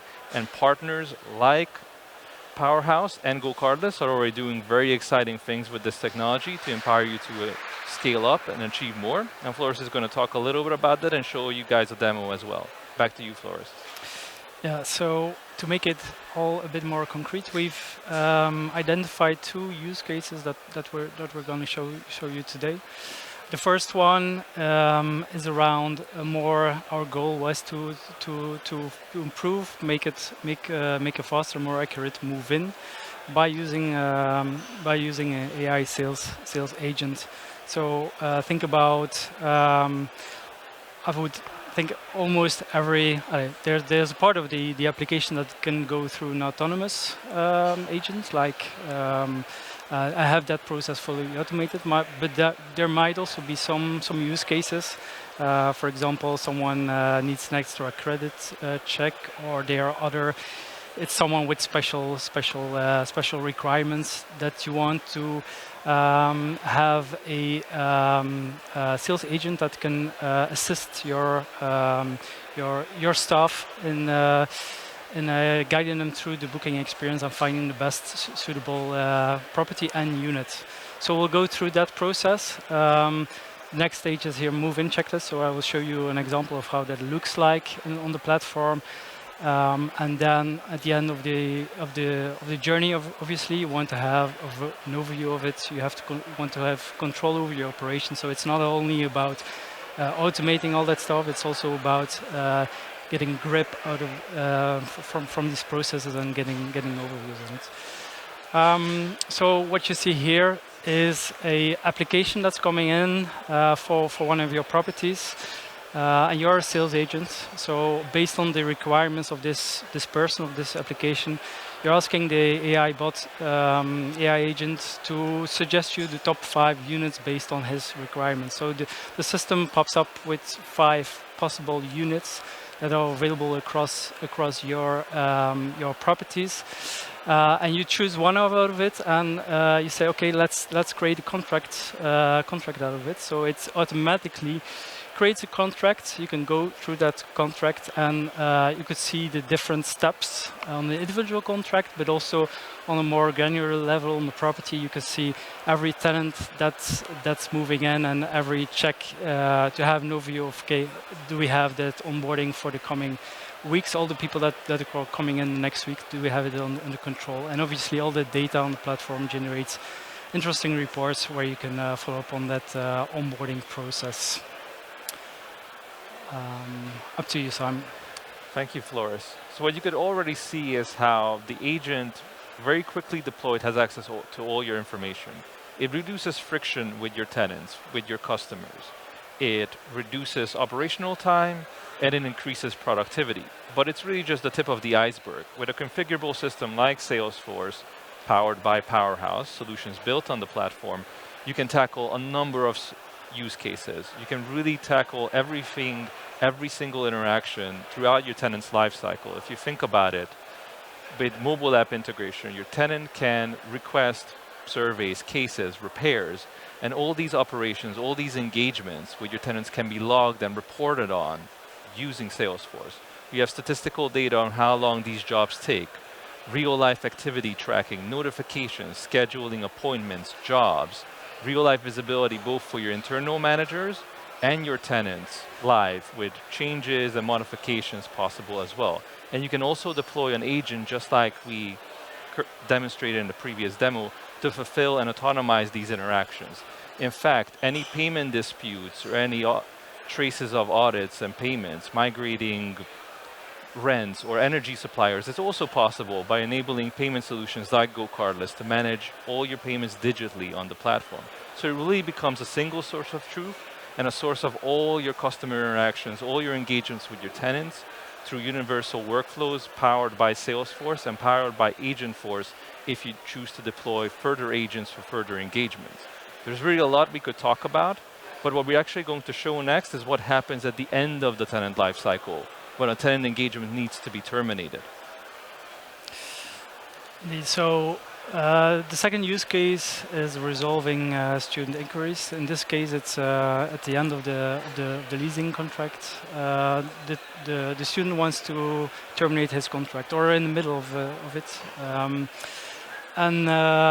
Yeah, so the AI agent you can publish on every channel you want. So if you have for example an app, you can make it available through the app or WhatsApp, so they can interact with the agent on the platform on the channel that's relevant for them. So we're going to a use case where they're going to a portal, in this case, a student portal. And they request the termination of their contract.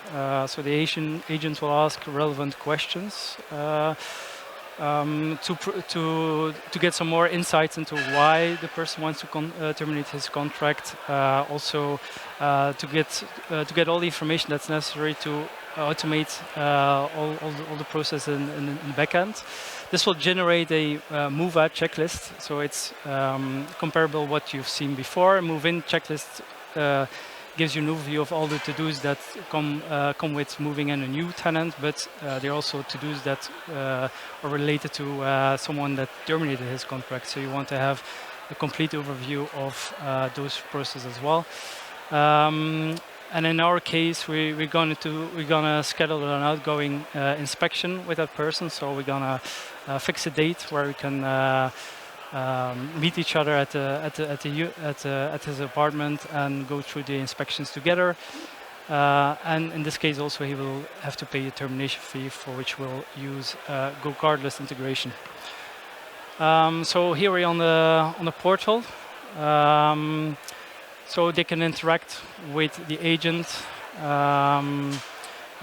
He will ask you some questions, and based on the information that's given, he will analyze what kind of actions that he will need to take. So he's picking up the contract of this person, like to confirm it, and then he's figuring out his next steps. So based on the information that's been given, he will define the next steps that the agent will do. In this case, he's suggesting possible time slots to do the outgoing inspection. This is also linked with a termination fee that needs to be paid. We know that this person can be reached or talks to us through WhatsApp. So we're going to use WhatsApp as a communication means to send out the payment request, where he will fill in his detailed information and will be able to pay the termination fee, the one-off payment. If you go back to the platform, you will see that there's contract termination checklist. Everything is checked, and you will also see on the so this is the 360 view of the tenant, that also an outgoing room inspection is planned.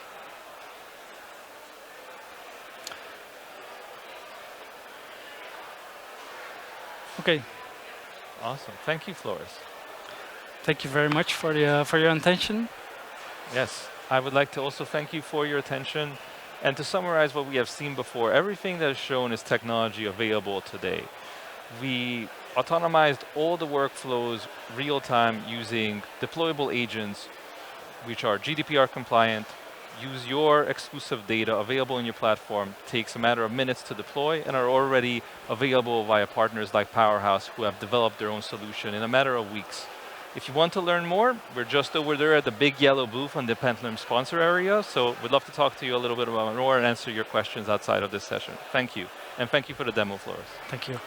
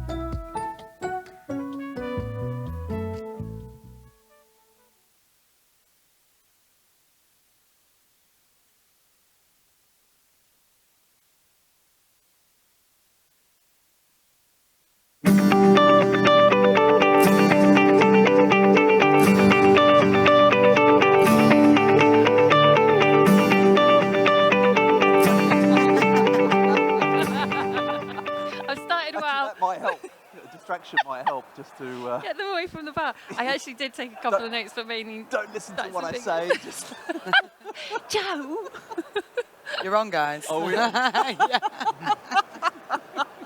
Can you hear yourselves? Yeah. Good. Yeah. Good. No, Good. we don't have that. Yeah. You've not got yours on then. Oh, you. I can hear myself. Yeah. It's around your neck, Yours Frank. are there, Frank. Oh no, now I can't. So every time I move my head up. End of the day. Well organised. Well organised. End of the day. We'd do a good podcast.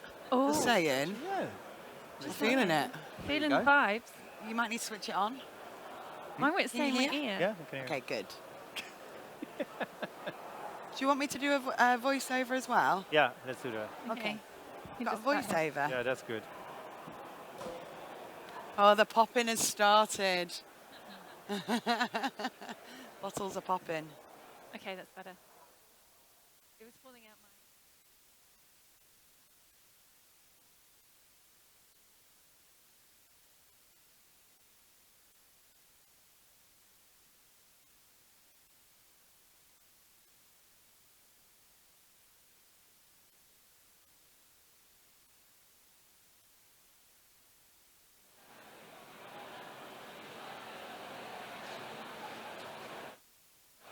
Hello? Oh, that's on... I thought it was meant to be out loud. End of the day, guys. End of the day. How you all feeling? Oh, wow, that was loud. Can I get some energy? Because I've had an awesome day and I feel like a shell of a person, but I'm super energized by all of these amazing concepts and thoughts and feelings that we've been doing today. But we're going to summarize the sessions and shape the 10-year plan and have some feedback, and then we're going to have a party afterwards. So if you can all make your way down here and tune in to the red headset, that would be fantastic. Thank you very much.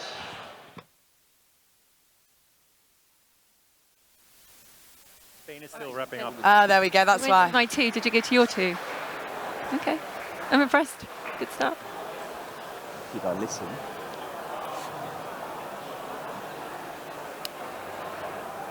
Do we have slides? Don't know. Okay. Oh yeah. Yep. We do. Look at that. Efficient. Let's start. Okay. Should we do an introduction first? Yeah, go on then. That makes sense. Do you want to go first, Joe? Sure. Hi everyone, I'm Joe. I'm the COO of Yugo, which is part of the DOC group. We have around 80,000 beds globally, stretching from the US to Japan and pretty much everywhere in between.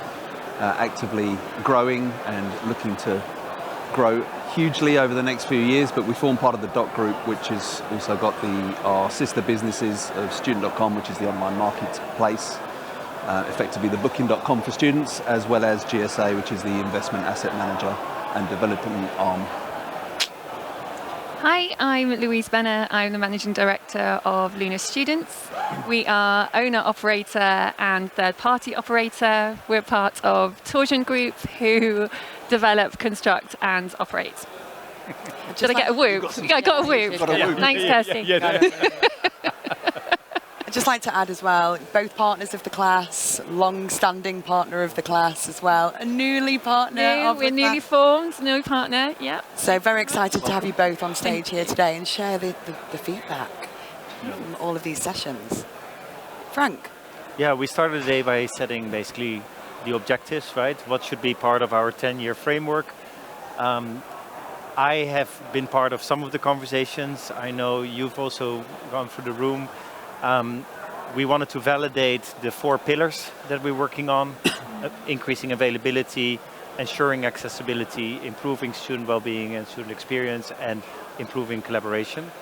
You think that's still, should that be those the 4 pillars? 100%, but first of all, what a day. I mean, haven't we covered so much? And you're right, you can't get to every session. And I'm sat there making notes and we've kind of planned this, so we're in different sessions, but there's a lot to get through. So 100% on the 4 pillars that you've addressed. And obviously I've been to 2 of those sessions and Joe's been to the other 2. 100% agree on them, yeah. Nice, nice. What, Joe, what was I'd agree, and I think the important piece now is how to actually get into the detail of those, because those 4 pillars will mean different things to operators, investors, developers, and how they can actually impact those 4 pillars. So that's the intriguing bit, really, is how you take that forward and really take what you've learned and listened to today, and how we can make that plan, that 10-year plan, to move forward and progress. Yeah, because we all want to progress. We do, Yeah, I noticed that as well. Common theme, you know, it's real positivity in the room today. Yeah. I think what we also noticed is that if we have some clear goals that we can all work towards, then all the bits and pieces can fall into place. But without a sort of larger idea, especially now that we've seen all the markets in Europe, go through different stages. Yes, of course, there's a lot of differences, etc. But there are some common themes, and I think that's what we also try to set. Like, okay, if we work towards that, then it helps everyone. Is that what are some of the sort of the things that you saw, that you thought like, hey, this is indeed, whether it's on numbers or on objectives, what are sort of the common things for you? So first of all, for me, I think it's good that we're finally actually trying to bring something together. Yeah. I think you'll know through numbers of different events that we've all attended that the affordability question, accessibility question, that comes up all the time, and all you hear are, what are the barriers, what are the problems? And there's not so much work on the solutions, because the answers you get back are, it costs X to build, so therefore that's your starting point and you can't do anything about it. Whereas actually today we've started looking and trying to provide solutions.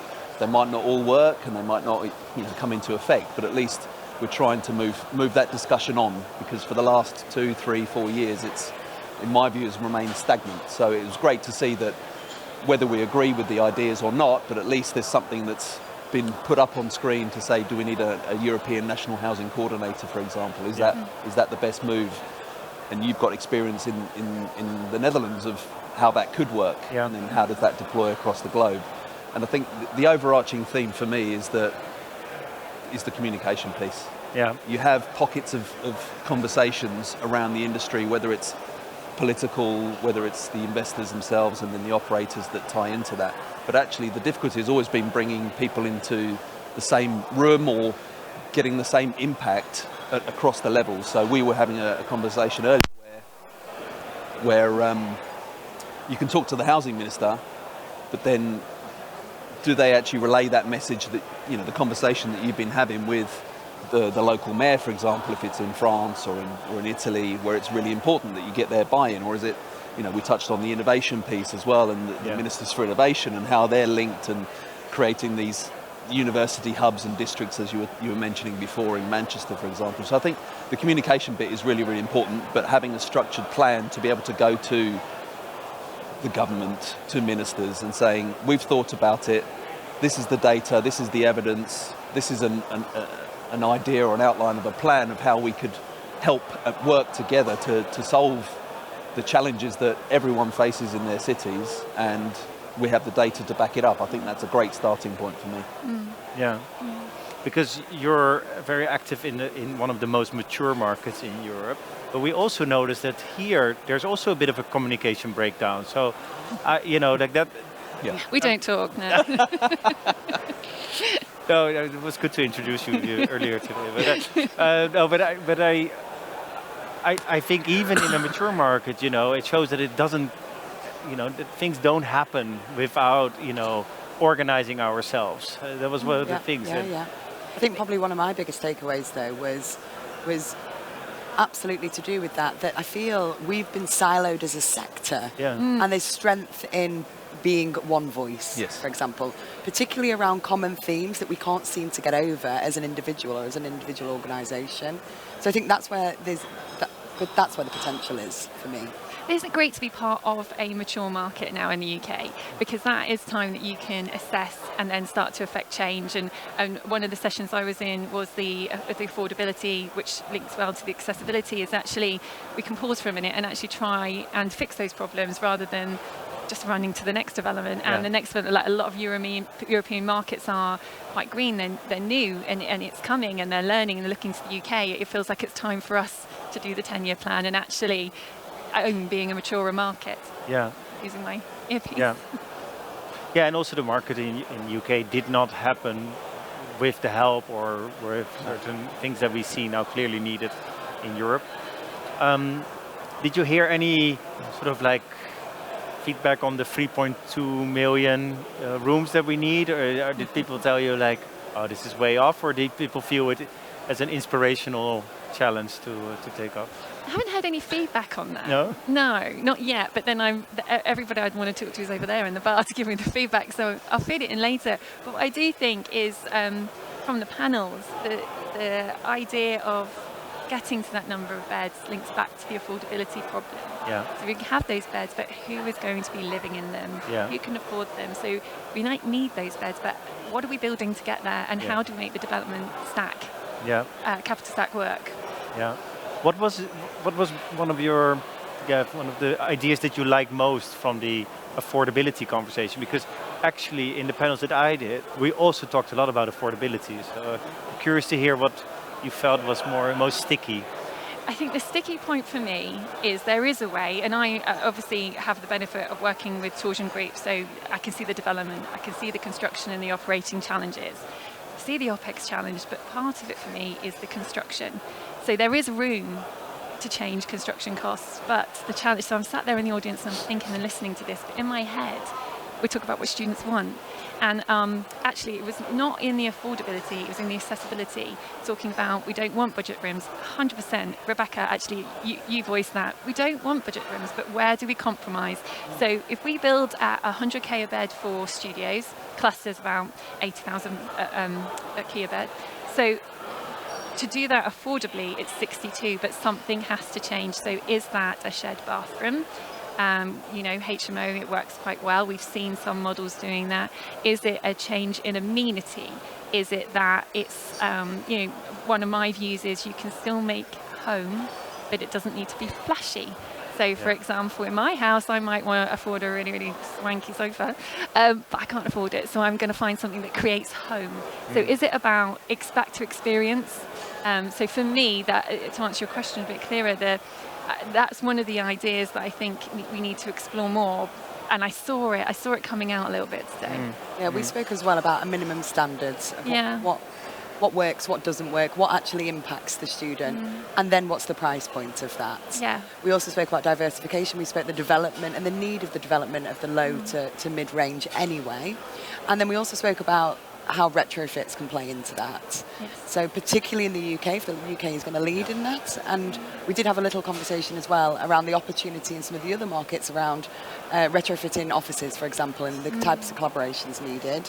And then we also, we were discussing how is the future of collaboration looking with universities, and also working with different municipalities and councils to help redevelop areas and what that looks like. So there was lots of different touch points.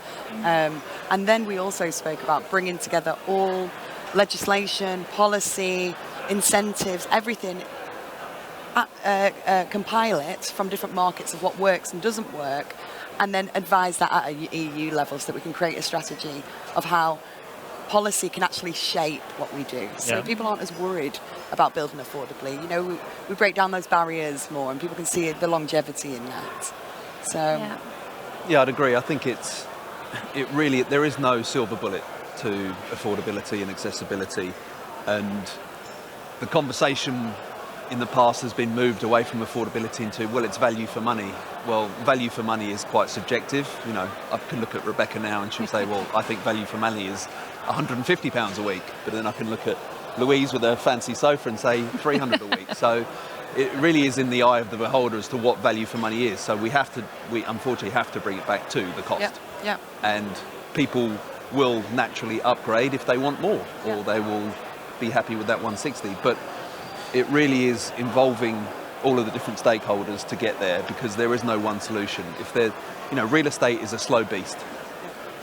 If it ain't broke, don't fix it. It hasn't changed in 100 years. You build a block of flats or apartments and then you just fill them.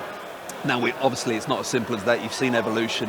We've moved from non-en suites to en suites and studios to 2DOs, 3DOs, 4DOs, and any number of different room types. Then you look at the amenity space and suddenly it was all social spaces. Everyone wants to go and have fun and have drinks.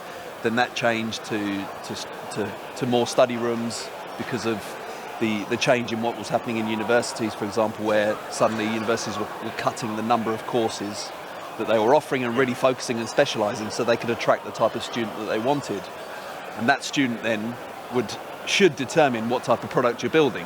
And I still don't think we're 100% building what the student wants. No. Yeah. And the big issue for me is that whilst costs are costs, and Louise has told you what they are, that's pretty much what it's going to cost you outside of London to build an apartment. Yep. So the question then is, and I think there's more focus that's required on the social spaces, because the higher up the price point you go, suddenly you've got a plethora of different social spaces that are offered. But actually, is that what the students want? Yep. And should we be thinking more, we touched on this a few years back in terms of making space more flexible. But if you minimise the space to get the density, that can offset a bit, because space costs money. So I think there is more that everyone can do. In our pre-calls, we also spoke about how do you work with the wider community? So, for example, if there's 3 PBSA buildings all with the same gym, why don't we share gyms? They all have access to that. We'll have one of the amenity space, you have the other amenity space, we share that space. We also spoke about mental health practitioners. Why don't we have all of the city PBSA invest in 5 expert mental health practitioners, and they all have access to it.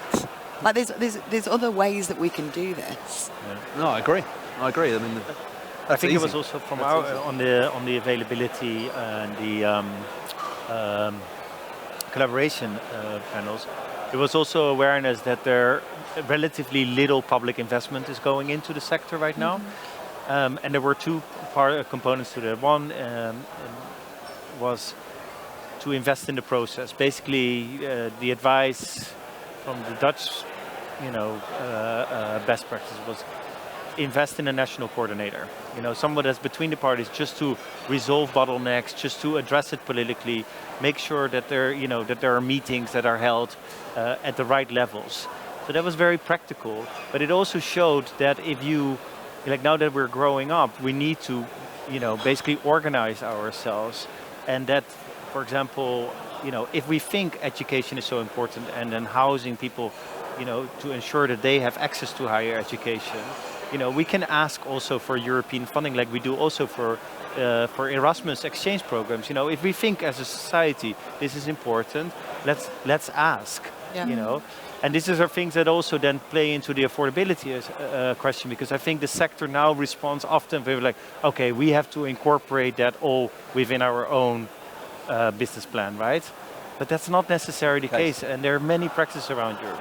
The other one is also like a national housing coordinator can also help with the awareness at planning departments, be a manager of best practices when it comes to like changing some of the local regulations that a lot of the individual partners are facing when they go in city by city. It's really like that, especially in places like Italy, where the local planning and council has never even heard of PBSA.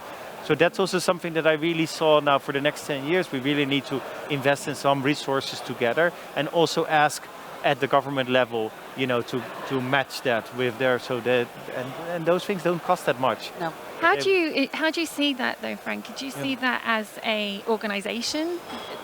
Same with the sort of well-being coordinator. Is that a spin-off of class?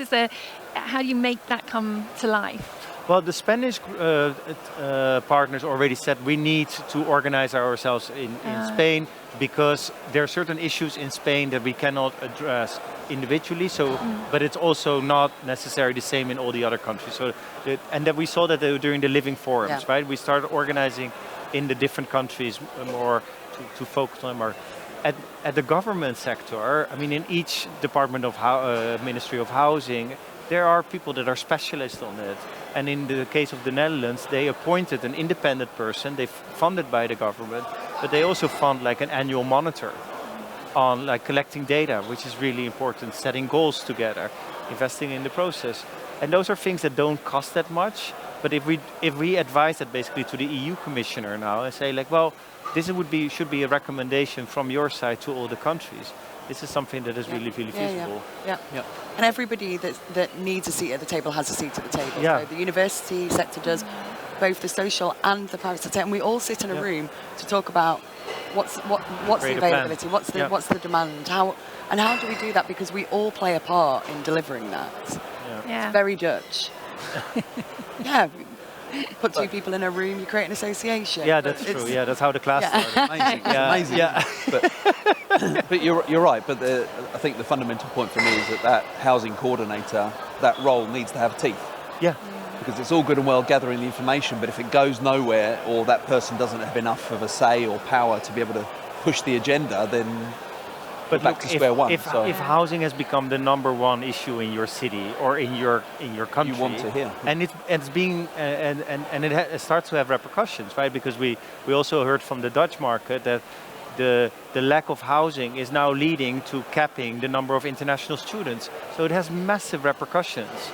So also it's in everyone's interest. We have skin in the game, And I think from the class partners perspective as well, like we should invest in that as well, so we can make our voice better heard. Not necessarily like only in our interest, but it's also to be able to help each other create better market conditions.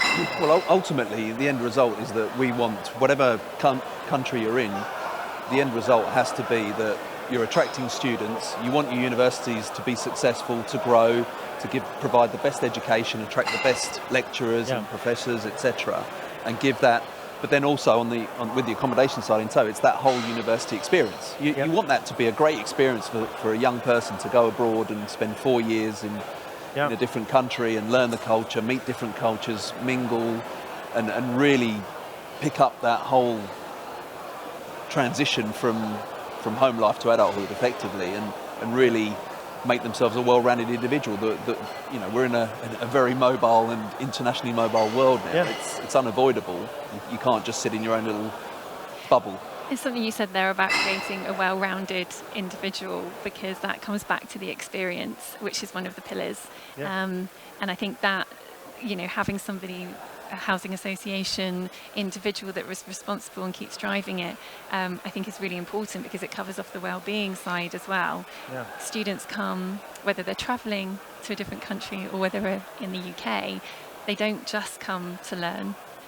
massive part of it. Yeah. They also come to learn how to be a person. Be a yeah, be an adult, yeah, be a person, exactly. find themselves, you know?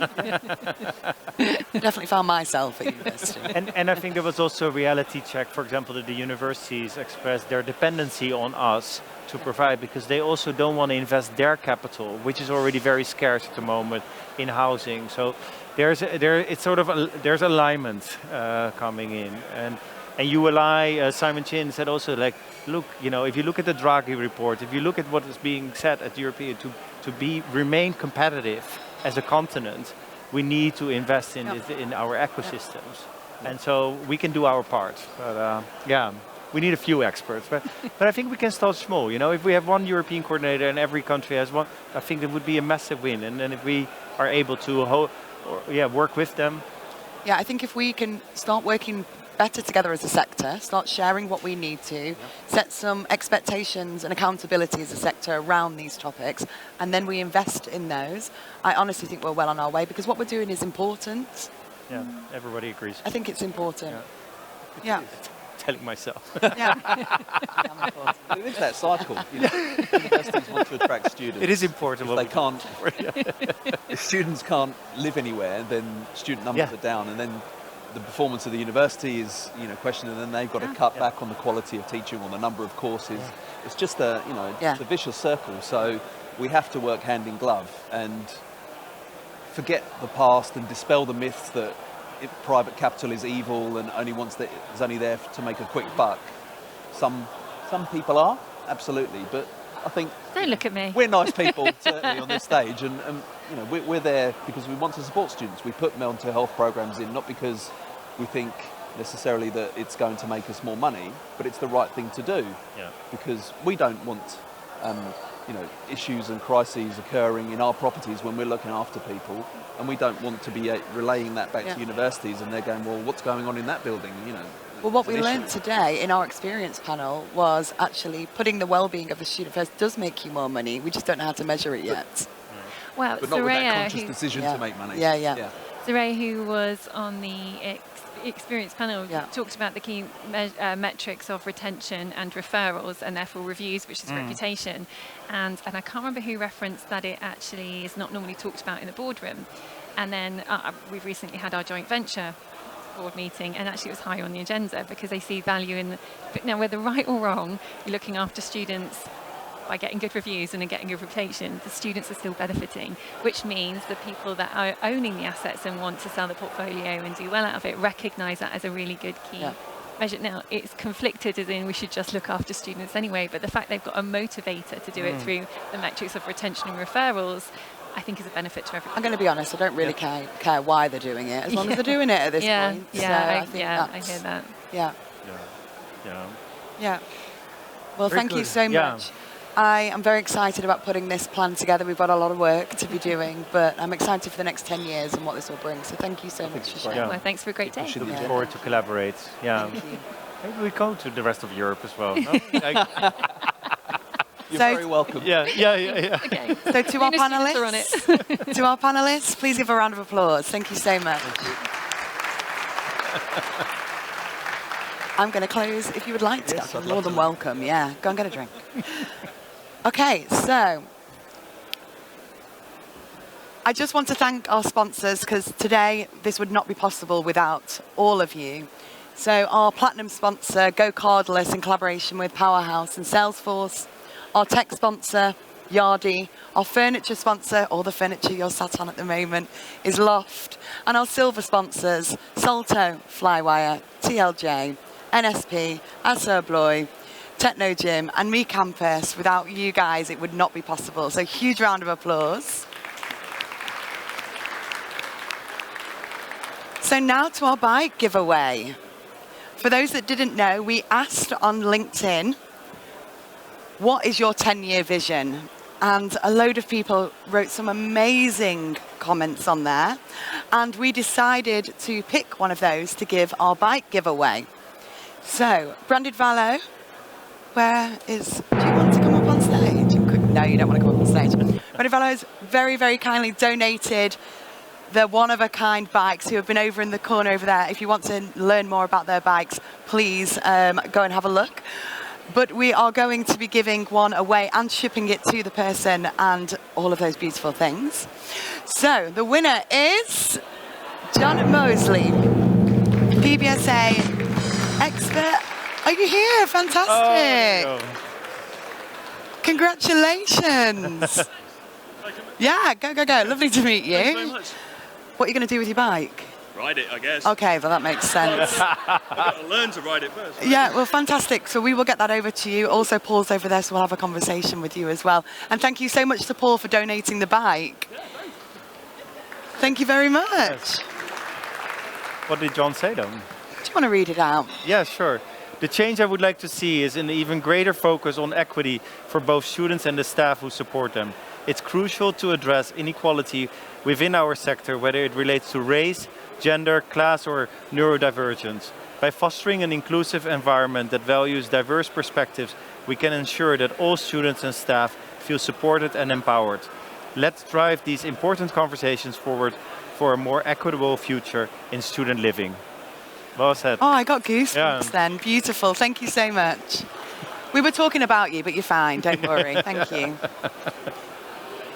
Oh, and again, and finally, we are going to announce where our 2025 location will be.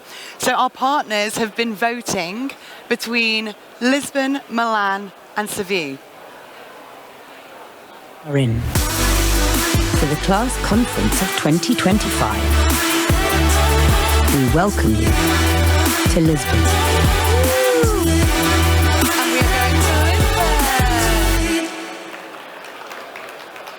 So thank you so much to everybody. I have had a wonderful day, 2 days with you all. It has been jam-packed, and we very much deserve a drink now. So please carry on talking to each other. The bar is now open, and afterwards we are going to a party at Old Trafford in the Loft Warehouse, which will be on till late. So we hope to see you there. Thank you very much. And thank you, Frank and my team. Well done, the class team. It's been a wonderful day. Thank you.